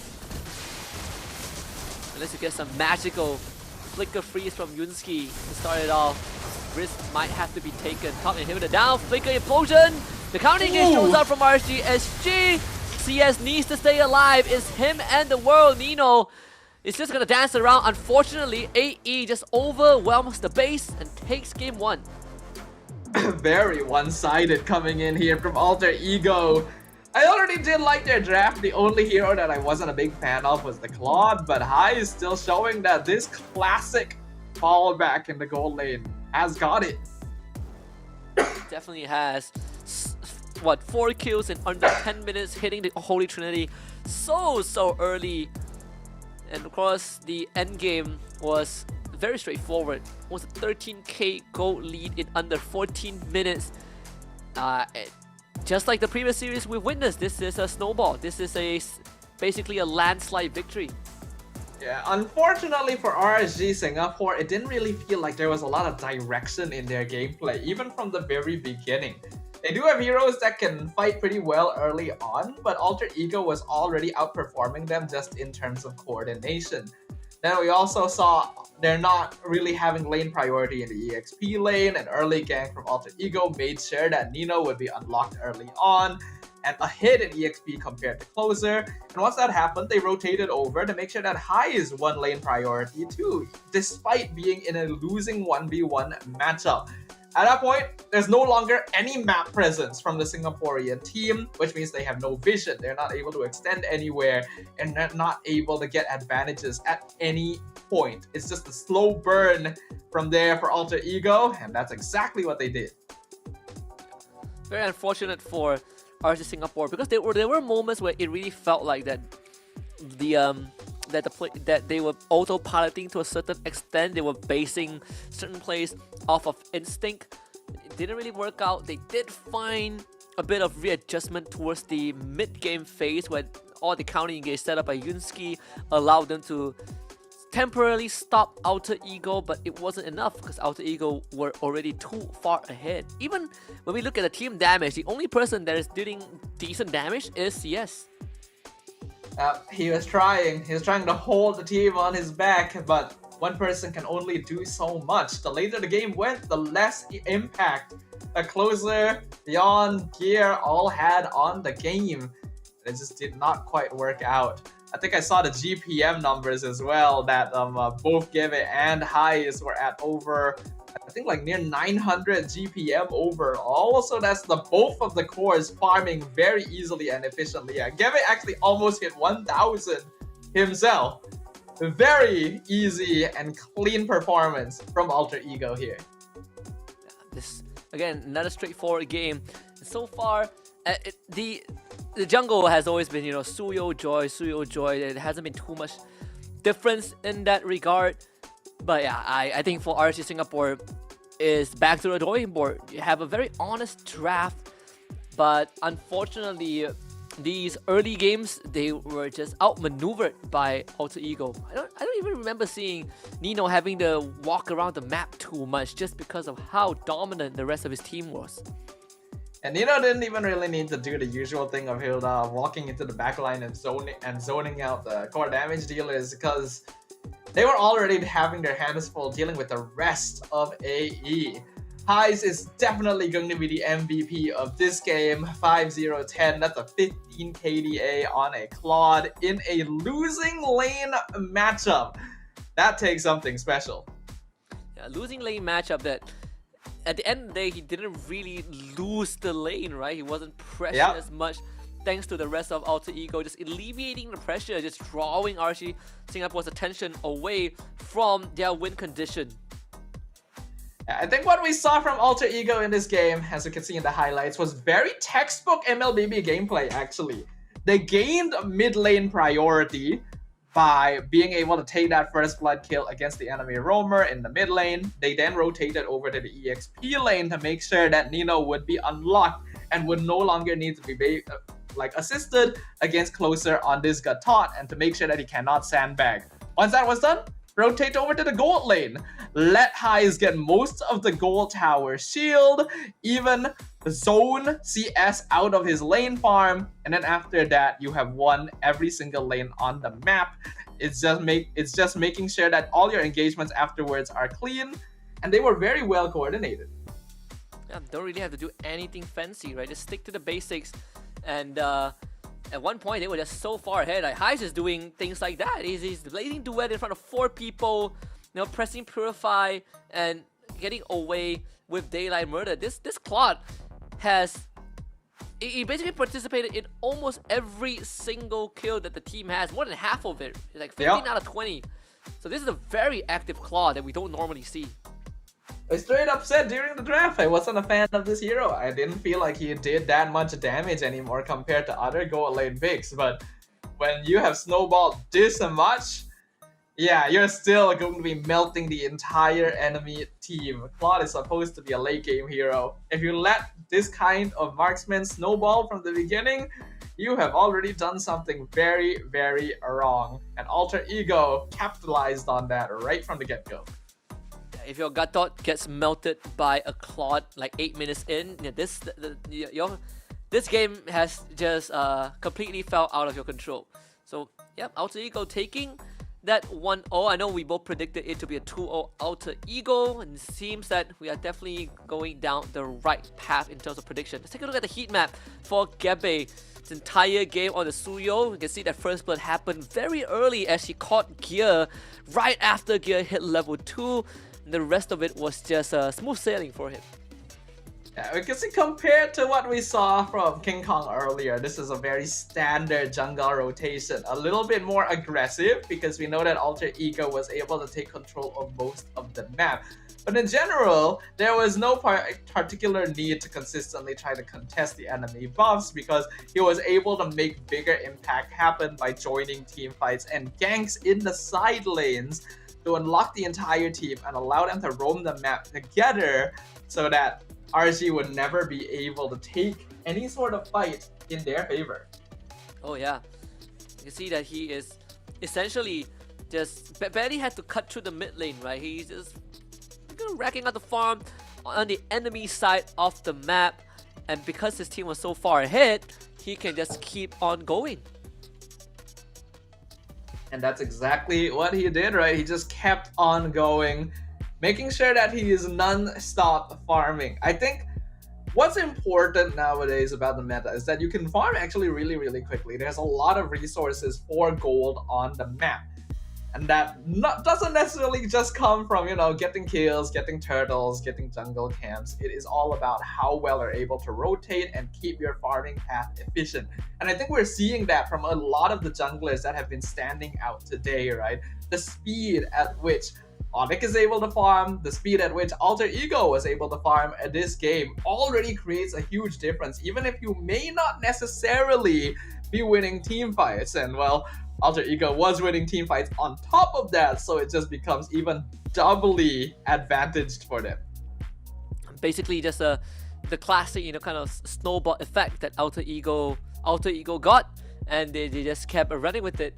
So I mean, that concludes game 1. But for RG Singapore going into game 2, I feel like this is one of the few matches where I felt like they're not outdrafted for sure. They just got slightly outclassed in terms of the fundamentals in game 1. Yeah, I would agree with you. I feel like the problem that RSGSG is facing here is something a little bit more fundamental than like drafting or strategy. It just feels like they weren't ready, right? I think it's the clearest example of a team that doesn't quite seem prepared to stand on the same stage as some of the others. And it's very harsh to say something like that, but after the quality of the games that we have seen throughout today, I don't think we can really deny it. Yeah. So I think for RC SG I think they've given themselves pretty strong lanes. I feel like they just have to don't fight into Alter Ego. I felt like that kind of was something that they felt compelled to do as Alter Ego kept taking the fight to them. I know for the Singaporean region, they prefer to keep to their own game plan, and this is one of the few. This is generally kind of the play style, except if you're NIP Flash, who brings the fight to other people. But most of the teams like to stick to their own game plan, and feel like Alter Ego kind of foiled that just because they kept forcing RSG to fight. And there are probably ways that you could have tried to play around the forced fighting as well, you know? Like sometimes you have to just be willing to throw bodies to get vision, to make sure that your cores are able to farm safely, but it did feel like the game plan from RSG was very straightforward, you know? It was kind of like them trying to the same thing over and over again and hoping that something would change. In the same way, Alter Ego didn't really have to vary their strategy too much. They just approached most of the team fights the same way. And because their fundamentals were solid and they were already snowballing off of the early game, it was just very straightforward for them. Yeah, it really did feel like that. So what are the adjustments that RSG Singapore needs to kind of go for in game 2? Do they adjust how they approach the early game, or is there like a significant alteration that they could make in the draft that makes the life easier? If they want to make alterations in the draft to make things easier, then having big counter engage heroes that don't take too much micro skill to play would be pretty good, right? A clean example would be Eve, but Alter Ego seems to be consistently banning that out. Maybe they know something we don't. Tigreal is also not too bad. Maybe take it away from Alter Ego. But Alter Ego is still going to be on the blue side here. They'll go for the Granger first this time since Suyo was banned out. So no Suyo, no Joy. We're going into the second tier assassin territory. I mean, we still have Alpha. Sometimes we saw the Fredrin getting picked a couple of times every now and then in the M series. The Akai as well. I know Hayabusa could also be a choice, but this time they are going to go for the Matilda Hilda. So RSG is basically telling Alter Ego here, you have to pick Alpha. If you don't, we're gonna lock him in third, and there's nothing that you can do about it because the Matilda combo has already come out. The reason they didn't go Matilda Alpha straight up is because Hilda has a higher pick priority overall. So they want to make sure they're able to lock that in first, since Alpha isn't a hero that Alter Ego would want to contest ordinarily anyway. So yeah, like you said, the Alpha becomes a necessity for Alter Ego. Even take the high loss to kind of go along with it. But I believe there is a special term for the combo when you combine Matilda and Hilda. I think it's called Matilda. Essentially, without the T, it's a lame joke. I gotcha. Yeah. That is. Do you go jungler now? That is very Do you true. go into like? It is pretty true. Do you go for like a Hayabusa now, or do you? Sagittarius guides my arrow. Okay, so you go to Yerathel. Yeah, that makes a lot of sense. I think the jungle pool has already been narrowed down quite a bit with Joy and Suyo like being banned out. Even if they continue banning out more junglers, it's not gonna matter all that much. But having a good goal lane matchup is very, very important against a Granger, because outside of like Iritel and maybe Harif, you're not really going to get a good matchup, and this is not a hero that you can allow to safely scale up. So I do like that RSG prioritized that instead. Now, one of the bigger question is that high loss is the flex. Do you go for a mid ban? Hope we'll I find mean, a there's still the way. gut thought you can target. Even You when can others start are with worn. the Vexana first, which caused them plenty of problems in game 1. We definitely saw that happening. Persada can be banned. The Hayabusa, yeah. Alter Ego will definitely start banning out junglers here. We actually haven't gotten to see the jungle hero pool much today, actually, since everyone has been going Suyo Joy and then Alpha Hayabusa. So now that all of those are gone, we will be seeing something different for sure from Yon. It's just what it could be. Yeah, I was thinking. I mean, there's the Julian. There is the I didn't cure them. Ling, I guess. Is banning. There isn't much choice left in the jungle. Oh wait, there is one more. The Bane jungle. Ah, right. I don't get to see too much of that, but it can actually be a pretty solid solution against rundown compositions. And in this case, you do have Alpha and Hylo, so it's actually not that bad. The combination with Matilda also lends itself well to something like a Fredrin, but I don't think they need too much more bulk here unless they decide to go all out on damage with that final pick as well. Yeah, I agree. This could be... yeah, I want to say they can flex. They can't even flex the Hilda or Matilda. Unless we see that Hilda mid again. Should be funny. Oh, there's also the Nolan, which is completely forgotten. One of the few forgotten assassins who like a year ago was like S tier. So now we Kind truly of get to surprised see... they would ban that. Right. Because Nolan really Cover all doesn't their feel bases, that good. I guess. Yeah. So this is the biggest question for Yon. What is he gonna go for? I guess at this rate, you don't even need to save your... You can just save your jungler for last and it wouldn't matter. You might as well get a better mid lane matchup.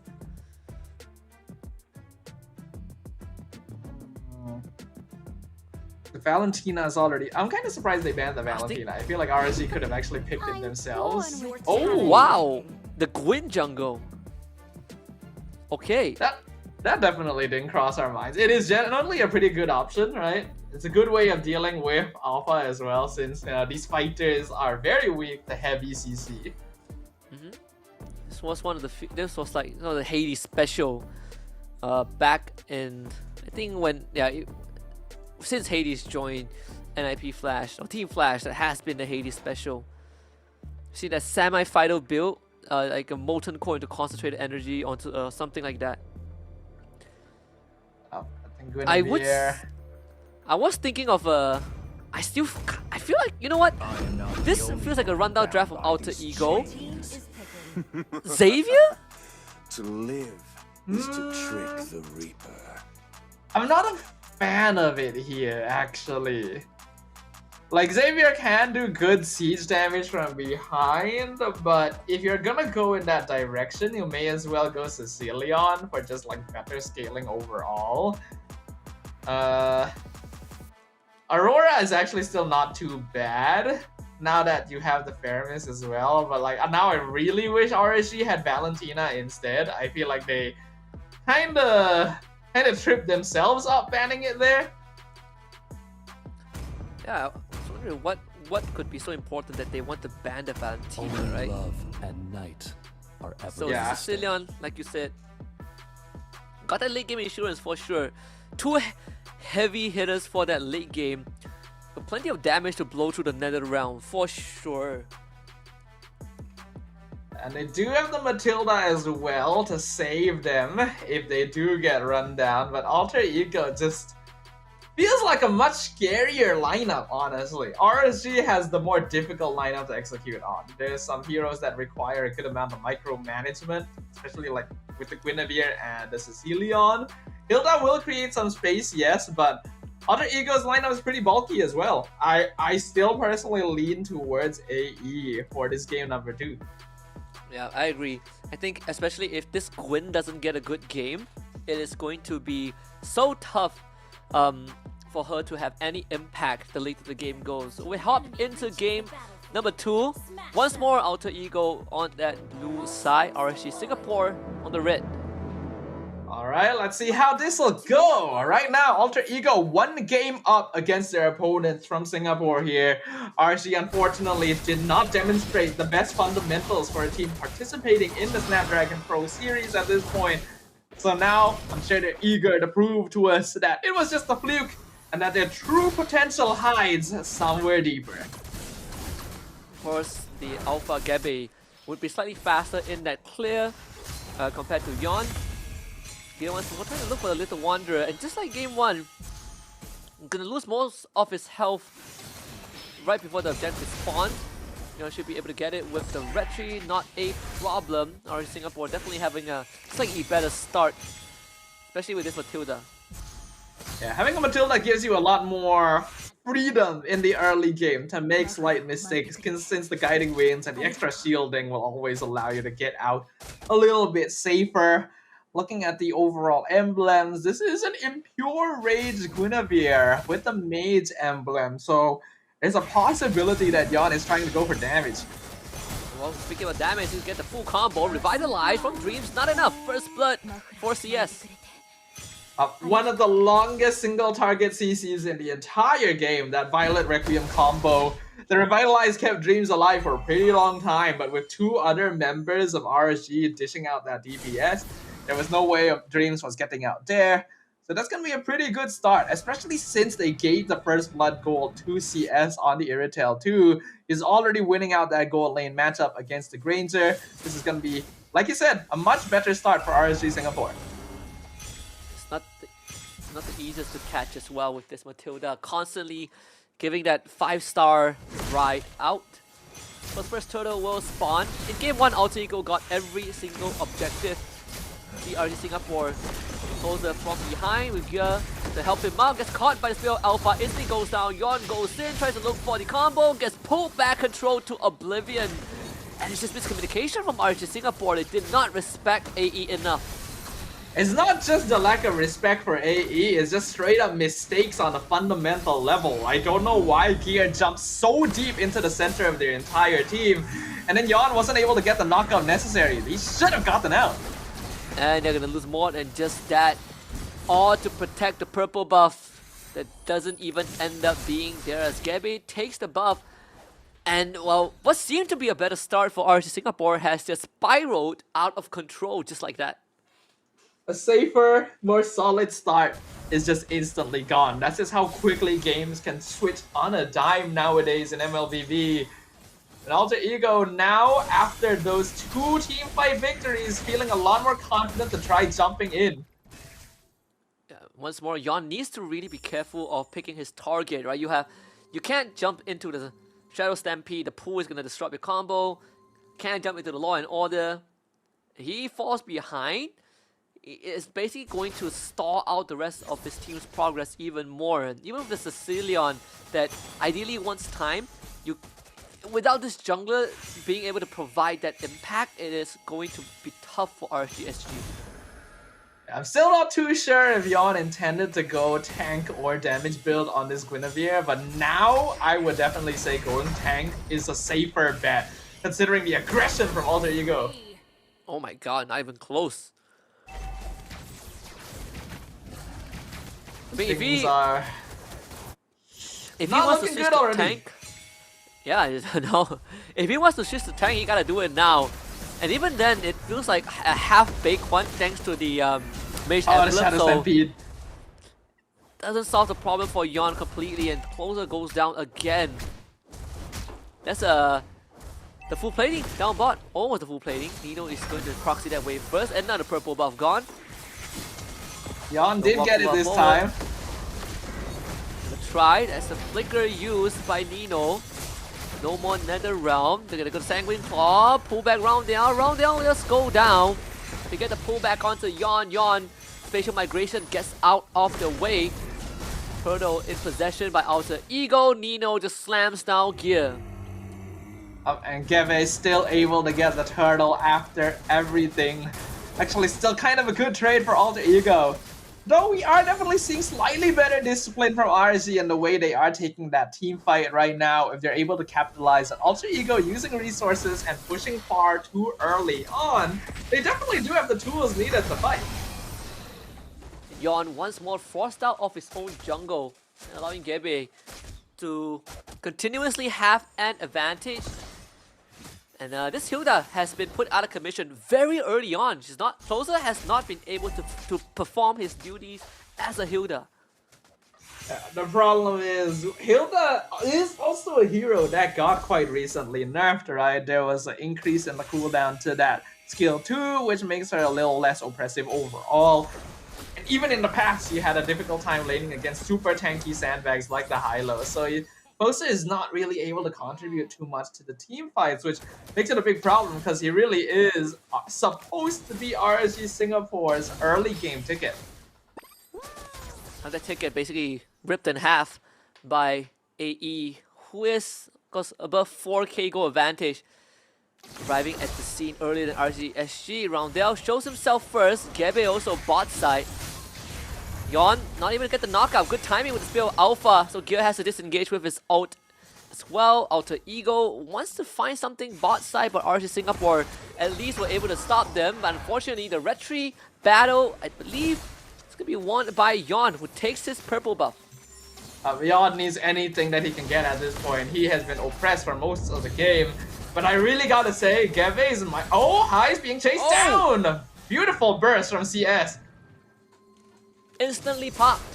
Back up from AE, late to the occasion, so RSG Singapore will be able to get away with that one without much repercussions.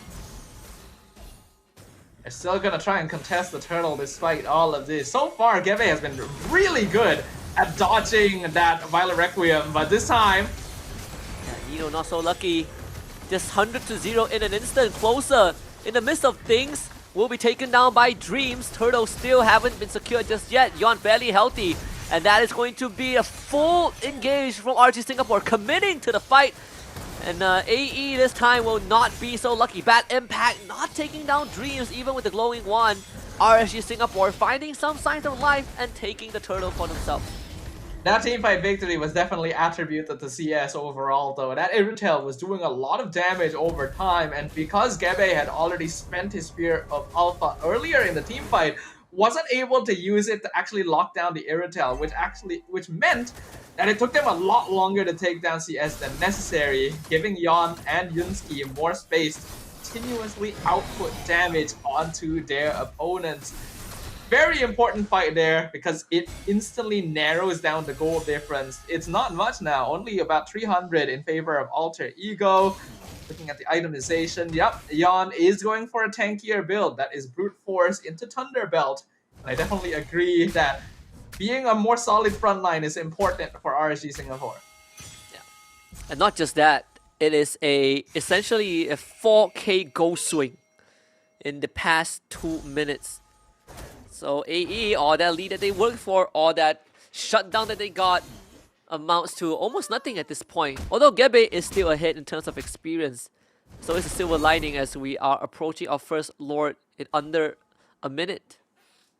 RSG Singapore does have a pretty strong mid to late game scaling. So even if they're a little behind early on, it's actually not too big a deal. And we can see CS is hurting a lot. One hit away from taking out Roundel in the mid lane.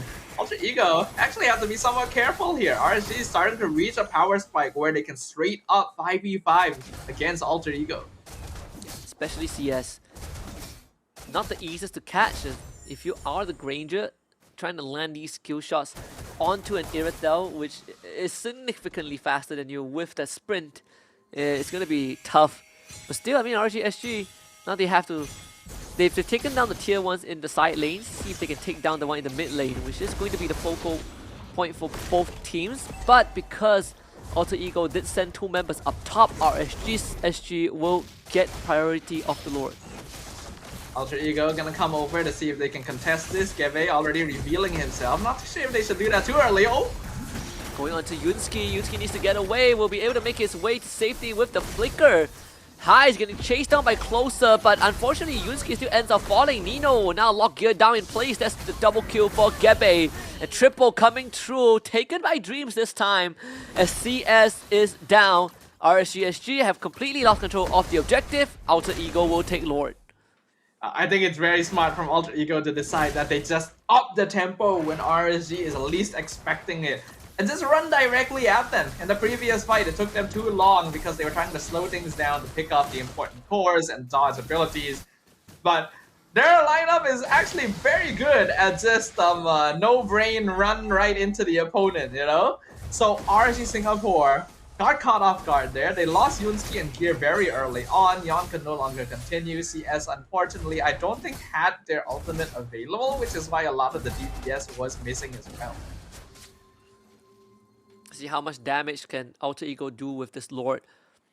How much of that gold lead can they take back? I mean, we're looking at the almost 3,000 swing again in favor of Alter Ego, just like that. Same out the waves pretty well as well. Fat waves from every single lane, pretty much synced up. That's the macro supremacy from Alter Ego. Alter Ego, they've been able to build up a gold lead once again, but it's still not actually that bad for RSG yet. Again, they have an Iritel, they have a Cecilia on their late game is going to be very, very solid. The goal now is just to try and survive as long as possible, to delay until the point where they can threaten Alter Ego with siege damage from behind. And look at the Death Sonata shot, right? The splash damage is really hurting RSG Singapore a lot. There's no way around it. So the side lane tier 2s have been broken. All holy shields broken as well. RSG, their base defense, not the best. They only really have Cecilia on the act as artillery. The rest of them need to try and run at Alter Ego, and the Glorious Pathway just comes out right there. Oh! CS tries to go for a flank, gets caught, but thankfully makes his way to safety, so Gebe ends up getting baited in. It's good punish by RSG Singapore. At first, it looked like Gebe had actually landed a really nice spear of Alpha onto CS, who was trying to run away from the flank. But because it was so clean, he actually ended up too far from his team to back him up. The Netherrealm literally could not reach him in time, whereas RSG was closer. And now, oh! Okay, gonna flicker pull onto tree. Alter Ego, once this fight continues to chase, and that's CS. He's gone. Another pullback. Gear wants to get away, but gets chased down by Nino. And Alter Ego just shut down two of the crucial members of RSGSG. A massive play by Nino right there. The flicker into Phobia skill 2, knock up on two members, including CS, and then specifically spacing out his Infernal Pursuit to wait for CS to use dash abilities before following up. Made sure that he was able to catch out that Iritel and chase RSG Singapore back into their half of the map. Otherwise, they could have actually gotten a tier 1 there. And because of this, Alter Ego now have priority over the Lord Pit. They're going to be the first ones to be able to go on over and scout things out. Yeah, the Dark Wave. So Gebe is still a level ahead of Yon, which is going to be posing a bit of a problem if it comes down to the 50-50 coin toss. I think RSG, they have an idea, they're poking their heads around, but no realistic way to make a move in. Gil will lead the charge. Yon also fishing for any sort of avenue, but they just can't find any. I like the positioning from Alter Ego here. They're not pushing too far because they know that they get caught out by RSG here. It's actually really bad. They want to ideally make sure Yon misses that Violet Requiem combo while keeping an eye on CS's position so that the Iritel doesn't get too much free damage out. Seeing both teams rotate a little bit around the Lord Pit, Closer is in the bush, has his eyes on Gebe. Will they commit? Oh, it seems like they will go onto Yon first to pull the trigger. Good Winter Crown from Yon to stall out the damage. Netherrealm keeping the backline alive. Alter Ego force back. CS uncontested, unchecked. He's just gunning down everyone with the heavy crossbow. Closer takes the Cyclone Eye and straight for the backline. Takes down two. And Yon, once round down, traces live. But throughout all of that, Alter Ego still traded even. And with Roundell's passive, he is back up and ready to go. RSG though did take the Lord. They were able to whittle down Gebe enough and force him to Winter Crown at precisely the timing that he needed to Retribution. So because of that, Yon got it for free. They still ended up trading a little more bodies in total, but it's actually pretty worth it for RSG. I think they're starting to reach the point where they realize they're quite good at taking slower fights because they're able to continuously sustain with the Matilda, continuously poke from afar with Yunsky to get stacks up on this Cecilion. And we're starting to see RSG come online just a little bit here. And if you're closer, you're telling your teammates that, guys, I'm doing so much damage, just keep me alive. As long as not close to CS. If CS stays alive, I really felt like Alter Ego is going to have a tough time clearing him out, but AE continues to be proactive. Prolific gun done for CS. Yon with the in and out bait and switch. Round DL looking for Fu. Cannot find his spell of Alpha onto Yon. Meta round used very early on. It's about to run down. Here it comes. Alter Ego wants to kill. They find Yon. Yusuke isolated. Slam by Nino. And Alter Ego once more makes the first move and wants to end it all. CS, he's trying his best. And no one goes down from the side of AE at the end of that. Really nice gameplay coming in from Alter Ego here. You can see that it's just a continuous back and forth. Oh, Gebe! Gonna be using his Winter Crown again. Gebe wants to get out. CS trying to chase him down. One last roll. CS finds the kill, but High's on top of it. Just slices him out with the Rhapsody. And a snipe with the Death Sonata. A double kill into a wipeout converted by Highs. Alter Ego are playing effectively around the Shadow Stampede from Roundel. Wouldn't typically be your main form of initiation, but is very good at pulling people out of position when they're trying to run away from you. RSG Singapore was getting pulled back one by one right into the Spear of Alpha, and Nino being able to separate some of the flanking members away while getting his own double kill on the Phobius. He has really been popping off this game, creating a lot of space for Alter Ego alongside Dreams, opening up the team fights with that glorious pathway. RSG Singapore, they have a lot of damage, but they're not able to control the team fights well enough because of these ultimates from the bulkier frontline members of Alter Ego. Oh, what? Got pulled back mid-jump? Is that I didn't even know that was possible. Me neither. Actually pulled out of mid-air. Wow, that feels bad. Wow, you learn something new every day. I thought that happens to Gatot, but not Guinevere. So now this Lord is completely compromised. No yawn means no Lord contest. I think Roundel is just showing us how Faramis is meant to be played. This is some of the most aggressive Faramis performance I have seen in a very long time. And honestly, I am loving it. It is doing such a good job. He's supporting his team. He's dishing out damage. He's pulling people out of safety. It is very, very good. Looking at the items, both gold laners are maxed out now. Highs has actually sold his shoes as well. Gone for a Wind of Nature alongside that Sky Piercer. Gebe as well. CS? Ooh, hold on. Yon isn't actually maxed out on items yet. Still missing one on this tank Guinevere. So we can see that there is a notable difference there in the jungler's farm. I wonder what the last item is going to be. It could be Queen's Wings, I guess. He did have the Winter Crown already. The closer this got is Antique Cuirass. This Lord is going to crash into structure, so top inhibitor guaranteed for Alter Ego. Singapore, what's the plan? We've seen Alter Ego willing to commit battle spells just to run down RSG Singapore, and they're doing a very good job at not just running down the opponent team, but also juggling the damage that this Irritel is outputting. Another gross pathway laid out. CS jumps forward with the heavy crossbow, trying to do the splash damage. Dreams is just eating all of it up.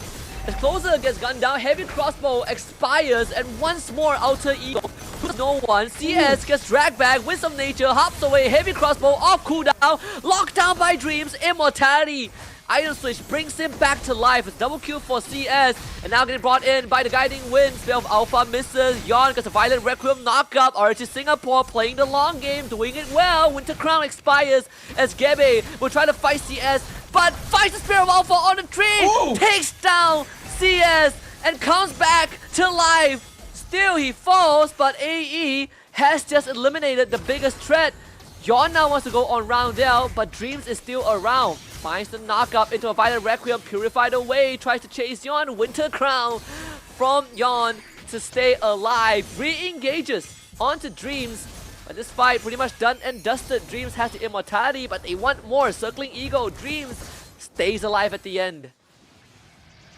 Manages to keep his immortality on top of all of that. This Hylos is a pain in the butt, but That was a very impressive defense by RSG Singapore. We did talk about this, right? They do seem to be a little better at extended engagements where Alter Ego isn't able to just surgically pick him off one by one.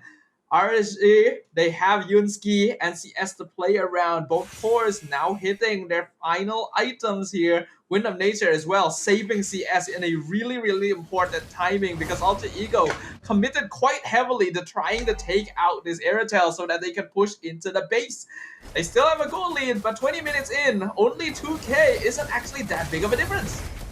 Yon just wants to get out, almost got pulled back to his death again. And honestly, if Gebe didn't finish off CS with his dying breath just now, this could have been a way different game. Let's see how RSG deals with this. CS needs to clear out their mid wave first. And of course, not to forget, Yunsky is definitely skilled up at this point. More than 20 minutes into the game, those bad impacts are going to absolutely start shredding health bars. Alter Ego playing very cautiously. Oh, High's almost one-shot by CS, but able to dash out in time. That's one heavy crossbow shots. RSG Singapore should feel a bit more confident, but again, swimming against the tides every single second of the game. No inhibitors means that Alter Ego, they're really not in a rush. They really don't need to rush this. Just play the game. RSG Singapore will eventually have to deal with the waves. Looking for Gear first. Gear is going to disengage with the circling Ego. CS on the side, has no shields, jumps in, looks for Highs. Wisdom Nature keeps Highs alive. That's going to be Lord for Alter Ego. Secured by Gebe. Yon comes back to life with Immortality. Goes immune, but still ends up going down. And everyone else from RSG Singapore on the retreat. CS needs to be kept alive, and Gear will do just that. This is an incredibly tense game here between Alter Ego and RSG. Alter Ego knows a clean sweep here. Instantly moves them on one game away to qualifying directly to the challenge finals. RSG not willing to give it to them lightly. The mid waves are actually somewhat synced. Unfortunately, mid lane pushing a little bit faster than the rest, so RSG able to start whittling down the Lord before the rest of the waves can come on in. Alter Ego, can they end this here? CS, no sprint for another 50 seconds. Another flicker in. Nino wants to find the engage on the closer. CS getting ran away. And now Alter Ego just needs to focus on the crystal and get rid of CS. And Alter Ego finally closes up shop against RSG Singapore. Is 2-0 for the Indonesian squad. A very, very hard-fought victory from Alter Ego. As RSG Singapore backs against the wall, we're doing everything in their power to try and stop them from reaching the crystal. But in the end, they were finally able to find the opening they needed to push on in and take the series in a clean sweep. GG well played, as Alter Ego will move on to the next stage of Group B. The longest game we had so far today.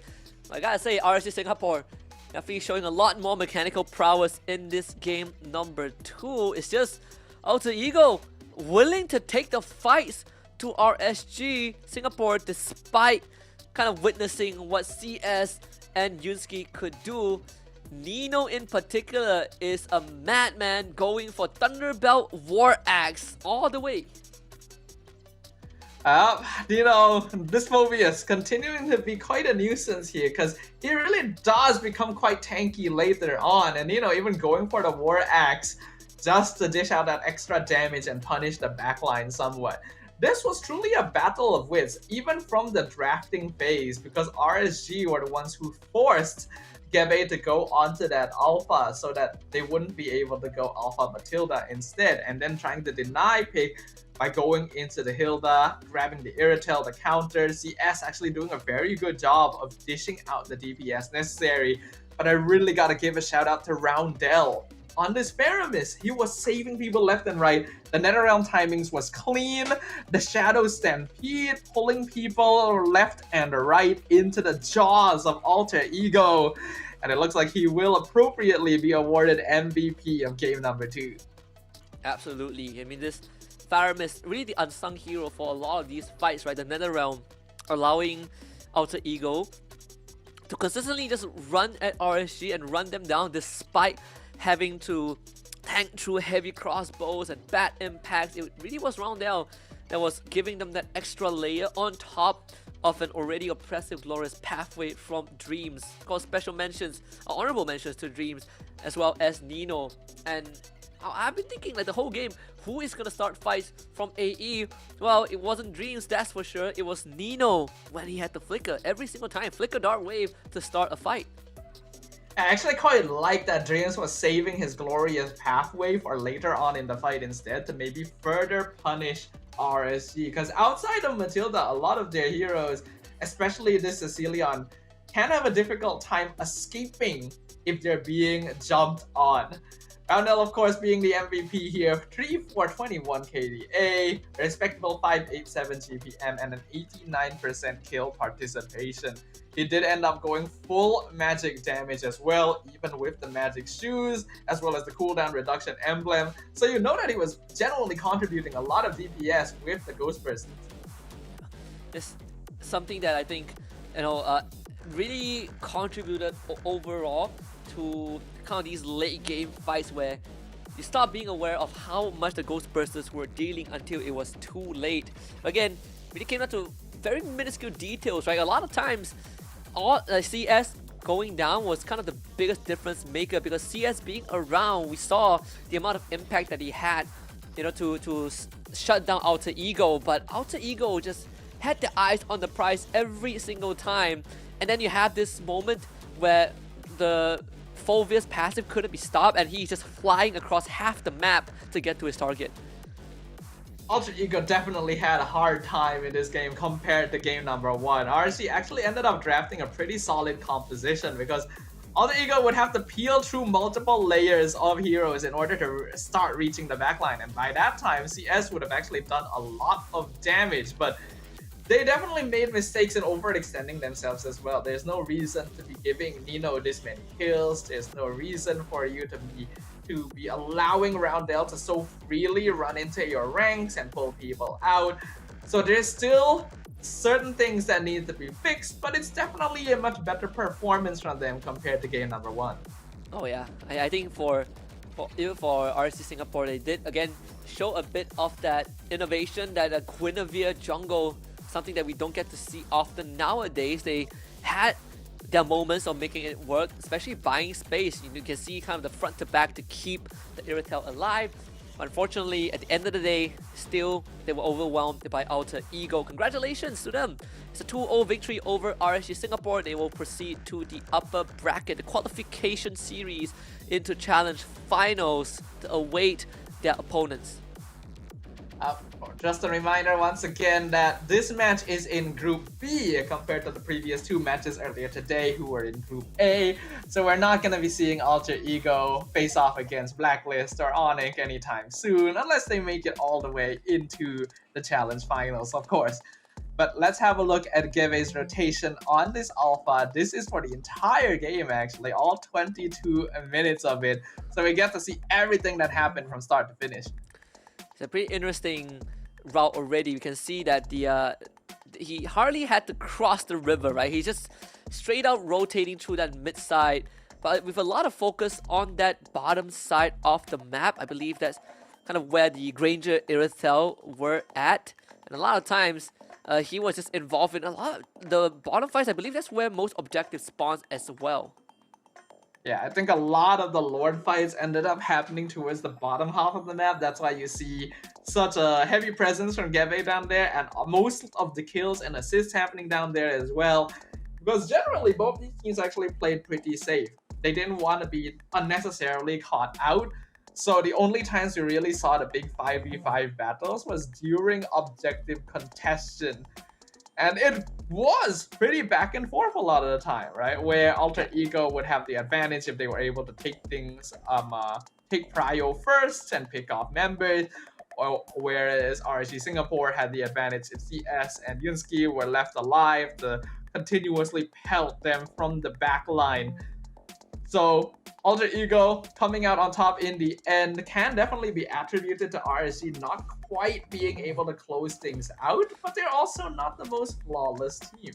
Yeah, definitely not. I think even in terms of proactivity, Alter Ego were constantly the ones that's seeking out for a fight. And I know I did mention that, you know, RC Singapore, they did struggle when they tried to play into that fighting playstyle, the brawlish playstyle that Alter Ego brought, and maybe they should stick to themselves a bit more. But in this game too, you can see Alter Ego really took advantage of the fact that RC Singapore were not willing to take initiative and just ran away with it. Yeah, I definitely think that RSG Singapore has a lot of work to do still. I like that they were able to make this match very, very close. They went for pocket picks, they actually manipulated the draft to force Alter Ego onto heroes that they may not necessarily have wanted, and then actually played pretty solid when they were finally able to somewhat adapt to the aggression coming in from Alter Ego. But there's still a missing piece. There's still that discipline, there's still that farm speed, there's still a certain confidence that is missing, and a cleanliness in their micro plays. Oh yeah, I think that's something that, you know, for a side of Alter Ego, they have time to kind of work on, because again, they are in that group B, so they are either going to go up against RQ Hoshi or Team Liquid Philippines, which will be our upcoming and final best of 3 of this evening. So this is going to be another interesting one.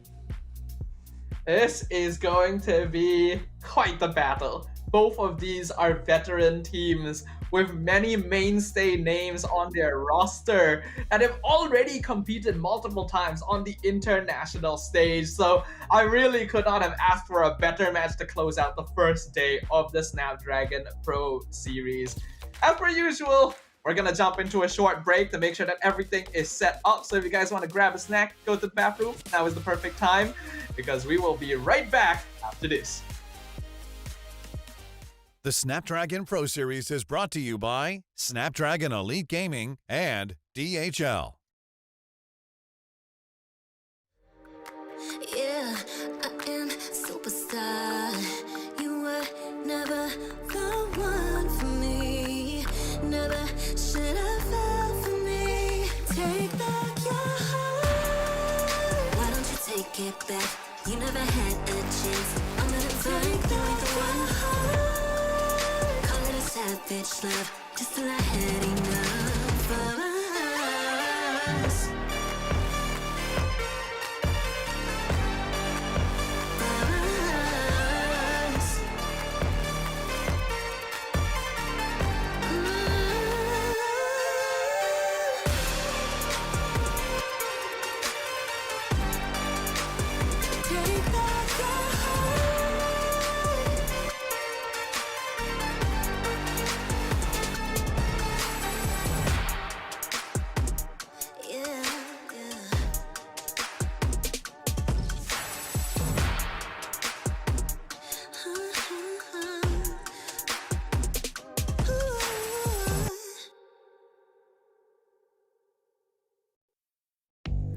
I'm the type of girl that turns logic into atoms. Think you know it all, but then you let me get inside your head. Yeah. Steady jump design, think I know your kind. I'm about to break another code now. Pretty in disguise, bugging up your life. This is my syntax. 3, 2, 1, deploy. XOX cutthroat code, run it again. XOX cutthroat code, run it again. Steady jump design. Think I know your kind. Yeah. Steady jump design. Think I know your kind. Yeah. Steady jump design. Think I know your kind. I'm about to break another code now. Pretty in disguise, bugging up your life. This is my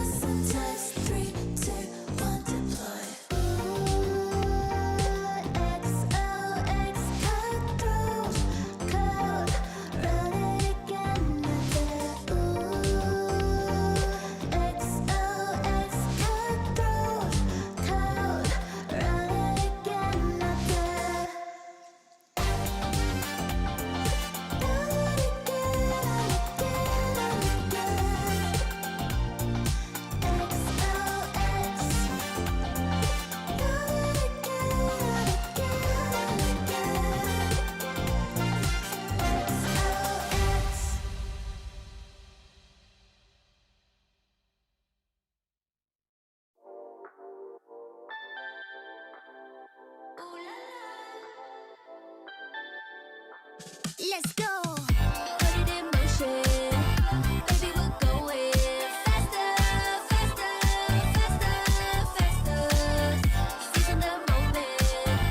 Baby, keep going faster, faster, faster, faster. Speed up, make that thing rev. Foot on the gas till you got nothing left. Let's drive to the top of the mountain and see the view. Let's vibe, looking back on the journey, just me and you. Ain't nobody wanna go slow. Yeah, I was chilling in the past, I was solo. Now that I got you in my life, I'm like, go, go. I be living for the thrill of it, whoa, whoa. I hear you like to gamble. Let's take the road, let's travel. No, I'm a lot to handle, but I wanna go fast with you. Think we can go the distance, although I know we're different. Together we both fit it, so I wanna go fast with you. Put it in motion. Baby, we're going faster, faster, faster, faster.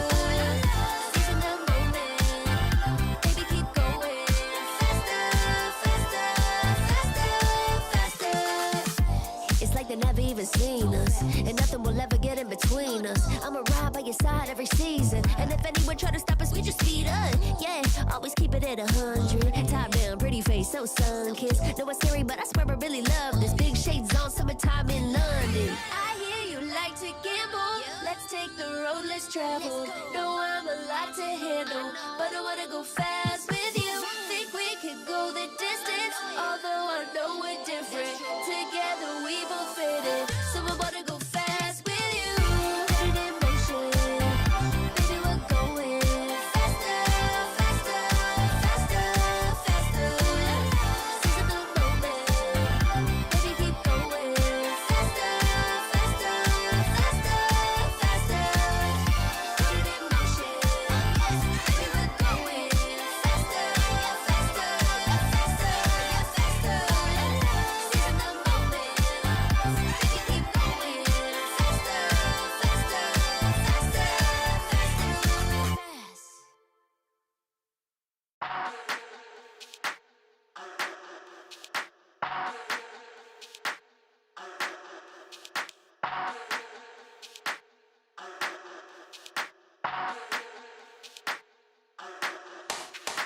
Let's get waved, let's get lit, let's get high, let's come have it.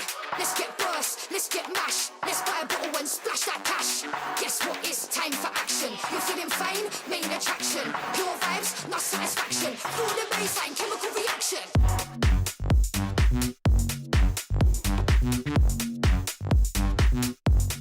Chemical reaction.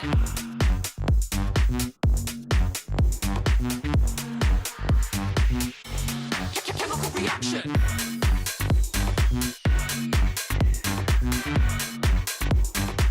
Guess what? It's action.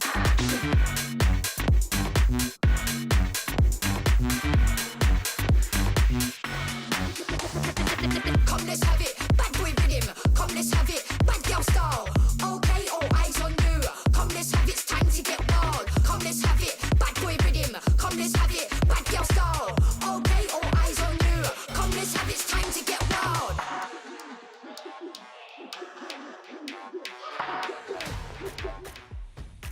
One final match to close off the first day of the Snapdragon Pro Series Challenge season.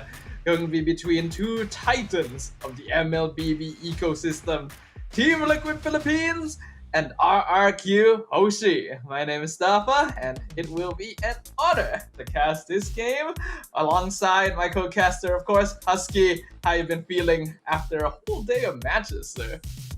Not gonna lie, the day has been long, but the games have been great, right? It's always it's not every day that we get to start off the year so early with MLBB actions. I mean, before SPS was a thing, we gotta wait until the regular season, but right now, just first week of January, we already got some banger matches, and this final one, I think, is the best way to close out the day, right? We have Team Liquid Philippines, mostly former champions of M4, up against RQ Hoshi, who kind of came in with a young roster led by Skylar. And I've heard that Skylar might be on a break. We'll confirm that when we look at the roster later. But either way, it's good to see kind of two titans clashing, and one of them missing out the M series, and the other one making it back to the M series for M6. It would be pretty interesting to see if Skylar is taking a break and having another player come in to take his place here, because I believe we've also heard that Team Liquid has switched out their gold laner as well. So a little bit of a duel between new faces eager to prove themselves as proper members of these titanic squads in the gold lane. Of course, we cannot count out everyone else as well. Both these teams have frequently appeared on the international stage and have performed very, very well, with RRQ Hoshi having a pretty respectable finish in the recent M6. But let's start with Team Liquid Philippines. Team Liquid Philippines, we got mostly the M4 superstars. We got Sanford, XP, we got Cartesi in the jungle, Sanji in that mid lane, JP in the roam, and of course the one who is going to take over, Benny QT, Spot in the gold lane, we got Yuktizzy. Benny QT has been such a iconic member of Team Liquid Philippines for such a long time, even back when they were Echo. So Yuktizzy gonna be filling in some very, very big shoes here, and I'm eager to see how well he'll perform. For the rest, we already know them. Cartesi, the GOAT, the San duo, very active, very bombastic. Team Liquid has always been known for aggressive early to mid-game play, as well as strong team fight potential. That always makes them a joy to watch and cast.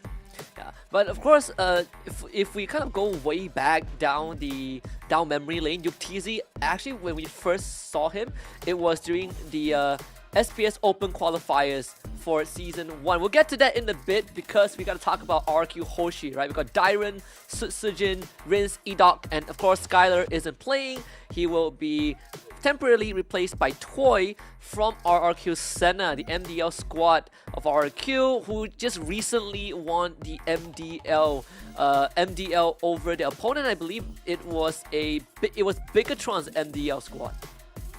Aha, well, we definitely cannot count out MDL players.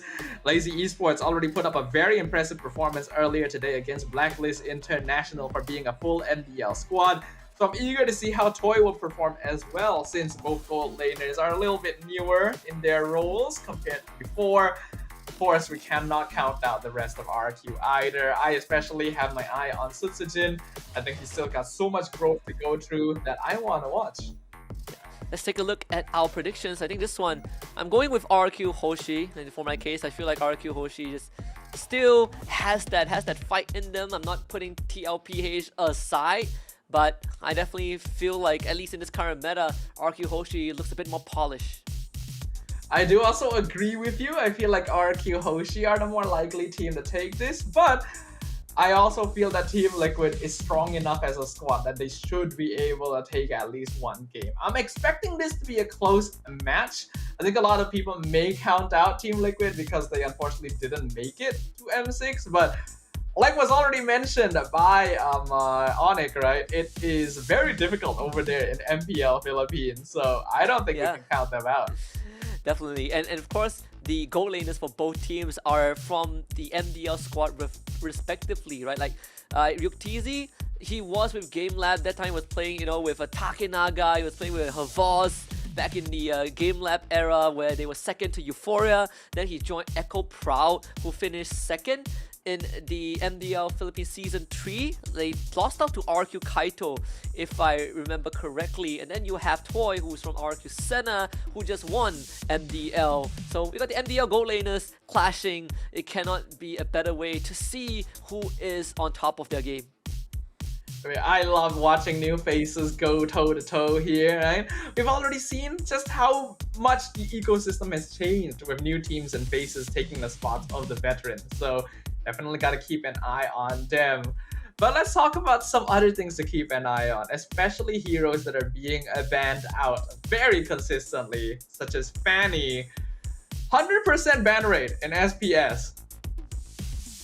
Yeah, I mean, that's the one thing that doesn't change, right? Like M6, we thought it's gonna have a 100% ban rate, but the first time it got let through, one shot basically obliterated his opponents with that, and we never saw that ever again. So hopefully, even though he got I wouldn't even say she was nerfed, she was just reverted to her base state. We never see Fanny, and thank goodness we won't. But we also won't see the Suyo or the Zhu Xin Of course, Ranger, Matilda, Hilda banned out by Team Liquid PH. That means that the primary option for jungle is Joy. It looks like RQ Hoshi has some kind of plan here, banning out Suyo and Zusin. Means you're very obviously telling the opponent to grab Joy here. They can definitely go for like Harif, which, yep, that's going to be a lock-in here. But I feel like Joy is a very dangerous opponent to let through. Even if Phobius matches up pretty okay against her, she's still isn't someone I would consider letting through the ban phase if you're not planning to grab Suyo to match up to her. I do wonder if RQ Hoshi are going to have more of an answer, right? Again, we talk about when we talk about their coach, we got Kescute on their end.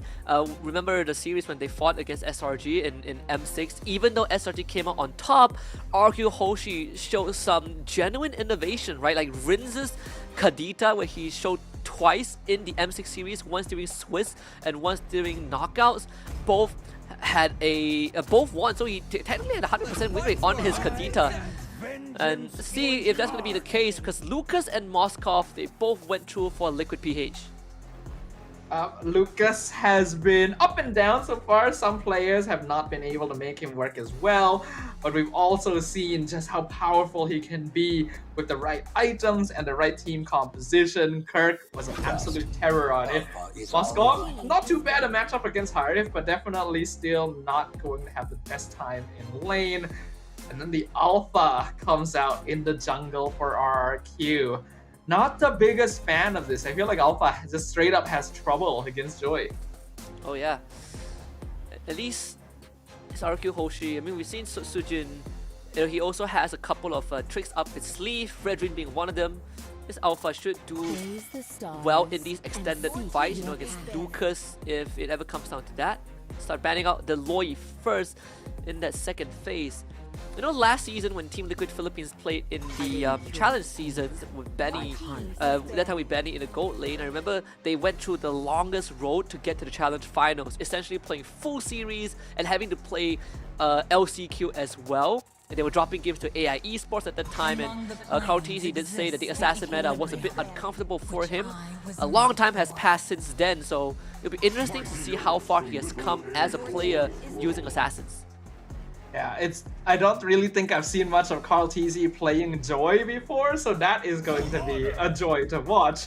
They do decide to ban the Belleric in the end. That is a classic Joy counter, but similarly, the Tigreal going to be let through and RQ immediately snatching it up.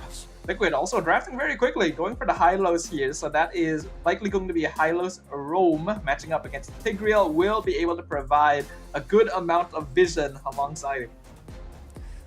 Who is going to be in that mid lane, right? We still got the Vex, we still got the Aurora, we still got the Veil. I mean, we've seen Veil every now and then. If it comes up to that, Sicilian still up on the table as well. Both teams missing their mid laner. The Aurora would be the option for Liquid Philippines. I think one of the things that they've struggled to adapt, I think almost a year ago was during the second half of last year, was the fact that the changes to Lord dances, right, where Lord just keep hitting harder every single passing second, and that's something that Liquid Philippines have struggled. Again, time has passed. We've seen the improvement in the MPL season 14. They just didn't make it as far as a lot of people thought they would. So season last pick for RQ Hoshi. Stage is set. I'm excited to see what this version of Team Liquid PH has in store for us. Yeah, Team Liquid PH has just a very honest draft, right? Hylos and Lucas both hold the front line incredibly well. Then they have the Aurora to stop heroes like the Phobius and Alpha from diving in and creating space for Moskov and Joy to come in a little bit later. RQ going for Harif and Sicilian means that they're very heavily focused on magic damage towards the later stages of the game. Phobius and Alpha both lean more into the mid-game stages, so if we get too late in, Liquid are able to maybe itemize a little bit more efficiently against them. It's going to be pretty interesting. I think even for Liquid Philippines, I agree. I feel like this draft is a bit more all-rounded compared to what our RQ Hoshi has in store. And heavy emphasis on that magic damage, but we all know magic damage in that late game has so much value despite tank items existing So game 1 is going to kick off right now. We got Liquid Philippines on that blue side and RQ Hoshi on red. Two titanic teams on the land of Dawn right now. RQ performing respectively in the recent M6 World Championship. Team Liquid having difficulty adjusting to the new meta and not making it onto the world stage. Now eager to prove themselves with TC playing on a very mechanical assassin jungler. This is going to be a fun one, folks. He's going to secure the Little Wanderer for sure. Susujin was delayed a little bit thanks to Sanji and JP doing kind of one of the legwork in the early game. Oh, Toy actually got the gold crab, so that's an extra bonus for the Harif. Toy is going to have a good time. You know, Harif does win out the lane against Moskov. YukiTZ is just going to try and play this safe here. And we can see a good amount of focus towards Toy's lane as well to try and make sure that he's not ganked so that he can continue winning out that lane and getting as much gold shield as possible. A lot of Team Liquid actually rotating up into the top half of the map instead. Susujin is going to show himself, but that will be spotted too. In fact, Liquid Philippines always at the scene just slightly earlier compared to RQ Hoshi, so that crab will be easily secured, I believe, by Kartizi. In a way that, see that first turtle, how is it going to be? Seems like we are going to have the turtle on the top side, looking at the current. Of course, the supports want to hit level 4, but it will not be possible for now. Dyron does hit 4 first. Yeah, we're seeing Enoch and JP spend a lot of time in the river, so they're not really able to get EXP from the minions, and now Sanford transforms and gets control just for a while, but the amount of damage he's outputting, even this early on, is a bit ridiculous. He ends up going down first blood for Dyron, but Turtle will be secured by RRQ Hoshi. They trade EXP for EXP, but because Susujin got the turtle, it ends up being a slight win for RRQ here. Ended up being a very messy team fight, unfortunately, and despite it being very early on in the game, Rins actually managed to do a lot of damage in that previous fight because he wasn't being targeted. Now JP being punished for trying to invade RQ's jungle. Yeah, trying to walk in before Sanji was even there. Just control all the true damage, just too much. And because Dyron got the first blood, he's able to capitalize on a bit of that extra go, and Sanford is just taking a beating. Meanwhile, Sanji forced to use his ultimate to get away. Kartizi jumps on top of Rins, wouldn't be able to get the kill anyways. So Dyron basically controls the lane now. Having lane priority in both EXP and gold means that RQ are going to be able to rotate the map a lot more freely. As long as Zyron and Toy make sure that they're kept aware of where Kartizi is going to be on the map, it's going to be a lot easier for RQ to start invading, going for lane ganks, getting more farm across the map, and just generally trying to out-farm Team Liquid PH. Oh yeah. Even right now, I mean, Toy has been really doing a fantastic job. Kartizi this time will get the gold crab for himself. Haven't been able to see him get too proactive with how RQ Hoshi has been kind of a one step ahead, at least when it comes to the objective fights. Not to mention, we established that the lane priority does go over to them. Turtle spawning in 10 seconds on the top side. I think it's fine for Kartizi to not really go for anything too early on, because Joy actually is more of a late game scaling type jungler. You really start popping off when you get that Holy Crystal timing, then to the Blood Wings to invade a little bit more easily. So as long as they don't fall too behind in terms of gold, Team Liquid is totally fine. Oh. You know, Glorious Pathway, JP wants to look for a kill. Frigid Glacier committed. Susujin completely frozen in place. Commits the Spill of Alphas to still get the turtle for himself before he goes down. And there's always the price to pay if you want to contest RQ Hoshi. At the end of the day, it's a 1-for-1 trade, but Turtle once more for RQ Hoshi. Susujin was CC'd for such a long time there. I thought for sure that he would just try to get out, but instead, committing his ult in, basically throwing his life away to get that turtle, is such a gutsy move, and I am a huge fan. RQ able to get a little bit of a lead from that, but losing their jungler is also not the most ideal because Susujin relies a little bit more on early game snowball in comparison to Kartizi, and despite their win so far, RQ actually hasn't built up that much of a gold lead. So Liquid are still totally fine. Oh. And not to mention that RQ Hoshi, they haven't hit that power spike yet, right, in terms of the damage output. So they have a lot of control, sure, but Rinse this time and Toy not really there to join his team for now. So the attention shifts to the bottom side of the map and play to the winning side if you are RQ Hoshi. But Team Liquid Philippines, they are willing to rotate Sanford just to match the rotation.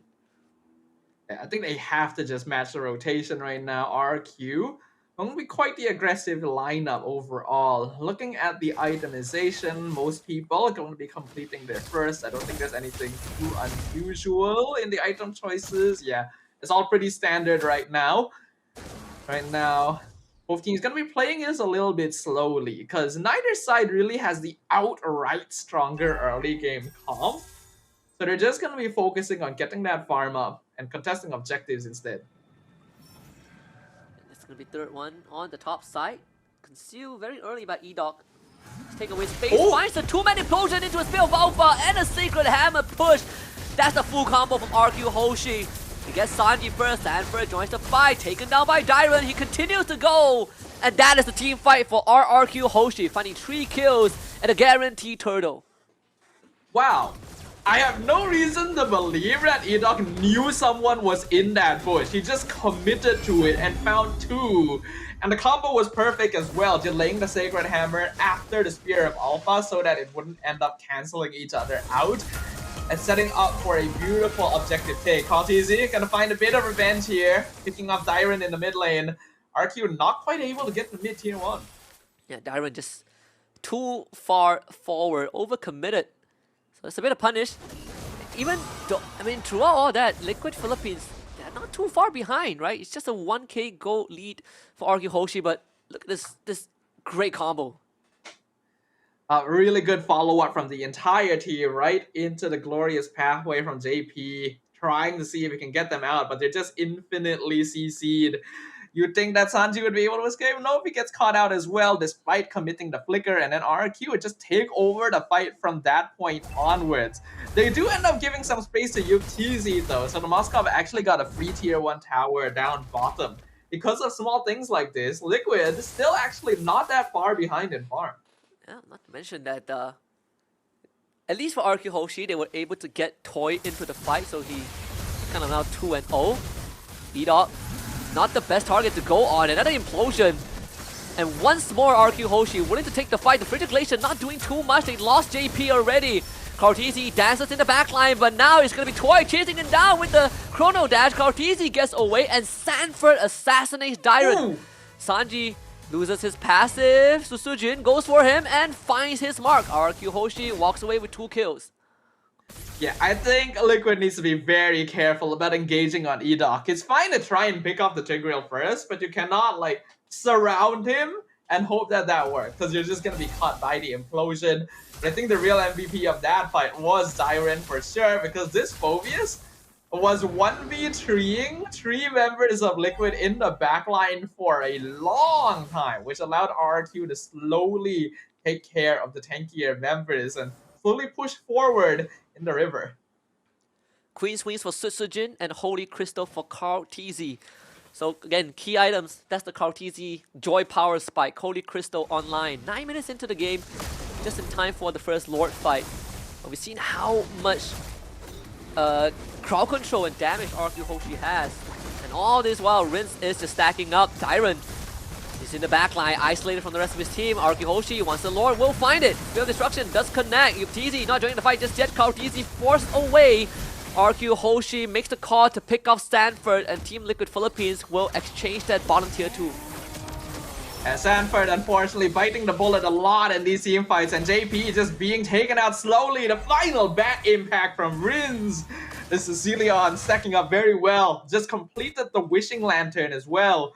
Kaltizi tried to time his entrance to get the Retry in, but Edoc specifically saved that implosion to stop him so that Susujin could get it for free.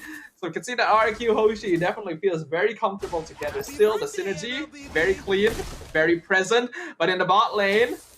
Oh, Toy just got his Holy Crystal, so he's willing to fight this. Kartizi seems seems to be losing the fight. Mid-side, Susujin. Just a 3-man Frigid Glacier from Sanji. So unfortunately, Dairon is gonna fall. Rince makes his way out to safety. Spill Destruction does miss. So at the end of the day, the Team Liquid Philippines defended their base. A bit of overconfidence from RQ there. They're very good at team fighting, but when they're scattered, Liquid can take advantage of that. They knew that Toy and Edok were both at the bot lane dealing with Carl TZ, so they knew that they could immediately engage on 3 members of RQ in the mid lane with a numbers advantage. And unfortunately, I think RQ are just a little bit too far forward without their full team behind them, especially without Edok. It's a little risky to go for that. So they got punished there. That worth difference actually still very, very small. Only 1k in favor of RQ. So they genuinely have to be a little bit concerned. We're going to start seeing heroes like Alpha drop off pretty soon. And not to mention they're fighting underneath the turret as well. JP getting caught. Frigid Glacier only freezing Susujin in place. So that's 2 big ultimates from Liquid Philippines. But at least for now, there's no major objective to be contested. You'll be back up for the next Lord in 50 seconds. We're back to a stalemate where you have Yuktz split pushing lanes and then Toy trying to match it. Carl TZ trying to find a backline but finds it very hard to do so. Liquid does have pretty good split push potential though. I think Yuktz has been doing a very good job of that. The entire bot lane of towers is gone because RQ does need to fight together pretty heavily. Looking at the itemization, there's 3 Radiant Armors on the side of RQ specifically, trying to build up stacks on the high-low so that they can defend a little bit easier against Joy and Aurora. Wishing Lantern and Holy Crystal already completed earlier for Rince as well as Toy. On the opposite side, Trinity finished by Yuktz, actually going for a Rose Gold Meteor as a 4th item, so it's safer for him to join team fights. Rose Gold Meteor and probably what if you go for Malefic Gun as the final item? It does give him a bit more range to deal with Arcuhoshi who wants to be in his face. Conceal JP instantly found out. Arcuhoshi turns on the JP, wants to get away, gets pulled away by the Sanguine Claw, survive barely. Edog shows up, his own Conceal, 2-man Explosion, pulls them all in to his team, and Arcuhoshi commits to it. Susujin to the back, takes out Sanji. JP falls. Toy assassinated by Yuktz, but they both trade lives, and at the end it's Arcuhoshi who comes out on top with 4 kills, a double for Dairon. Edok is really standing out this game on this Tigreal. The implosions have been pretty hit or miss throughout the day, but Edok has been clean every single time. And that is just what you can achieve if you delay these big team fight ultimates a little later into the fight when the enemy team has already stopped thinking about it. Sanford almost he is taken out. Killer spree for Dairon, wipeout for RRQ. Sanji and JP will respawn in time to defend the tower, but not to stop Susujin from getting the Lord. And Arcuhoshi finally got... This is, of course, their biggest goal lead in this game. Just 4,000. We saw the... we even saw the potential of that 1v1 between both the Moskov and the Harith. Actually closer than I expected. Moskov put up a pretty good fight. So now it's about the Lord defense, and honestly, Liquid Philippines have pretty good base defense. Yeah, their base defense is not bad at all. With like Hylos and Aurora, they're pretty good at dealing with rundown sieges. But RQ also has very strong artillery in the form of Rince that'll slowly try to whittle down from afar. Conceal play comes out. Yeah, Edo is so active. He's always looking for opportunities. Been a top wave cleared up. The bottom one is Lab. Sanji, he's caught! Pulled back by the Dark Wave. And without the Aurora, the anti-siege potential has just dipped. Susujin misses the Spear of Alpha, but it's all about the base. Arcuhoshi is slowly trying to strangle Team Liquid Philippines in their own base. The full engage Susujin in the midst of things, but led by Dairon and Edok. And this time, it is just too much for Liquid Philippines to deal with. Yuktz gets blasted by the Harith. Game 1 for Arcuhoshi. The Kings of Kings turning Team Liquid into puddles on the floor as they are melted down one by the bat impacts in the backline. Rince has scaled up, and this is Celion. This is an absolute terror when combined together with the might of Toy on the Harith. Really clean gameplay from RRQ. You can tell that the chemistry and coordination is still present even with Skylar taking a back seat. And Team Liquid Philippines still finding it difficult to adjust themselves to the current meta of MLBB. And the MDL Gold Lane matchup, the showdown, at least game 1 goes over to Toy on this Harith, right? It's putting up this masterclass performance. A lot of it, honestly, like you pointed out at one point in the game, all by Edok. This Tigreal being able to proactively set up for his team and finding space on the map was one of the big reasons that RRQ Hoshi can keep on stepping on the gas.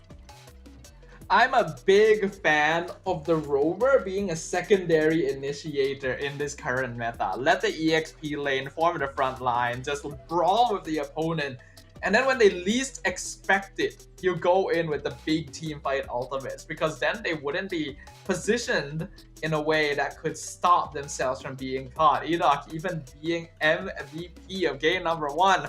I think it's the first roamer of the day to get it. Oh yeah, I think so too. Of course, honorable mentions to Rince and Krautizi. I would even throw in Dyron, right, on this Phoveus, who has been doing a phenomenal job.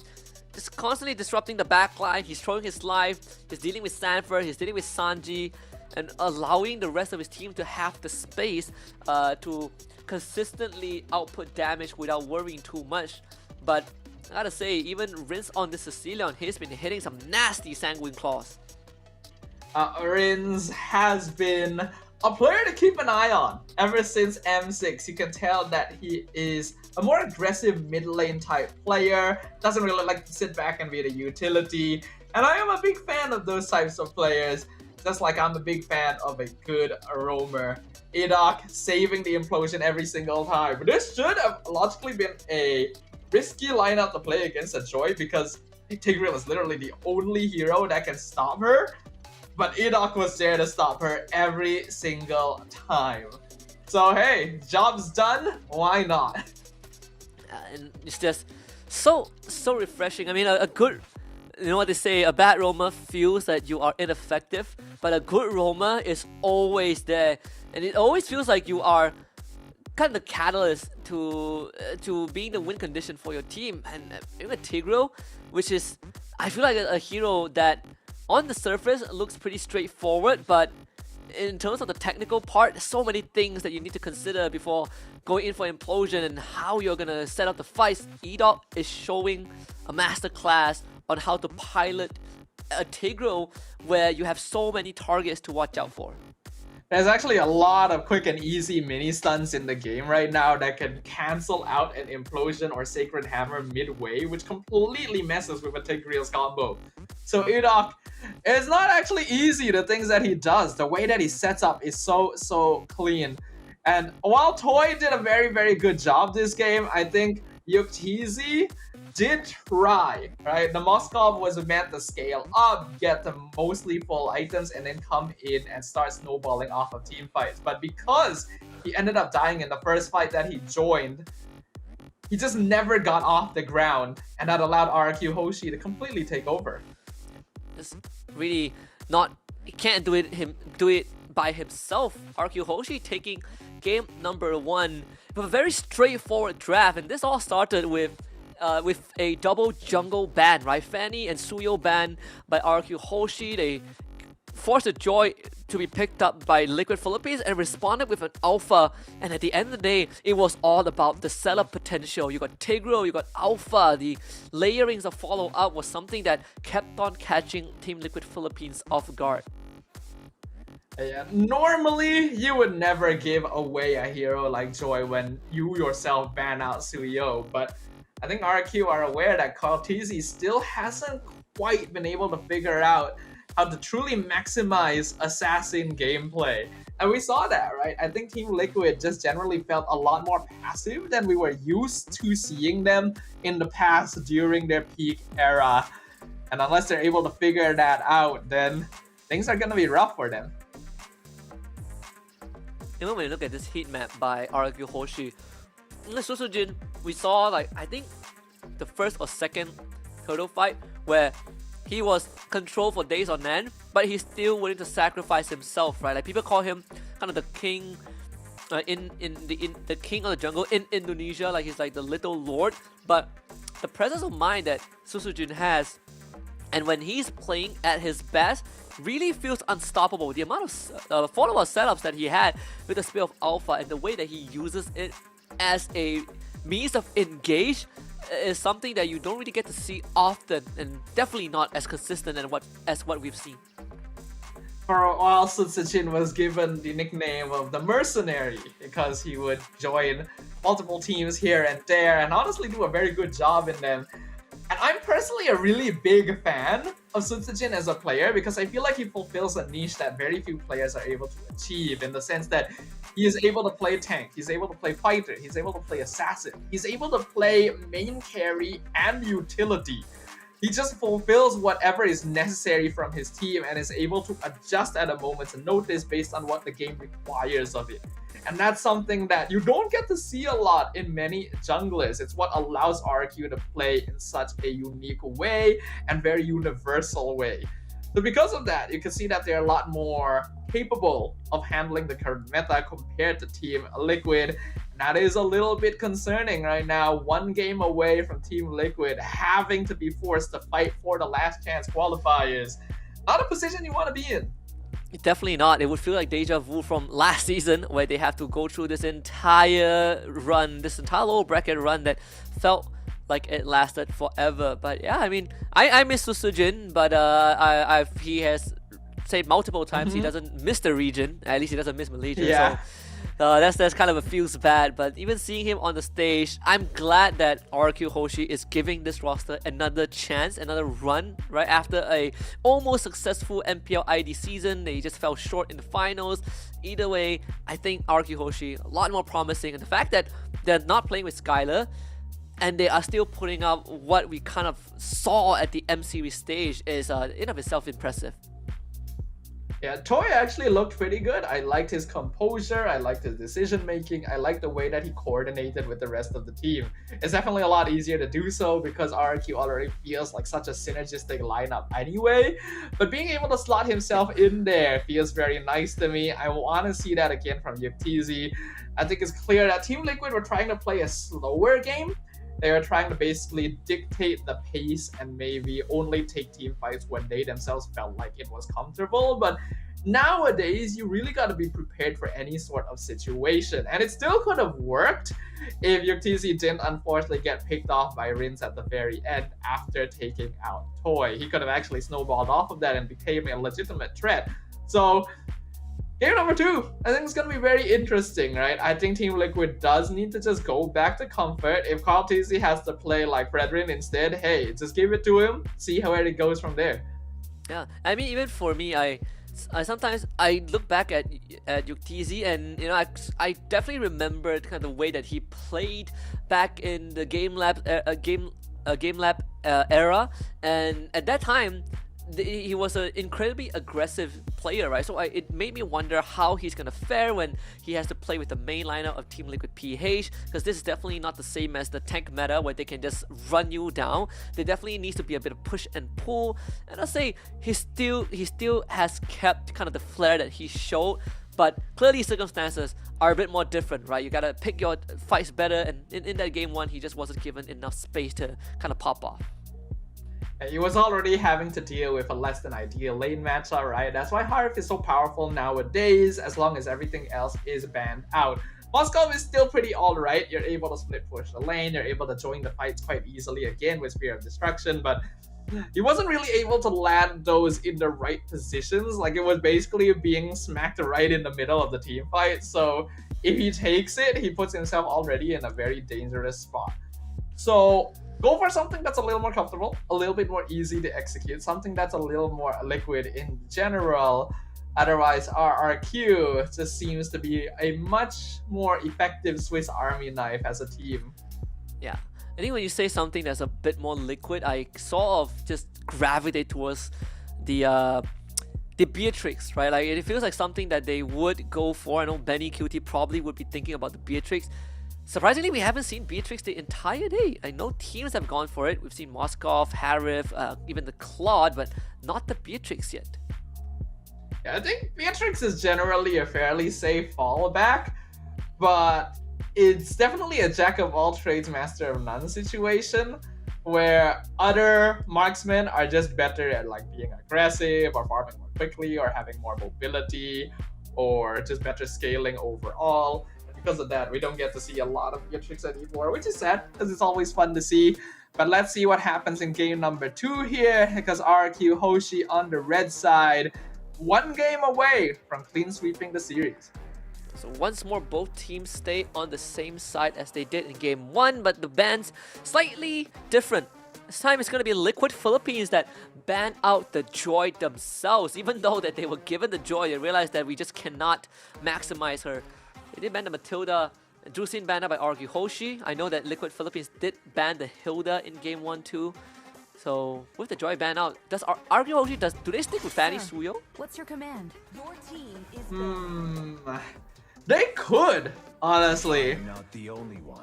But if they really wanted to, they could even leave Suyo open. But it's a little more risky because I think Suyo is a little easier to play overall than Joy, and just is more effective throughout the game. So if you really want to limit Carltiz's hero pool, then denying that might not be a bad choice, though it does mean giving the Granger away. Let's see, I mean, if for RQ Hoshi, they are going to... I'm looking at... I think you probably open both. I do like the I do agree with the suggestion. You open both and then you just pick either or. Yeah, they banned the Granger out this time. So we go for the trade. Yeah, so Liquid will go for the Suyo here. RQ could actually do something similar to what we saw from RG earlier, right? You go for the... Oh wait, no, Matilda's already gone. So you can't do that. But Hilda is open. That could be an option. Hilda Alpha? Oh, the thing is, you don't have to pick Alpha now. Oh, Eve! Oh wait, the Eve was open, yeah! Even Harif is actually really... Yeah, even Harif. Definitely. Because you don't have to lock in Alpha here. You can third pick Alpha because Liquid is not going to contest it away from you. That's true. Gaze the stars. So they end up taking the Loi and the Hilda. This is a very scarily, eerily, close, like a carbon copy of what Onic Philippines would go for. You know, the Loi Suyo is one of like their signatures. So the Alpha does come true, like you said. That's the third pick for RQ Hoshi. Power picks for both teams, especially this Hilda, right? Like, but since there's the Alpha, it does dampen the effect that Hilda would have. Hilda is still going to be really annoying early on, but having Alpha, Harif, and Eve actually means it's a bit more difficult for Hilda to do the things that she would normally do, right? Just like run into the back line, try to take out the squishy heroes, or deny them, because like you mentioned, Alpha is actually pretty strong early on, and then Eve and Harif both have ways of taking care of themselves somewhat. So there's the Glue and Khalid ban. So we're left with the Hylos and Gatot as the next two in line. There's still the Tigro for RQ Hoshi. I think even in this case, it's not exactly the worst. The chip is still up. I know it's been let through a few times, but no teams have picked it up yet. I think there is already a Loi in the game. If Liquid goes for chip and Loi, they would have some insane global pressure, yes, but they are also playing it into a real-world manipulation, which could be quite risky. And even worse, if RQ decides to lock in the Tigreal again. Who said there are no shortcuts in life? Yeah, I was thinking the chip for RQ Hoshi, because I do feel like there is a way to kind of match the Loi and kind of accelerate the game, right? So we might just go back down to the Tigreal for RQ then. Tigreal would work just fine. Cho is actually an option as well, hasn't been banned out. But yeah, Enoch did a great job with it, got MVP in game 1. Why not go for it again? If it's not broken, don't fix it, right? So the Gatot gets picked up, kind of saw that coming. So Hilda, This could still be a Hilda XP again. It's a very, very flexible pick. The question is, are they going to go Moskov again? I think Iritel is Iritel? probably Yeah. still a little bit better than Moskov overall. In terms of like directly dueling Hari. You can also go for the classic counter, which is a Lunox. That too, yeah.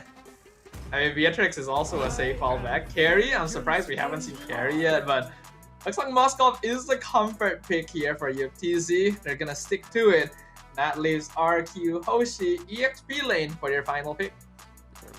Well, guess we have to wait for another day, potentially, to see that carry. And now we're left with the XP lane. What is left there? I mean, part of me was thinking something like CC is still good. CC, yeah, I was thinking of the CC. Benedetta? CC is Probably still not. good. Nah, probably not. Edith is not too bad an option as well. Arlet? Oh, okay, Yep, CC. CC. Alright. I already say, they have Tigreal as an initiator already. I think CC is not quite as good as Phobius at opening up the team fight, but contributes a bit more DPS overall. So RQ Hoshi will still have lane priority, I think, in like every single lane on the map, which will allow them to play a bit more in control early game. It's also the same. I think the SOP is also like, if I can tie the Moskov to one of his teammates, he is dead, right? And the same applies for the Suyo. So, and in lane, like you said, she just doesn't care if it's a Gatot or Hilda. She beats them anyways. Let's see if RQ having this lane priority, especially in the side lanes, you definitely alleviate pressure from that mid trio, but even better, you could start kind of spilling that lead to the lane of your choice. As we head into game number 2, we got Liquid Philippines on the blue side, RQ Hoshi on the red side.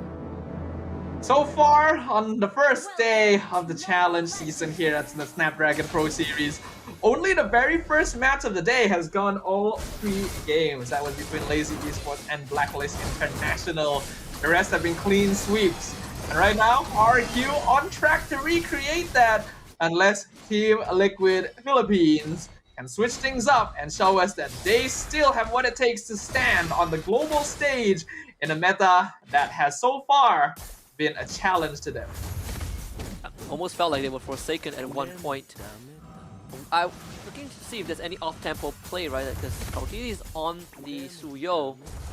A lot of pressure on the Sanford early on, but he doesn't take the Revitalize. So it's a sprint for the Hilda this game. So the approach is going to be a bit different.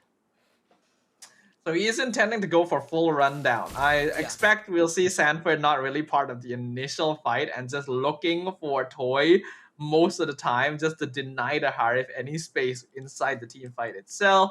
Looking at the rest of the emblems here, I did see Master Assassin on Yuktizi actually. So that's an interesting choice because even with it, I don't think he's really going to be able to win out against Toy in lane. There's the only other issue that might happen is Sanford, you want to go for full rundown. You even took the Wilderness Blessing and the agility or the Swift.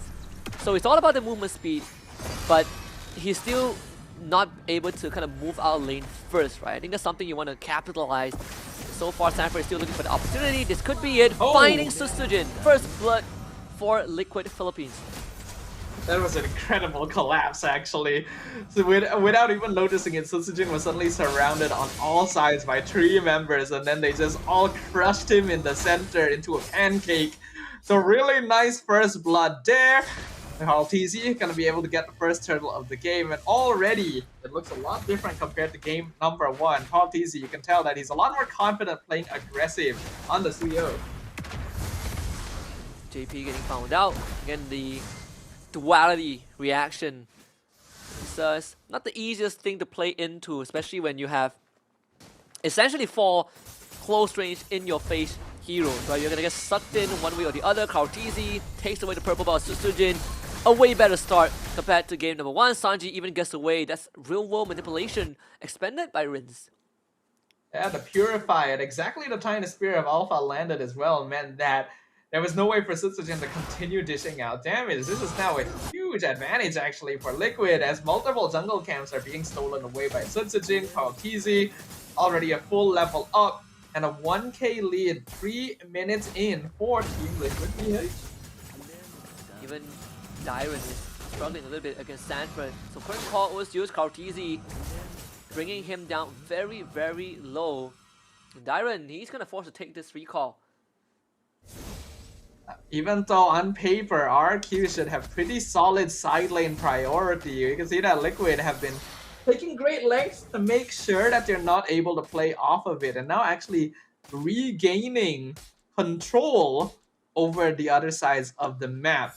It's actually becoming difficult for RQ to roam around and create space the same way they did in game number 1, so this is now time to try and make a shift in priority. RQ has a very powerful team fight with Tigreal and Eve, so making sure they're able to group up, keeping the lanes subbed out so that they can all be part of turtle fights should be a little bit more effective for them. The fact that we said that RQ Hoshi has kind of strong side lanes, and right now it doesn't matter as much. But this second turtle is going to be important, right? Like Sutsujin is a level behind Karltizi. JP is going to constantly look for an opportunity. They flicker implosion, but it really doesn't matter. Turtle still goes over to Team Liquid Philippines, and the AOG into a divergent play to the back line. RQ Hoshi getting boxed in from multiple angles. Another 2 kills for Team Liquid PH. Team Liquid definitely feeling themselves now. The flicker implosion, like you pointed out, onto Karltizi specifically to make sure that he couldn't retry, and he still was able to get it. The timing was just slightly off because the rest of Team Liquid was breathing down Sutsujin's neck. Dyron now in some trouble again. The Vengeance keeping him alive for a little bit, but not long enough. Even the curtain call is not able to save him. So that's the 4th kill for Team Liquid PH. So it's starting to become a bit of a problem. Your strong lanes are getting collapsed on. Sutsujin against Karltizi. Karltizi blazers away. So no shutdown for Sutsujin. And this is why I was thinking that it was probably not a good idea to give the Suyo away the same way you did Joy. This is a hero that enables a lot more counterplay. And Enoch just blows up so much global presence from this team composition on Team Liquid. Immediately the diversion onto Toy. I wanted to go for a Spear of Misery, but Toy able to dodge it in time. Still, they bring Sanford in, so Toy is still forced away from his own tier 1. They want to collapse onto Sanford, drop the curtain call, and the real world manipulation. Sanford just press the sprint. He's out of there. Top tier 1 falls. Yeah, the sprint is very good at getting out of these particular forms of crowd control. RQ actually in a lot of trouble here. Even in game number 1, when Liquid was behind a lot of the time, RQ only really had a 1k net worth lead, and now, 6 minutes in, Liquid has 5 kills, 4k gold advantage. When RQ was supposed to have more lane and map priority in general, Liquid have been making a masterclass. Edog is straight up dead, but he's gonna try and take Sanford with him. Implosion committed, Sanford surely is gonna go down. JP with the AOG, Sutsujin the next target. Oh my goodness, the duality is too much. Yuktizi wants to commit further, but finds no angle. So still at the end, Liquid Philippine, they find 2-4-1. Loyi is a pretty classic Sanji hero. It's been a long time since we've gotten to see him play it on a stage like this, but I am very happy to see it. And you can tell just how much it's enabling Team Liquid. They can rotate around very aggressively. Even if they make mistakes in terms of movement, a single diversion will instantly correct it and bring them right into the heart of the action. And RQ has a lot of heroes that ideally need a couple of items under their belt before they're able to really start oppressing their opponent. Liquid not giving them the opportunity to do so, it's slowly tightening the vice grip across the map. Holy cow, one duality is half of Rince's health bar. That's just low E gameplay for you. It's just, yeah, it's low E in a nutshell. And you proc the little ignition just like that. So easy. So that's gonna be Queen's Wings next, I think, for Sutsujin. It does look like it. He ideally needs something to survive. Diversion once again, they're looking for Toy. Toy is so dead. He is actually just, he's helpless. This Loyi has been enabling Liquid so much. It's not just the diversions, it's just straight up the damage from Sanji. that RQ is not ready for. They're at least able to secure the buff here. Not stolen by Liquid, but Kaltizi isn't even in the area. Look at how much damage he does to Dyron. Just AOG past the tier 1. Dyron is dead despite having the Vengeance. JP will be sacrificed. Great RWM. They're gonna catch Sanford in the crossfire, but Sanford has to sprint. He gets out. Kaltizi just casually walks out of the RWM. So 1-for-1 trade, but still Liquid, they have a 7k goal advantage. This is a completely different team from game number 1. I did mention, right? Pick a composition, play gameplay that feels more Liquid. And if you ask me, this is feeling a little bit more classic Liquid in general. Like the aggression around the map, the coordination, the movements, the ganking, the insta-kills. Feels very classic. And it's good to see it. RQ, will they be able to adapt to this? Because Team Liquid has definitely surprised them here. They went into this draft with a certain degree of confidence. They were willing to let the Suyo through because they figured they could control it the same way they did Joy in game 1. And Kaltizi has shown them that that was a mistake. Big mistake. But it's BOD, that's the snore of the game. Looking to further accelerate the gold lead. E-Dog, unlike game number 1, wasn't able to do too much. Oh, they're looking for Susujin. Oh, they're looking for Susujin. He has no idea. Spell of Alpha to disengage. We'll have to give away the purple buff. Sanji is so on top of things whenever he's playing low E. One of the first players to really show how aggressively diversion could be used on the Land of Dawn. And RQ now on the receiving end of this. If we do end up going to a game number 3, I feel like this is a hero they have to respect somewhat alongside the Suyo, because Kaltizi does seem a bit more comfortable this time. First Lord of the game pushing up bottom lane shouldn't apply too much damage, but RRQ are really far behind in itemization. Feels like this game, if Liquid wins the next fight, this game probably just ends right then and there. RQ Hoshi needs so much more time, for Rins and Toys, especially Rins, to even come close to a stage where he can start being a big threat. Yeah, this has been a very unexpected result. I actually was a fan of the draft here. Oh, Susujin trying to engage. Gets pinned to the wall, clears out the Lord in the process. I mean, all this considered pretty good defense, right? Basically resetting every single wave, so RQ Hoshi still keeps all in hips alive, but they are facing down a close to 10k goal advantage for Team Liquid Philippines. It's going to take a bit of a pause as we try to figure out what the issue was. But I mean, at this point, Liquid, they are just miles ahead of everyone else. Even the passive pierce damage from Yuktizi is straight out shredding the health bars of RQ Hoshi. Yeah, this is a completely different performance here, and we did talk about how we wanted to see what Yuktizi was capable of. Well, looks like he has responded to our prayers. There is a nearly 10,000 gold difference between Team Liquid and RQ Hoshi right now. And that is usually the point where it becomes impossible to make that comeback unless your opponent just makes a massive mistake, because unfortunately RQ's lineup doesn't actually scale as well into the late game comparatively to Liquid. I mean, on that note, what can RQ do? Like, is this game just set in stone, done and dusted, just just on top of the point where they don't scale as well into the late game, or is there still kind of a turning point that they could kind of get this game back on track? It's still definitely possible for them to get this game on track. Like, their team fight is good. Their base defense is going to be solid as well, since they do have the real world manipulation to slow down a push. But I think Edok is going to need to pull out some of that MVP from last game again.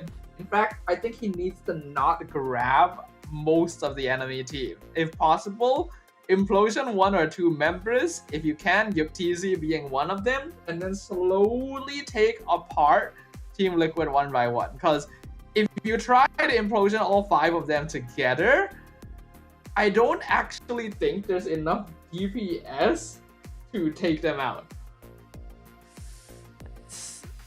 I guess it comes down to the Harif once more. It's like how we've seen in a few of our previous games. Really, the Harith shouldering a lot of that late game damage capabilities. Unless, again, like you say, if Edok finds the set of his life. In this case, it's definitely slightly harder, as we are going to take a bit of time to talk more about the game, as the players kind of resolve whatever ongoing issues they are, hope to kind of give everyone the most optimized viewing experience. I think it's clear though from what we've seen that RQ underestimated Team Liquid going into game 2. Their plans for handling them in game 1 went incredibly smoothly, like super well. So I think they went into game 2 without really thinking that like Team Liquid would be able to fight back somehow. They gave them the Suyo over, expecting that, hey, we can manage it the same way we managed Joy and Carl TZ previously. We have like Tigreal and Eve. Our team fight should be very, very good. Then Lo Yi kind of slips the mind a little bit. And then it just falls apart a little bit. Especially when they didn't expect that early game to not go according to plan, right? Like, the plan to control the side lanes, and especially that river area where Liquid Philippines just completely stopped them in their tracks. In the blink of an eye, they realized our strong side lanes are not strong, at least not in this context. The side lanes were actually doing well in the beginning, but when they lost the mid lane prio off of Sanji's ridiculous yin-yang reaction damage, then that advantage started bleeding over to Team Liquid's side lanes, right? They were suddenly able to push more aggressively. RQ is not able to like force things as much or poke because they don't really have vision over where the rest of Team Liquid is going to be. And all of that slowly adds up over time to a point where, okay, E-Dog, that's Implosion. It's all about looking for Sanford. Ain't sprinting away out of this one. That's the pickoff that we need to see. And RQ Hoshi, again, they buy some time for themselves. Without Sanford for another half a minute, Liquid Philippines, they're going to be down one member. But of course, RQ Hoshi had to expend 3 ultimates and a flicker for that play. At the very least, it brought Toy up to his holy crystal timing. You're not going to get scouted. He's just getting blown up. Like this Tigreal does not feel like a tank at all. You gotta respect a fed Suyo. The amount of damage that this hero does when he has any sort of lead is a little bit ridiculous. So I like that RQ tried to push out when they were able to take out Sanford, but yeah, maybe a little bit more surgical with the way they're opening the map. So instead, Carl TZ gets the Lord once again. RQ can be forced into yet another defensive position. It felt a bit sloppy that E-Dog was so far ahead, but no one else was actively checking the map, right? Like, you would expect Rince to help out a little bit, but he wasn't in position to do so. Of course, RQ Hoshi gonna be ready to give up at least an inhibitor. In this case, it would be the bottom one, as that's where the Lord will spawn. Yeah, the best case scenario for RQ is that they only lose that one singular inhibitor, but the waves are being pushed up quite heavily by Team Liquid. Surprisingly not that well synced, so there may be a way for RQ to keep their other 2 towers alive if all goes according to plan. But Lord is coming in now. Let's see how much damage Liquid can do. That's the first inhibitor down. That one is expected. But yeah, I mean, the staggered wave actually keeping RQ Hoshi's other inhibitors alive. Toy almost a one-shotted, has to immediately go home. And with the fact that most of RQ Hoshi's heroes wants to be up close and personal, it's not that hard to get into wildly stacks. And be careful though, E-Dog, another flicker into RWM Implosion. That's the combo that RQ Hoshi needed. They only find JP, and that's just immortality. All that effort to find 0 kills and losing 2 of your own, that has to hurt. That was like such a good engagement, but a 10k net worth difference is nothing to scoff at. If it was any closer, it would have been a huge catch. But here comes the diversion right into the base. Right, the side, they want them an inhibitor and they will get it. It's all about zoning out RQ Hoshi. Curtain Call ties out UTZ and Sanford, but no follow-up from RQ Hoshi. The Dire even forced to use his vengeance. So Liquid Philippines walks away with a couple of kills and 2 inhibitors. all things considered, I think RRQ did the best they could in terms of that base defense, considering the deficit that they are playing at. Looking at the items, Carl TZ is already maxed out, just got that Sea Halberd to finish things off. GeoTZ also full on items, Immortality completed on JP, that's what kept him alive previously, even a Winter Crown on Sanford because he knows he's going to be the most vulnerable. Only Toy can really match up in terms of gold right now, and he does have Holy Crystal and Divine Glaive, so his damage is respectable, but by himself is not enough to threaten Team Liquid. Yeah, I mean, for YuKTZ, he's already maxed out. Toy still has one more slot for his items. Happy birthday, MLBB! It's gonna be a bit of a headache. The third Lord is spawning. This could be the end game for Liquid Philippines if RQ Hoshi can't find a way to remedy this. But it seems like they're not gonna even contest this. This is gonna give it away. It's all about the base defense. Yeah, honestly, I think playing for the base defense is a much smarter idea coming in from RQ here.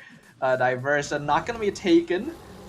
Rins did actually just complete his Wishing Lantern, so that's also a very important item power spike for the Eve.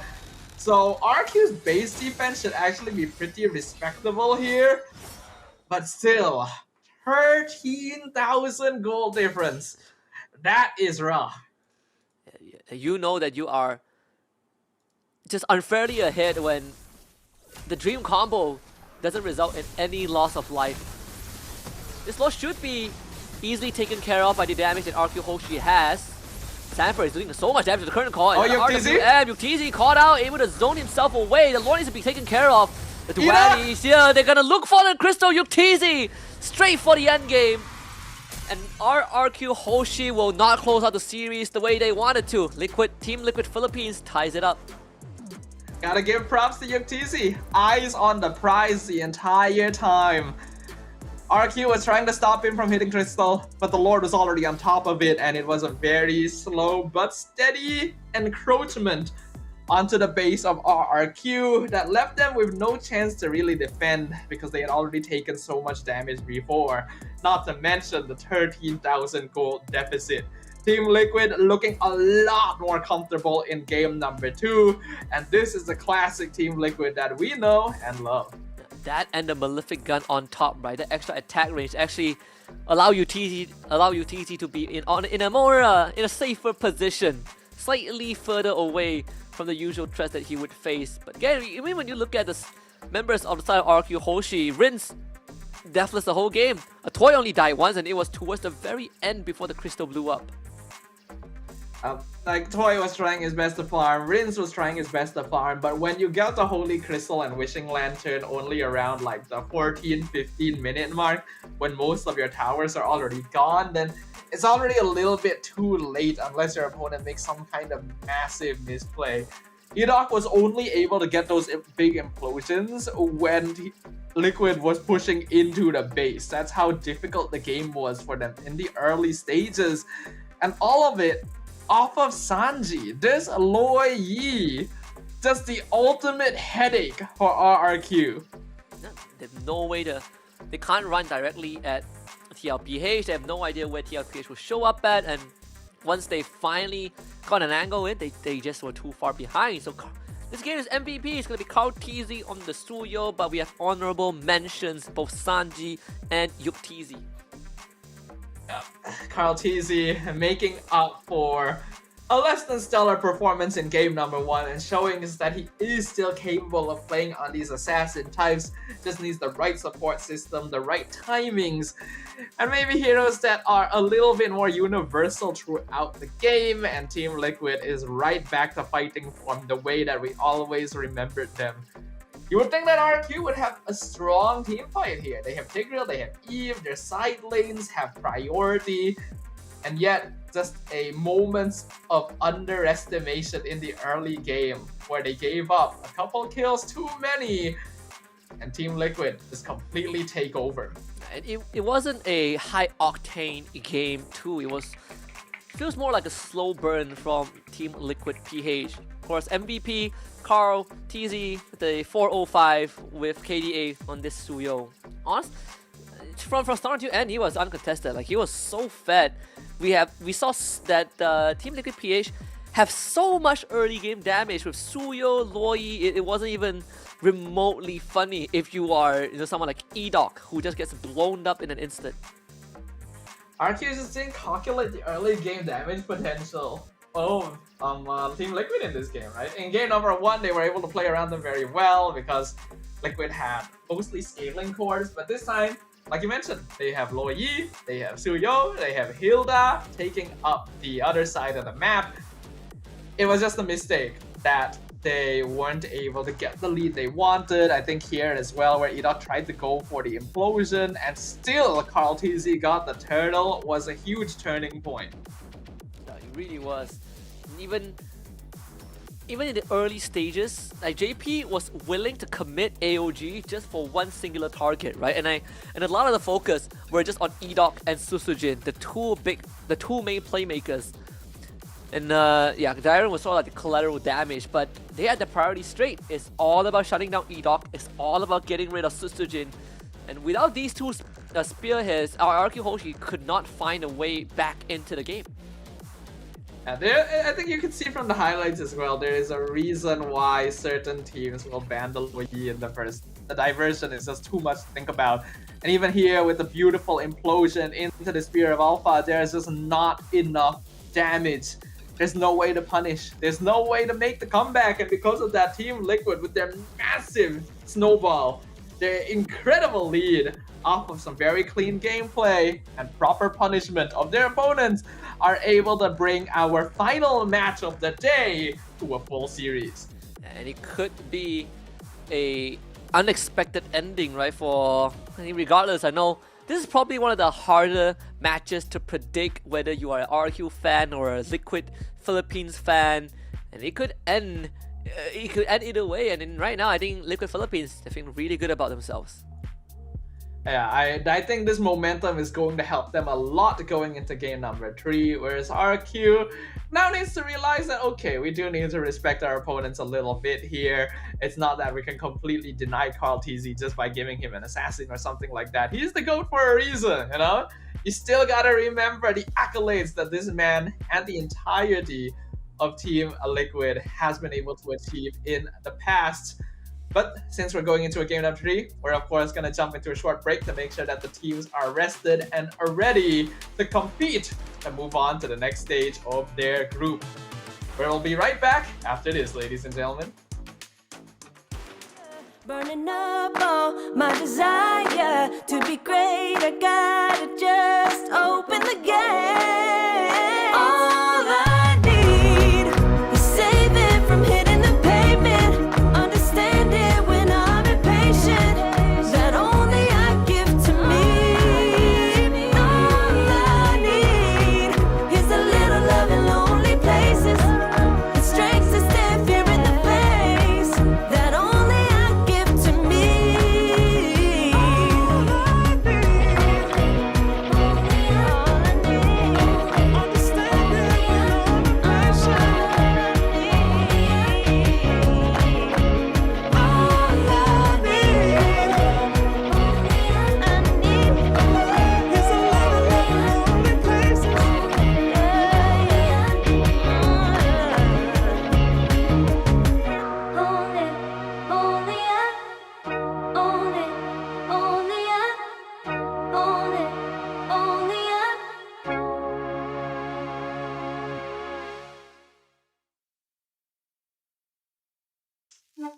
Understand it when I'm impatient.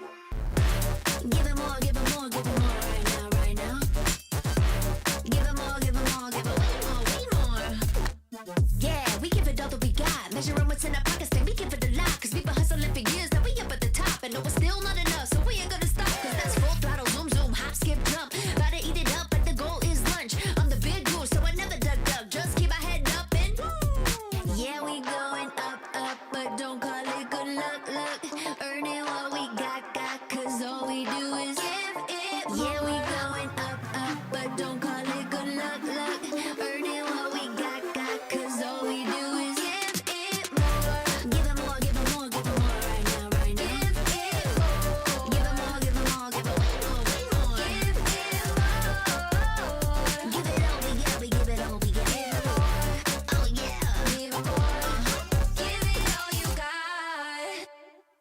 they know about our dedication. Not just hard work, it's also patience. Chipped away at it and ignored the hate. And now we big Tom status and it's us for the take. And we eat, dream about it every time we sleep. Making moves, just look at my feet. Yeah, we bring the heat. We make every situation sweet. Now all we need is, yeah, we going up, but don't call it good luck. Earning what we got, cause all we do is give it more. Yeah, we going up, but don't call it good luck. Earning what we got, cause all we do is give it more. Give it more, give it more, give it more right now. Give it more. Give it more, give it more, give it way more. Give it more. Give it all, we give it all, we give it more. Oh yeah, give it more. Give it all you got. Give it more, give it more, give it more right now. Give it more, give it more, give it way more. Give it all, we give it all, we get. Oh yeah.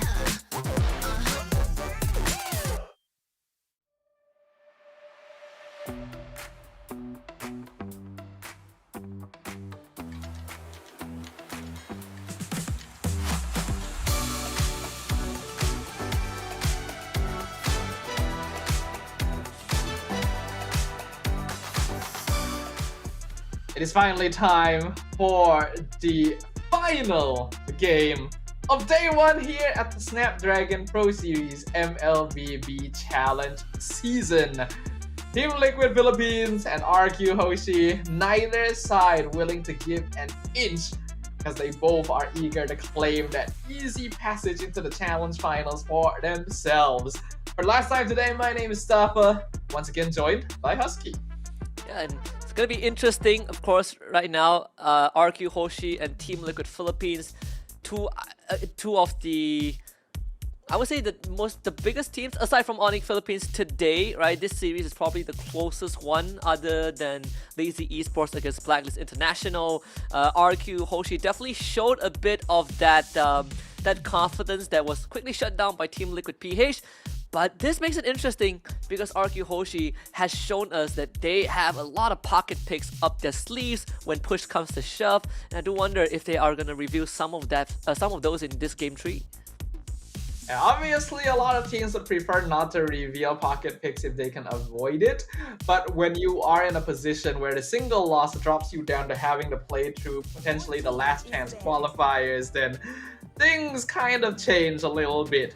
But now, the draft for game number 3. Sir, Team Liquid going to be on blue side once again. RQ still remaining on red. They want to try and force Carl TZ onto Joy again, I think. I think there is a chance.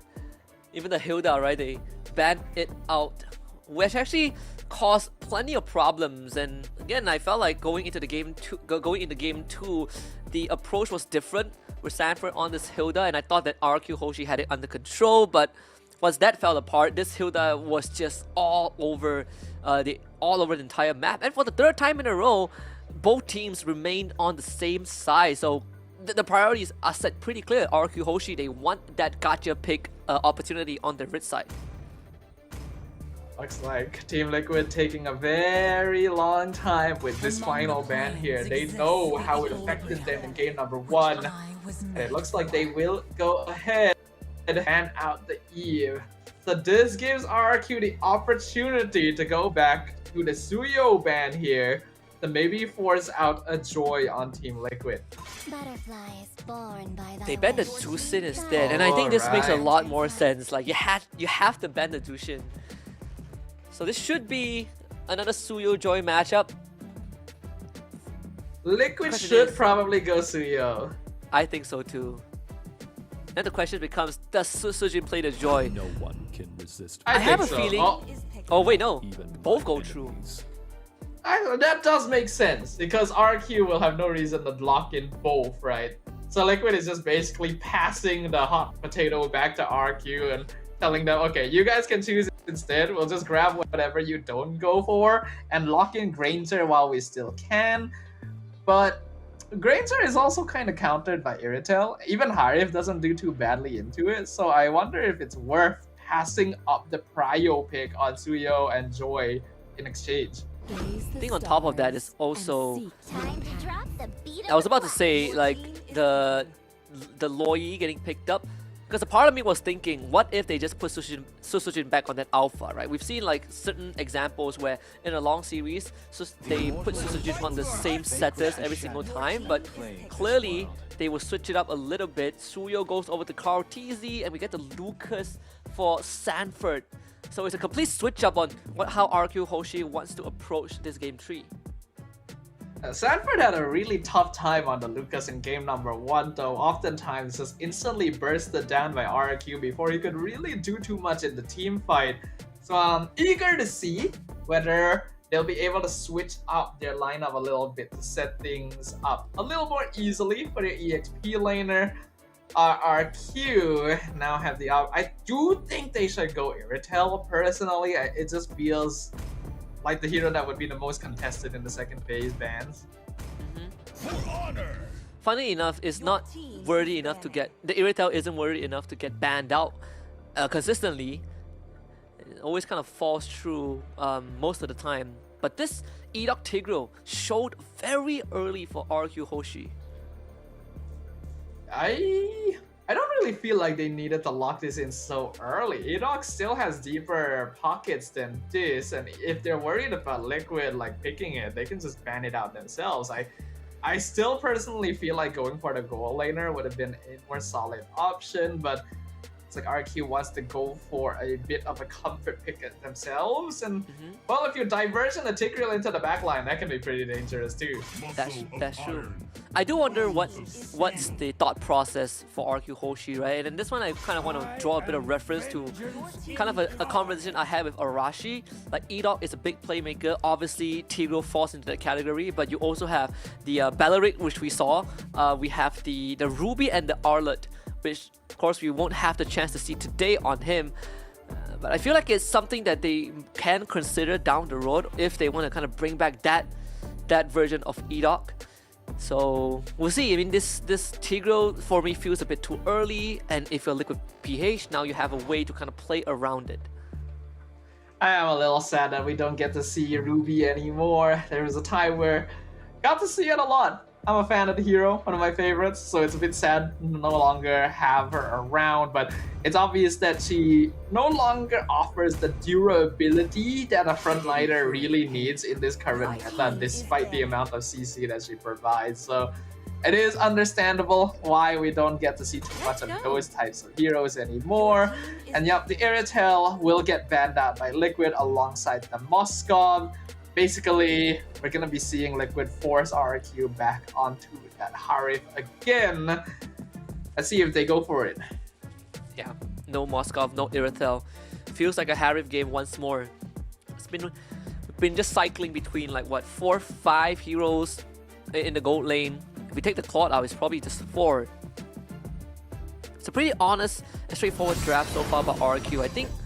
Do you just go straight for your XP lane now? Oh yeah, there it is. The Tamus.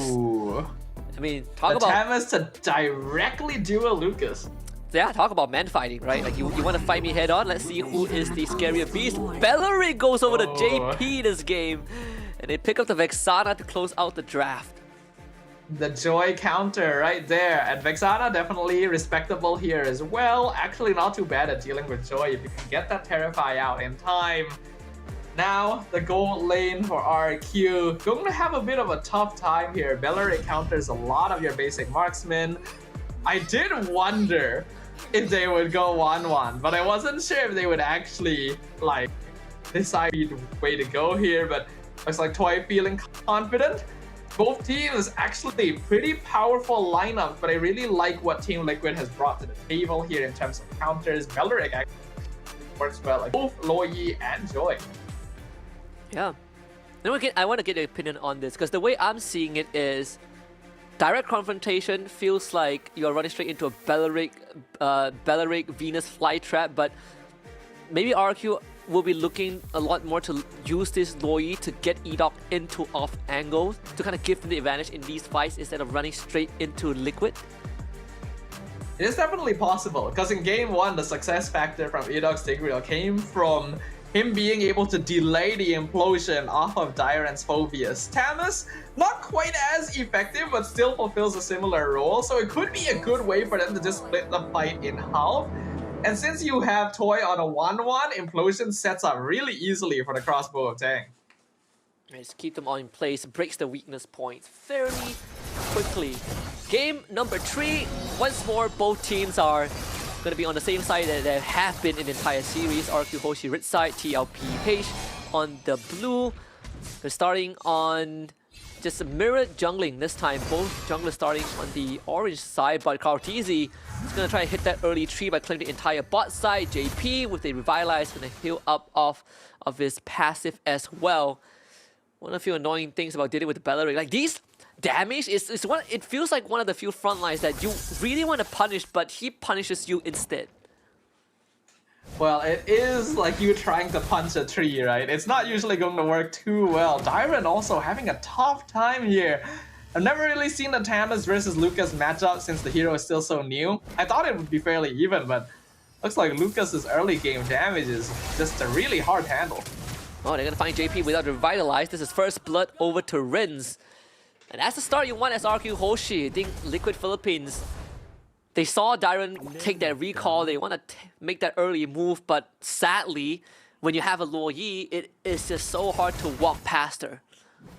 Unfortunately for Dyron though, he came back to lane a little bit too late to catch that second EXP minion, so he's gonna be half a level behind Sanford for most of the game now without lane priority. And makes it a bit more difficult for RQ to roam around the map because this Lucas is always going to be around, potentially causing havoc. The first turtle spawned top side.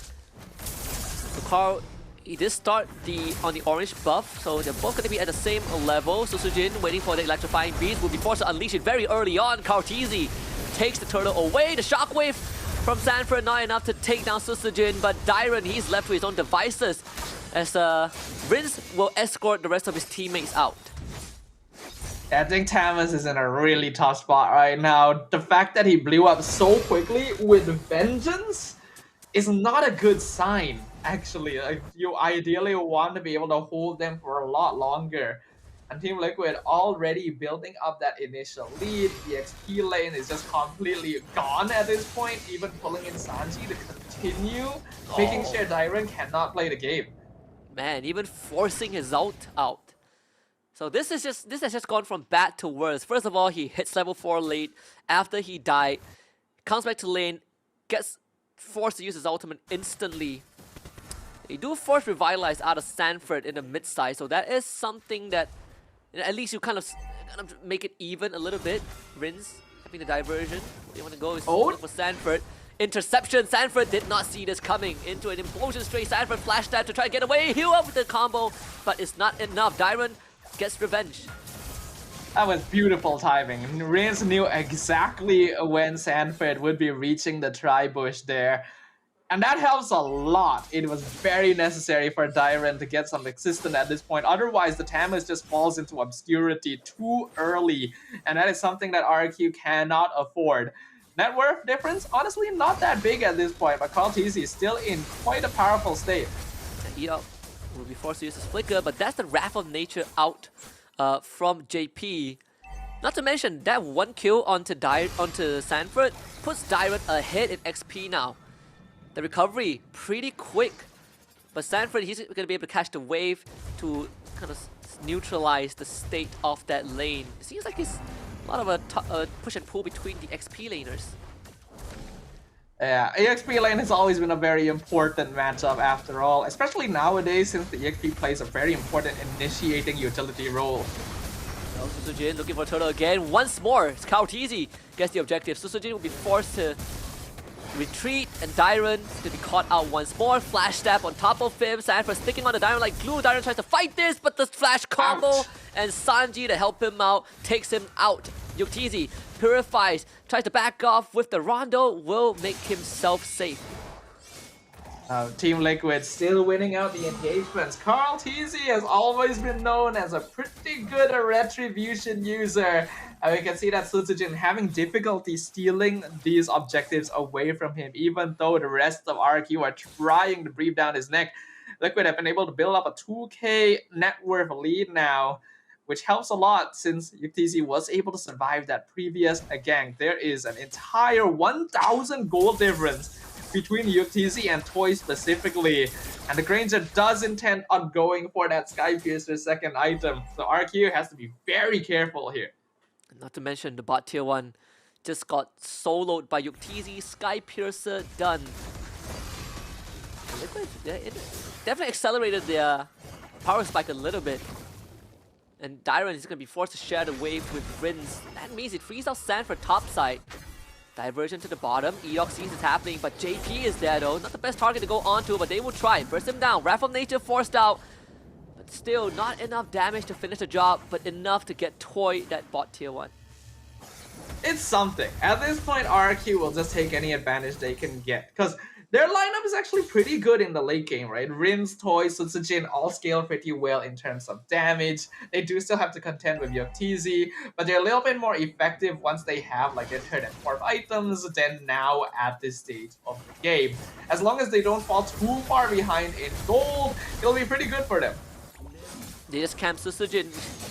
Oh, that's so early on, and Karltizi will get a free buff.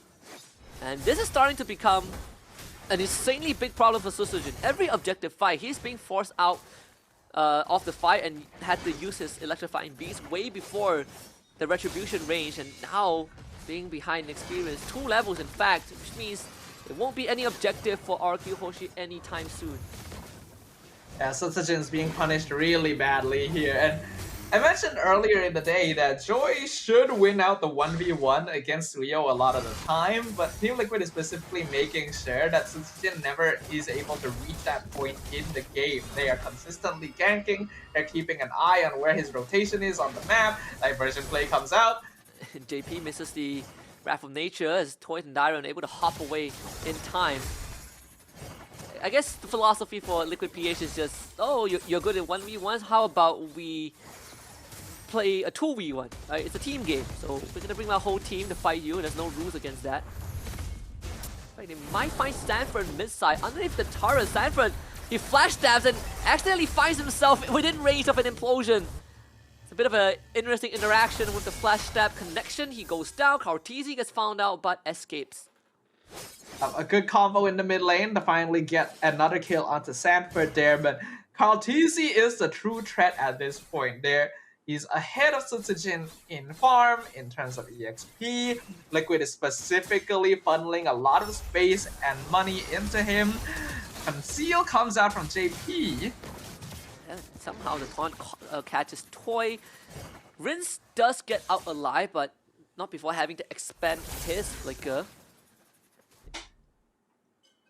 Gotta say, despite Liquid Philippines having that advantage, because RQ Hoshi are still trying to make proactive moves with that divergent into implosion play.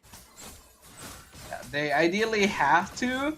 The thing is, Liquid is positioning themselves very wary about this possibility. It genuinely seems like something they've considered might happen before the game even started, because they're always making sure to watch their backs, keeping an eye on where Edoc or Rins are so that they're not able to set up for that.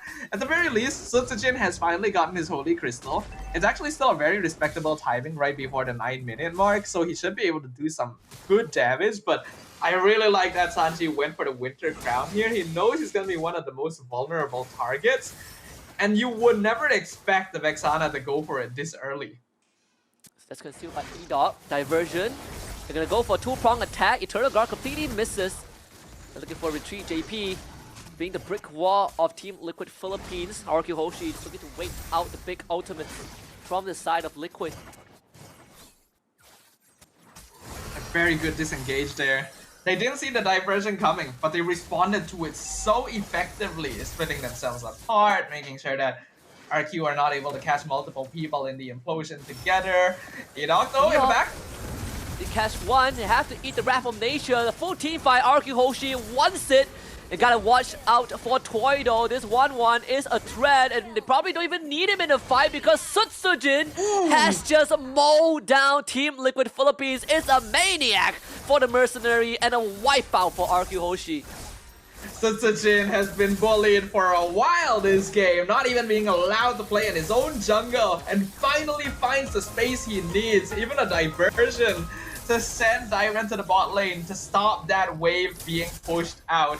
The implosion, Sacred Hammer push onto Karl'Teze, even though it was cancelled out by the Wrath of Dryad, set up RQ in a perfect position for Rins to just pelt them with the yin yang reactions from behind, and Sutsujin to delay his entry with the electrifying beats to do maximum AoE damage across the entirety of Team Liquid. They need to be able to set up more fights like this. It's difficult to do so now that Liquid has seen it once, but it is finally the momentum that RQ has needed in the mid game.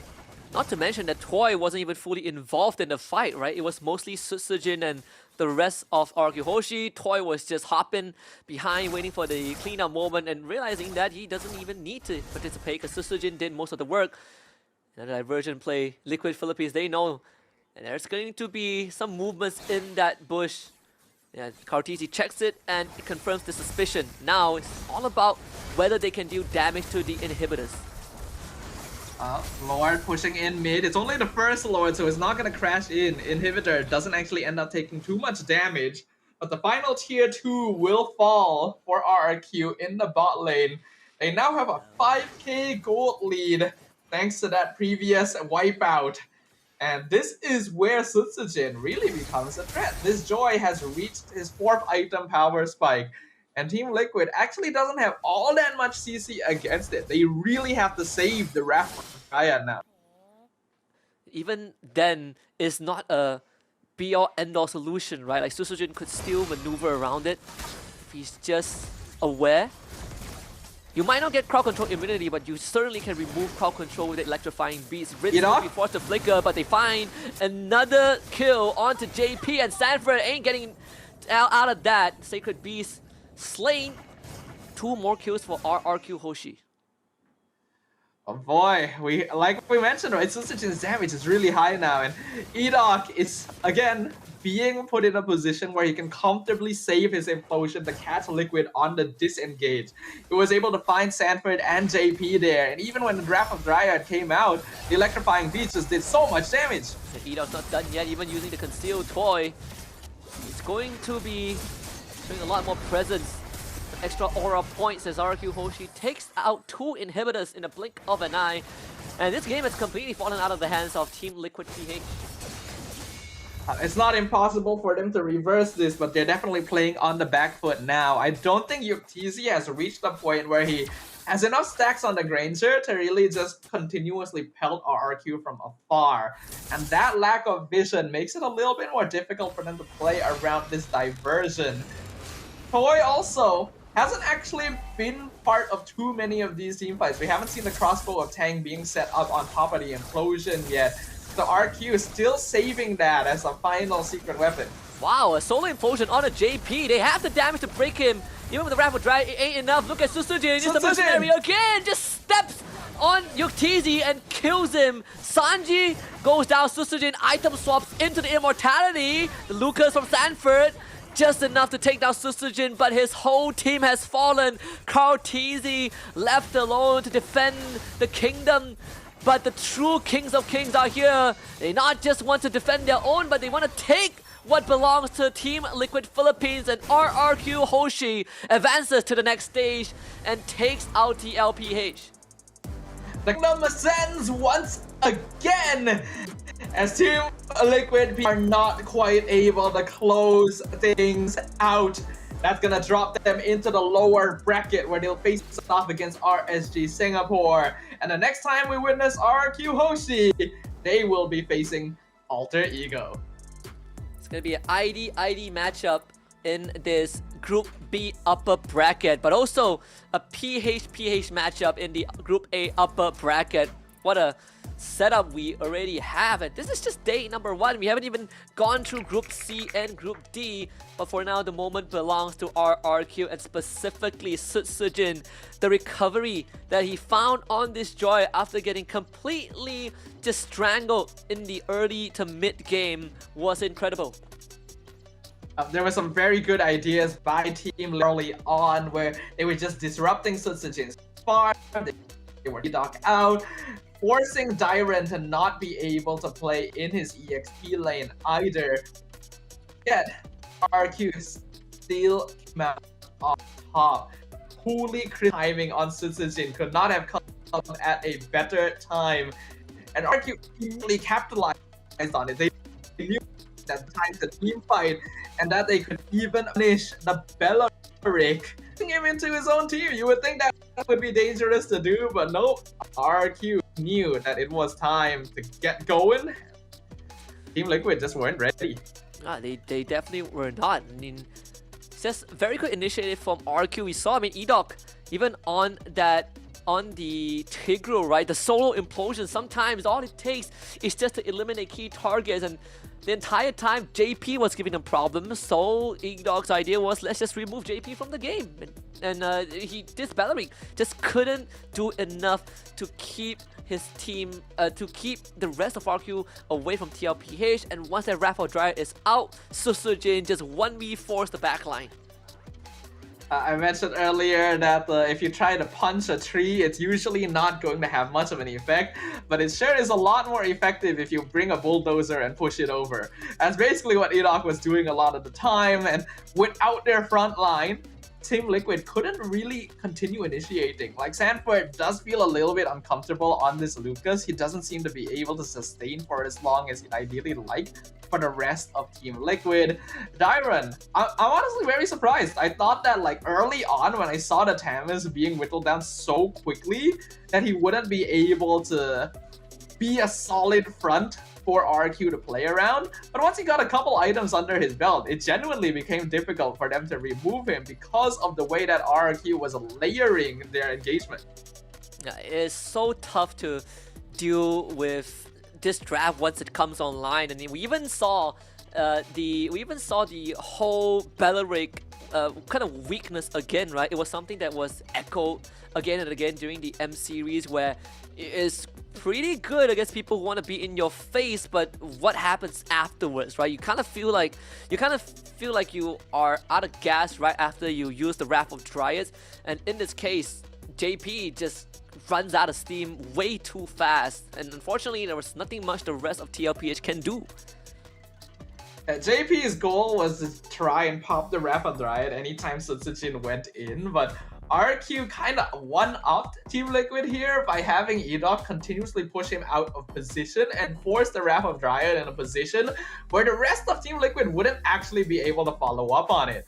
Looking at the highlights, we still have to give some props. Carl Teasy's retry timings are still very, very clean, and Team Liquid was doing a great job of outplaying RQ initially. But then we start seeing Rins play around with a diversion to catch out Liquid during rotations, and that is when they start getting punished a little bit more across the map.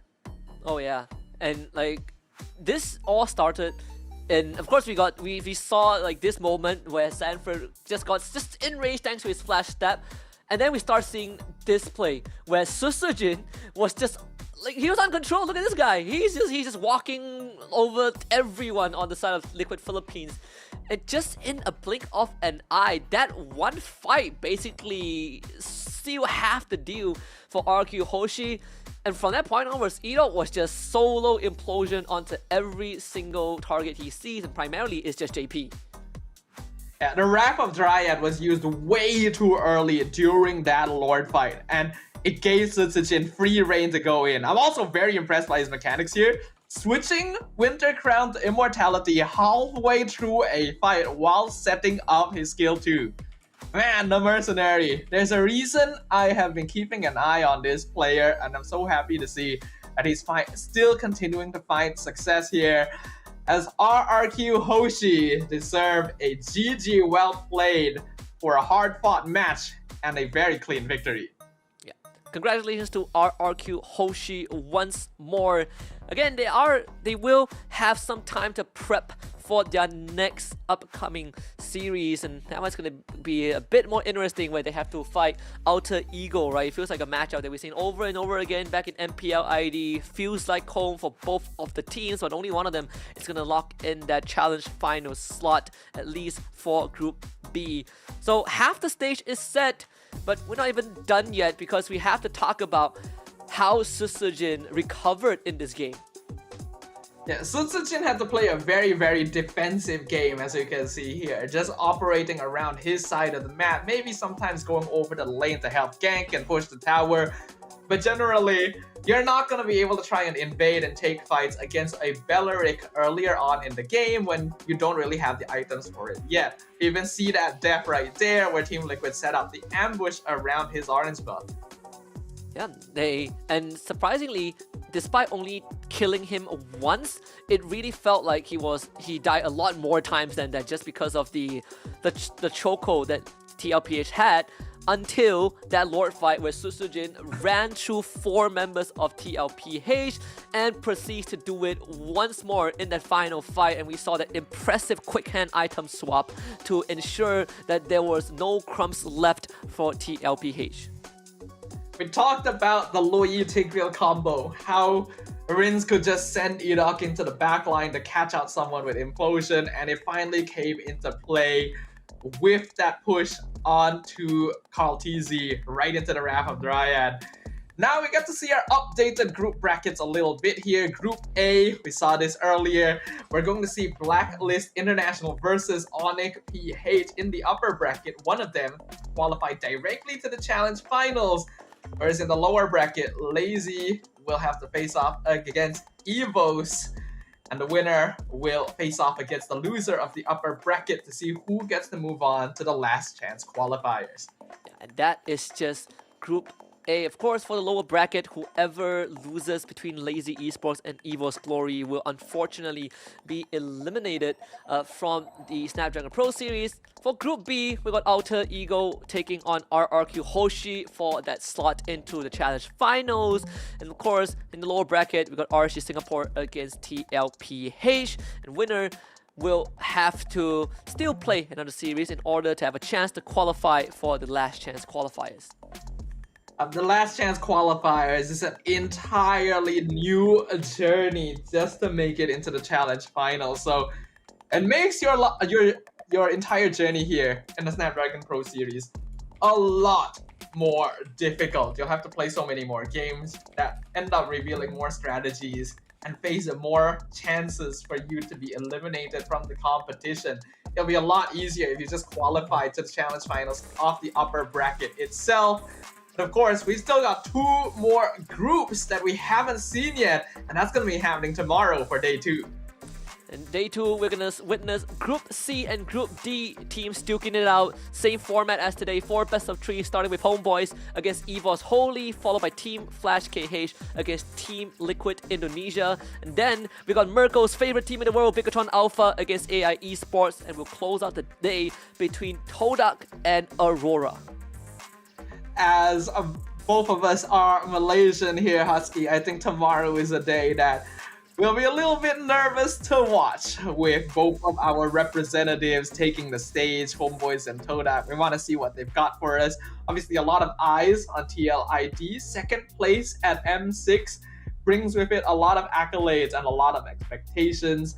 And Aurora as well, a team that many expected to make it far in the M series and yet fell short very early on. I'm sure they'll have a lot to prove here at SPS themselves. Yeah, one came in as the super team but fell short at the M6 M series. One came in as a revamped super team that went to different iterations but fell short of a top 2 spots. But unfortunately for both of them, there's a world where they both make it through, but there's a world where both of them don't make it. And hopefully, in this case, for Todak and Aurora, for a lot of people, I think it's their most anticipated one. I know I'm looking forward to that matchup the most tomorrow. Yeah, same as well. I'm gonna be excited because I think I will be getting the chance to cast it as well, so I'll get to watch it.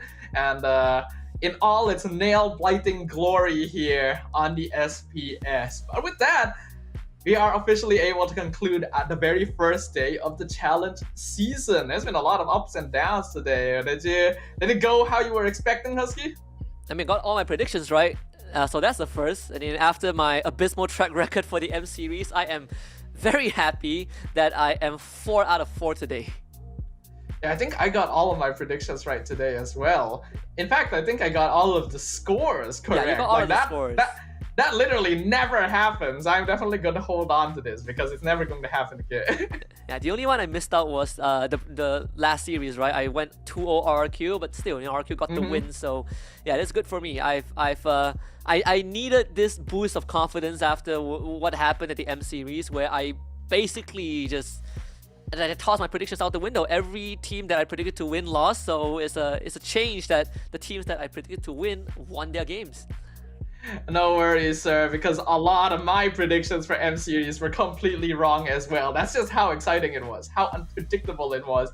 But I expect the Snapdragon Pro Series to be just as unpredictable the further we go in the competition. For now, we're gonna close out day number 1. Hopefully all of you guys have enjoyed. Don't worry, there'll be even more SPS coming tomorrow and the day after, and even more afterwards. For now, my name is Stafa, joined by Husky once again. Thank you for watching today. We'll see you guys tomorrow.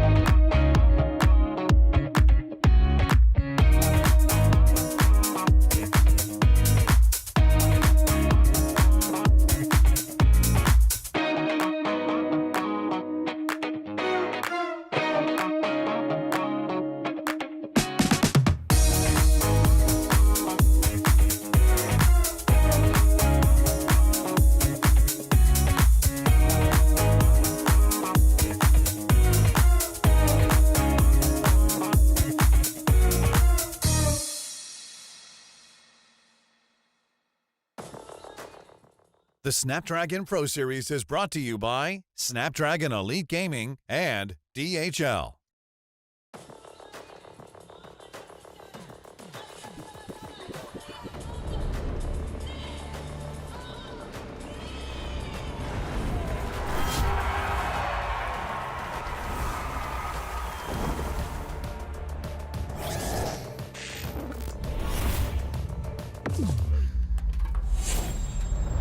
Let the weak melt away!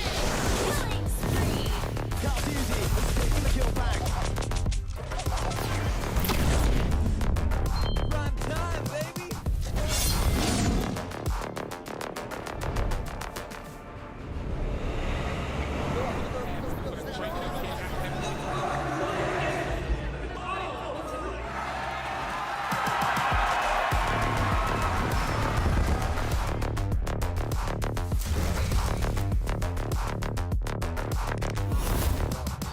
like the players are ready.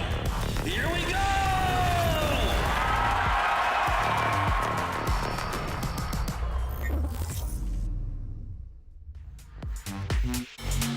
Chemical reaction.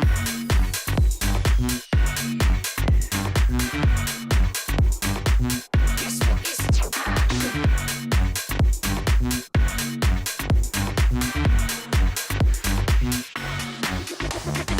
Come, let's have it. Bad boy rhythm. Come, let's have it. Bad girl style. Okay, all eyes on you. Come, let's have it. It's time to get wild. Come, let's have it. Bad boy rhythm. Come, let's have it. Bad girl style. Okay, all eyes on you. Come, let's have it. It's time to get wild.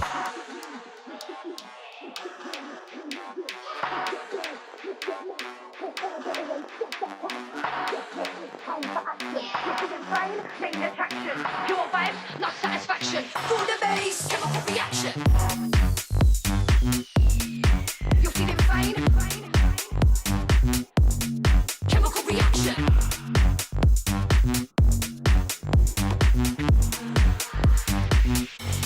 Chemical reaction.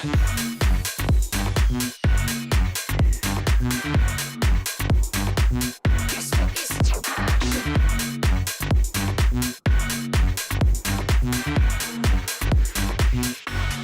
chemical reaction.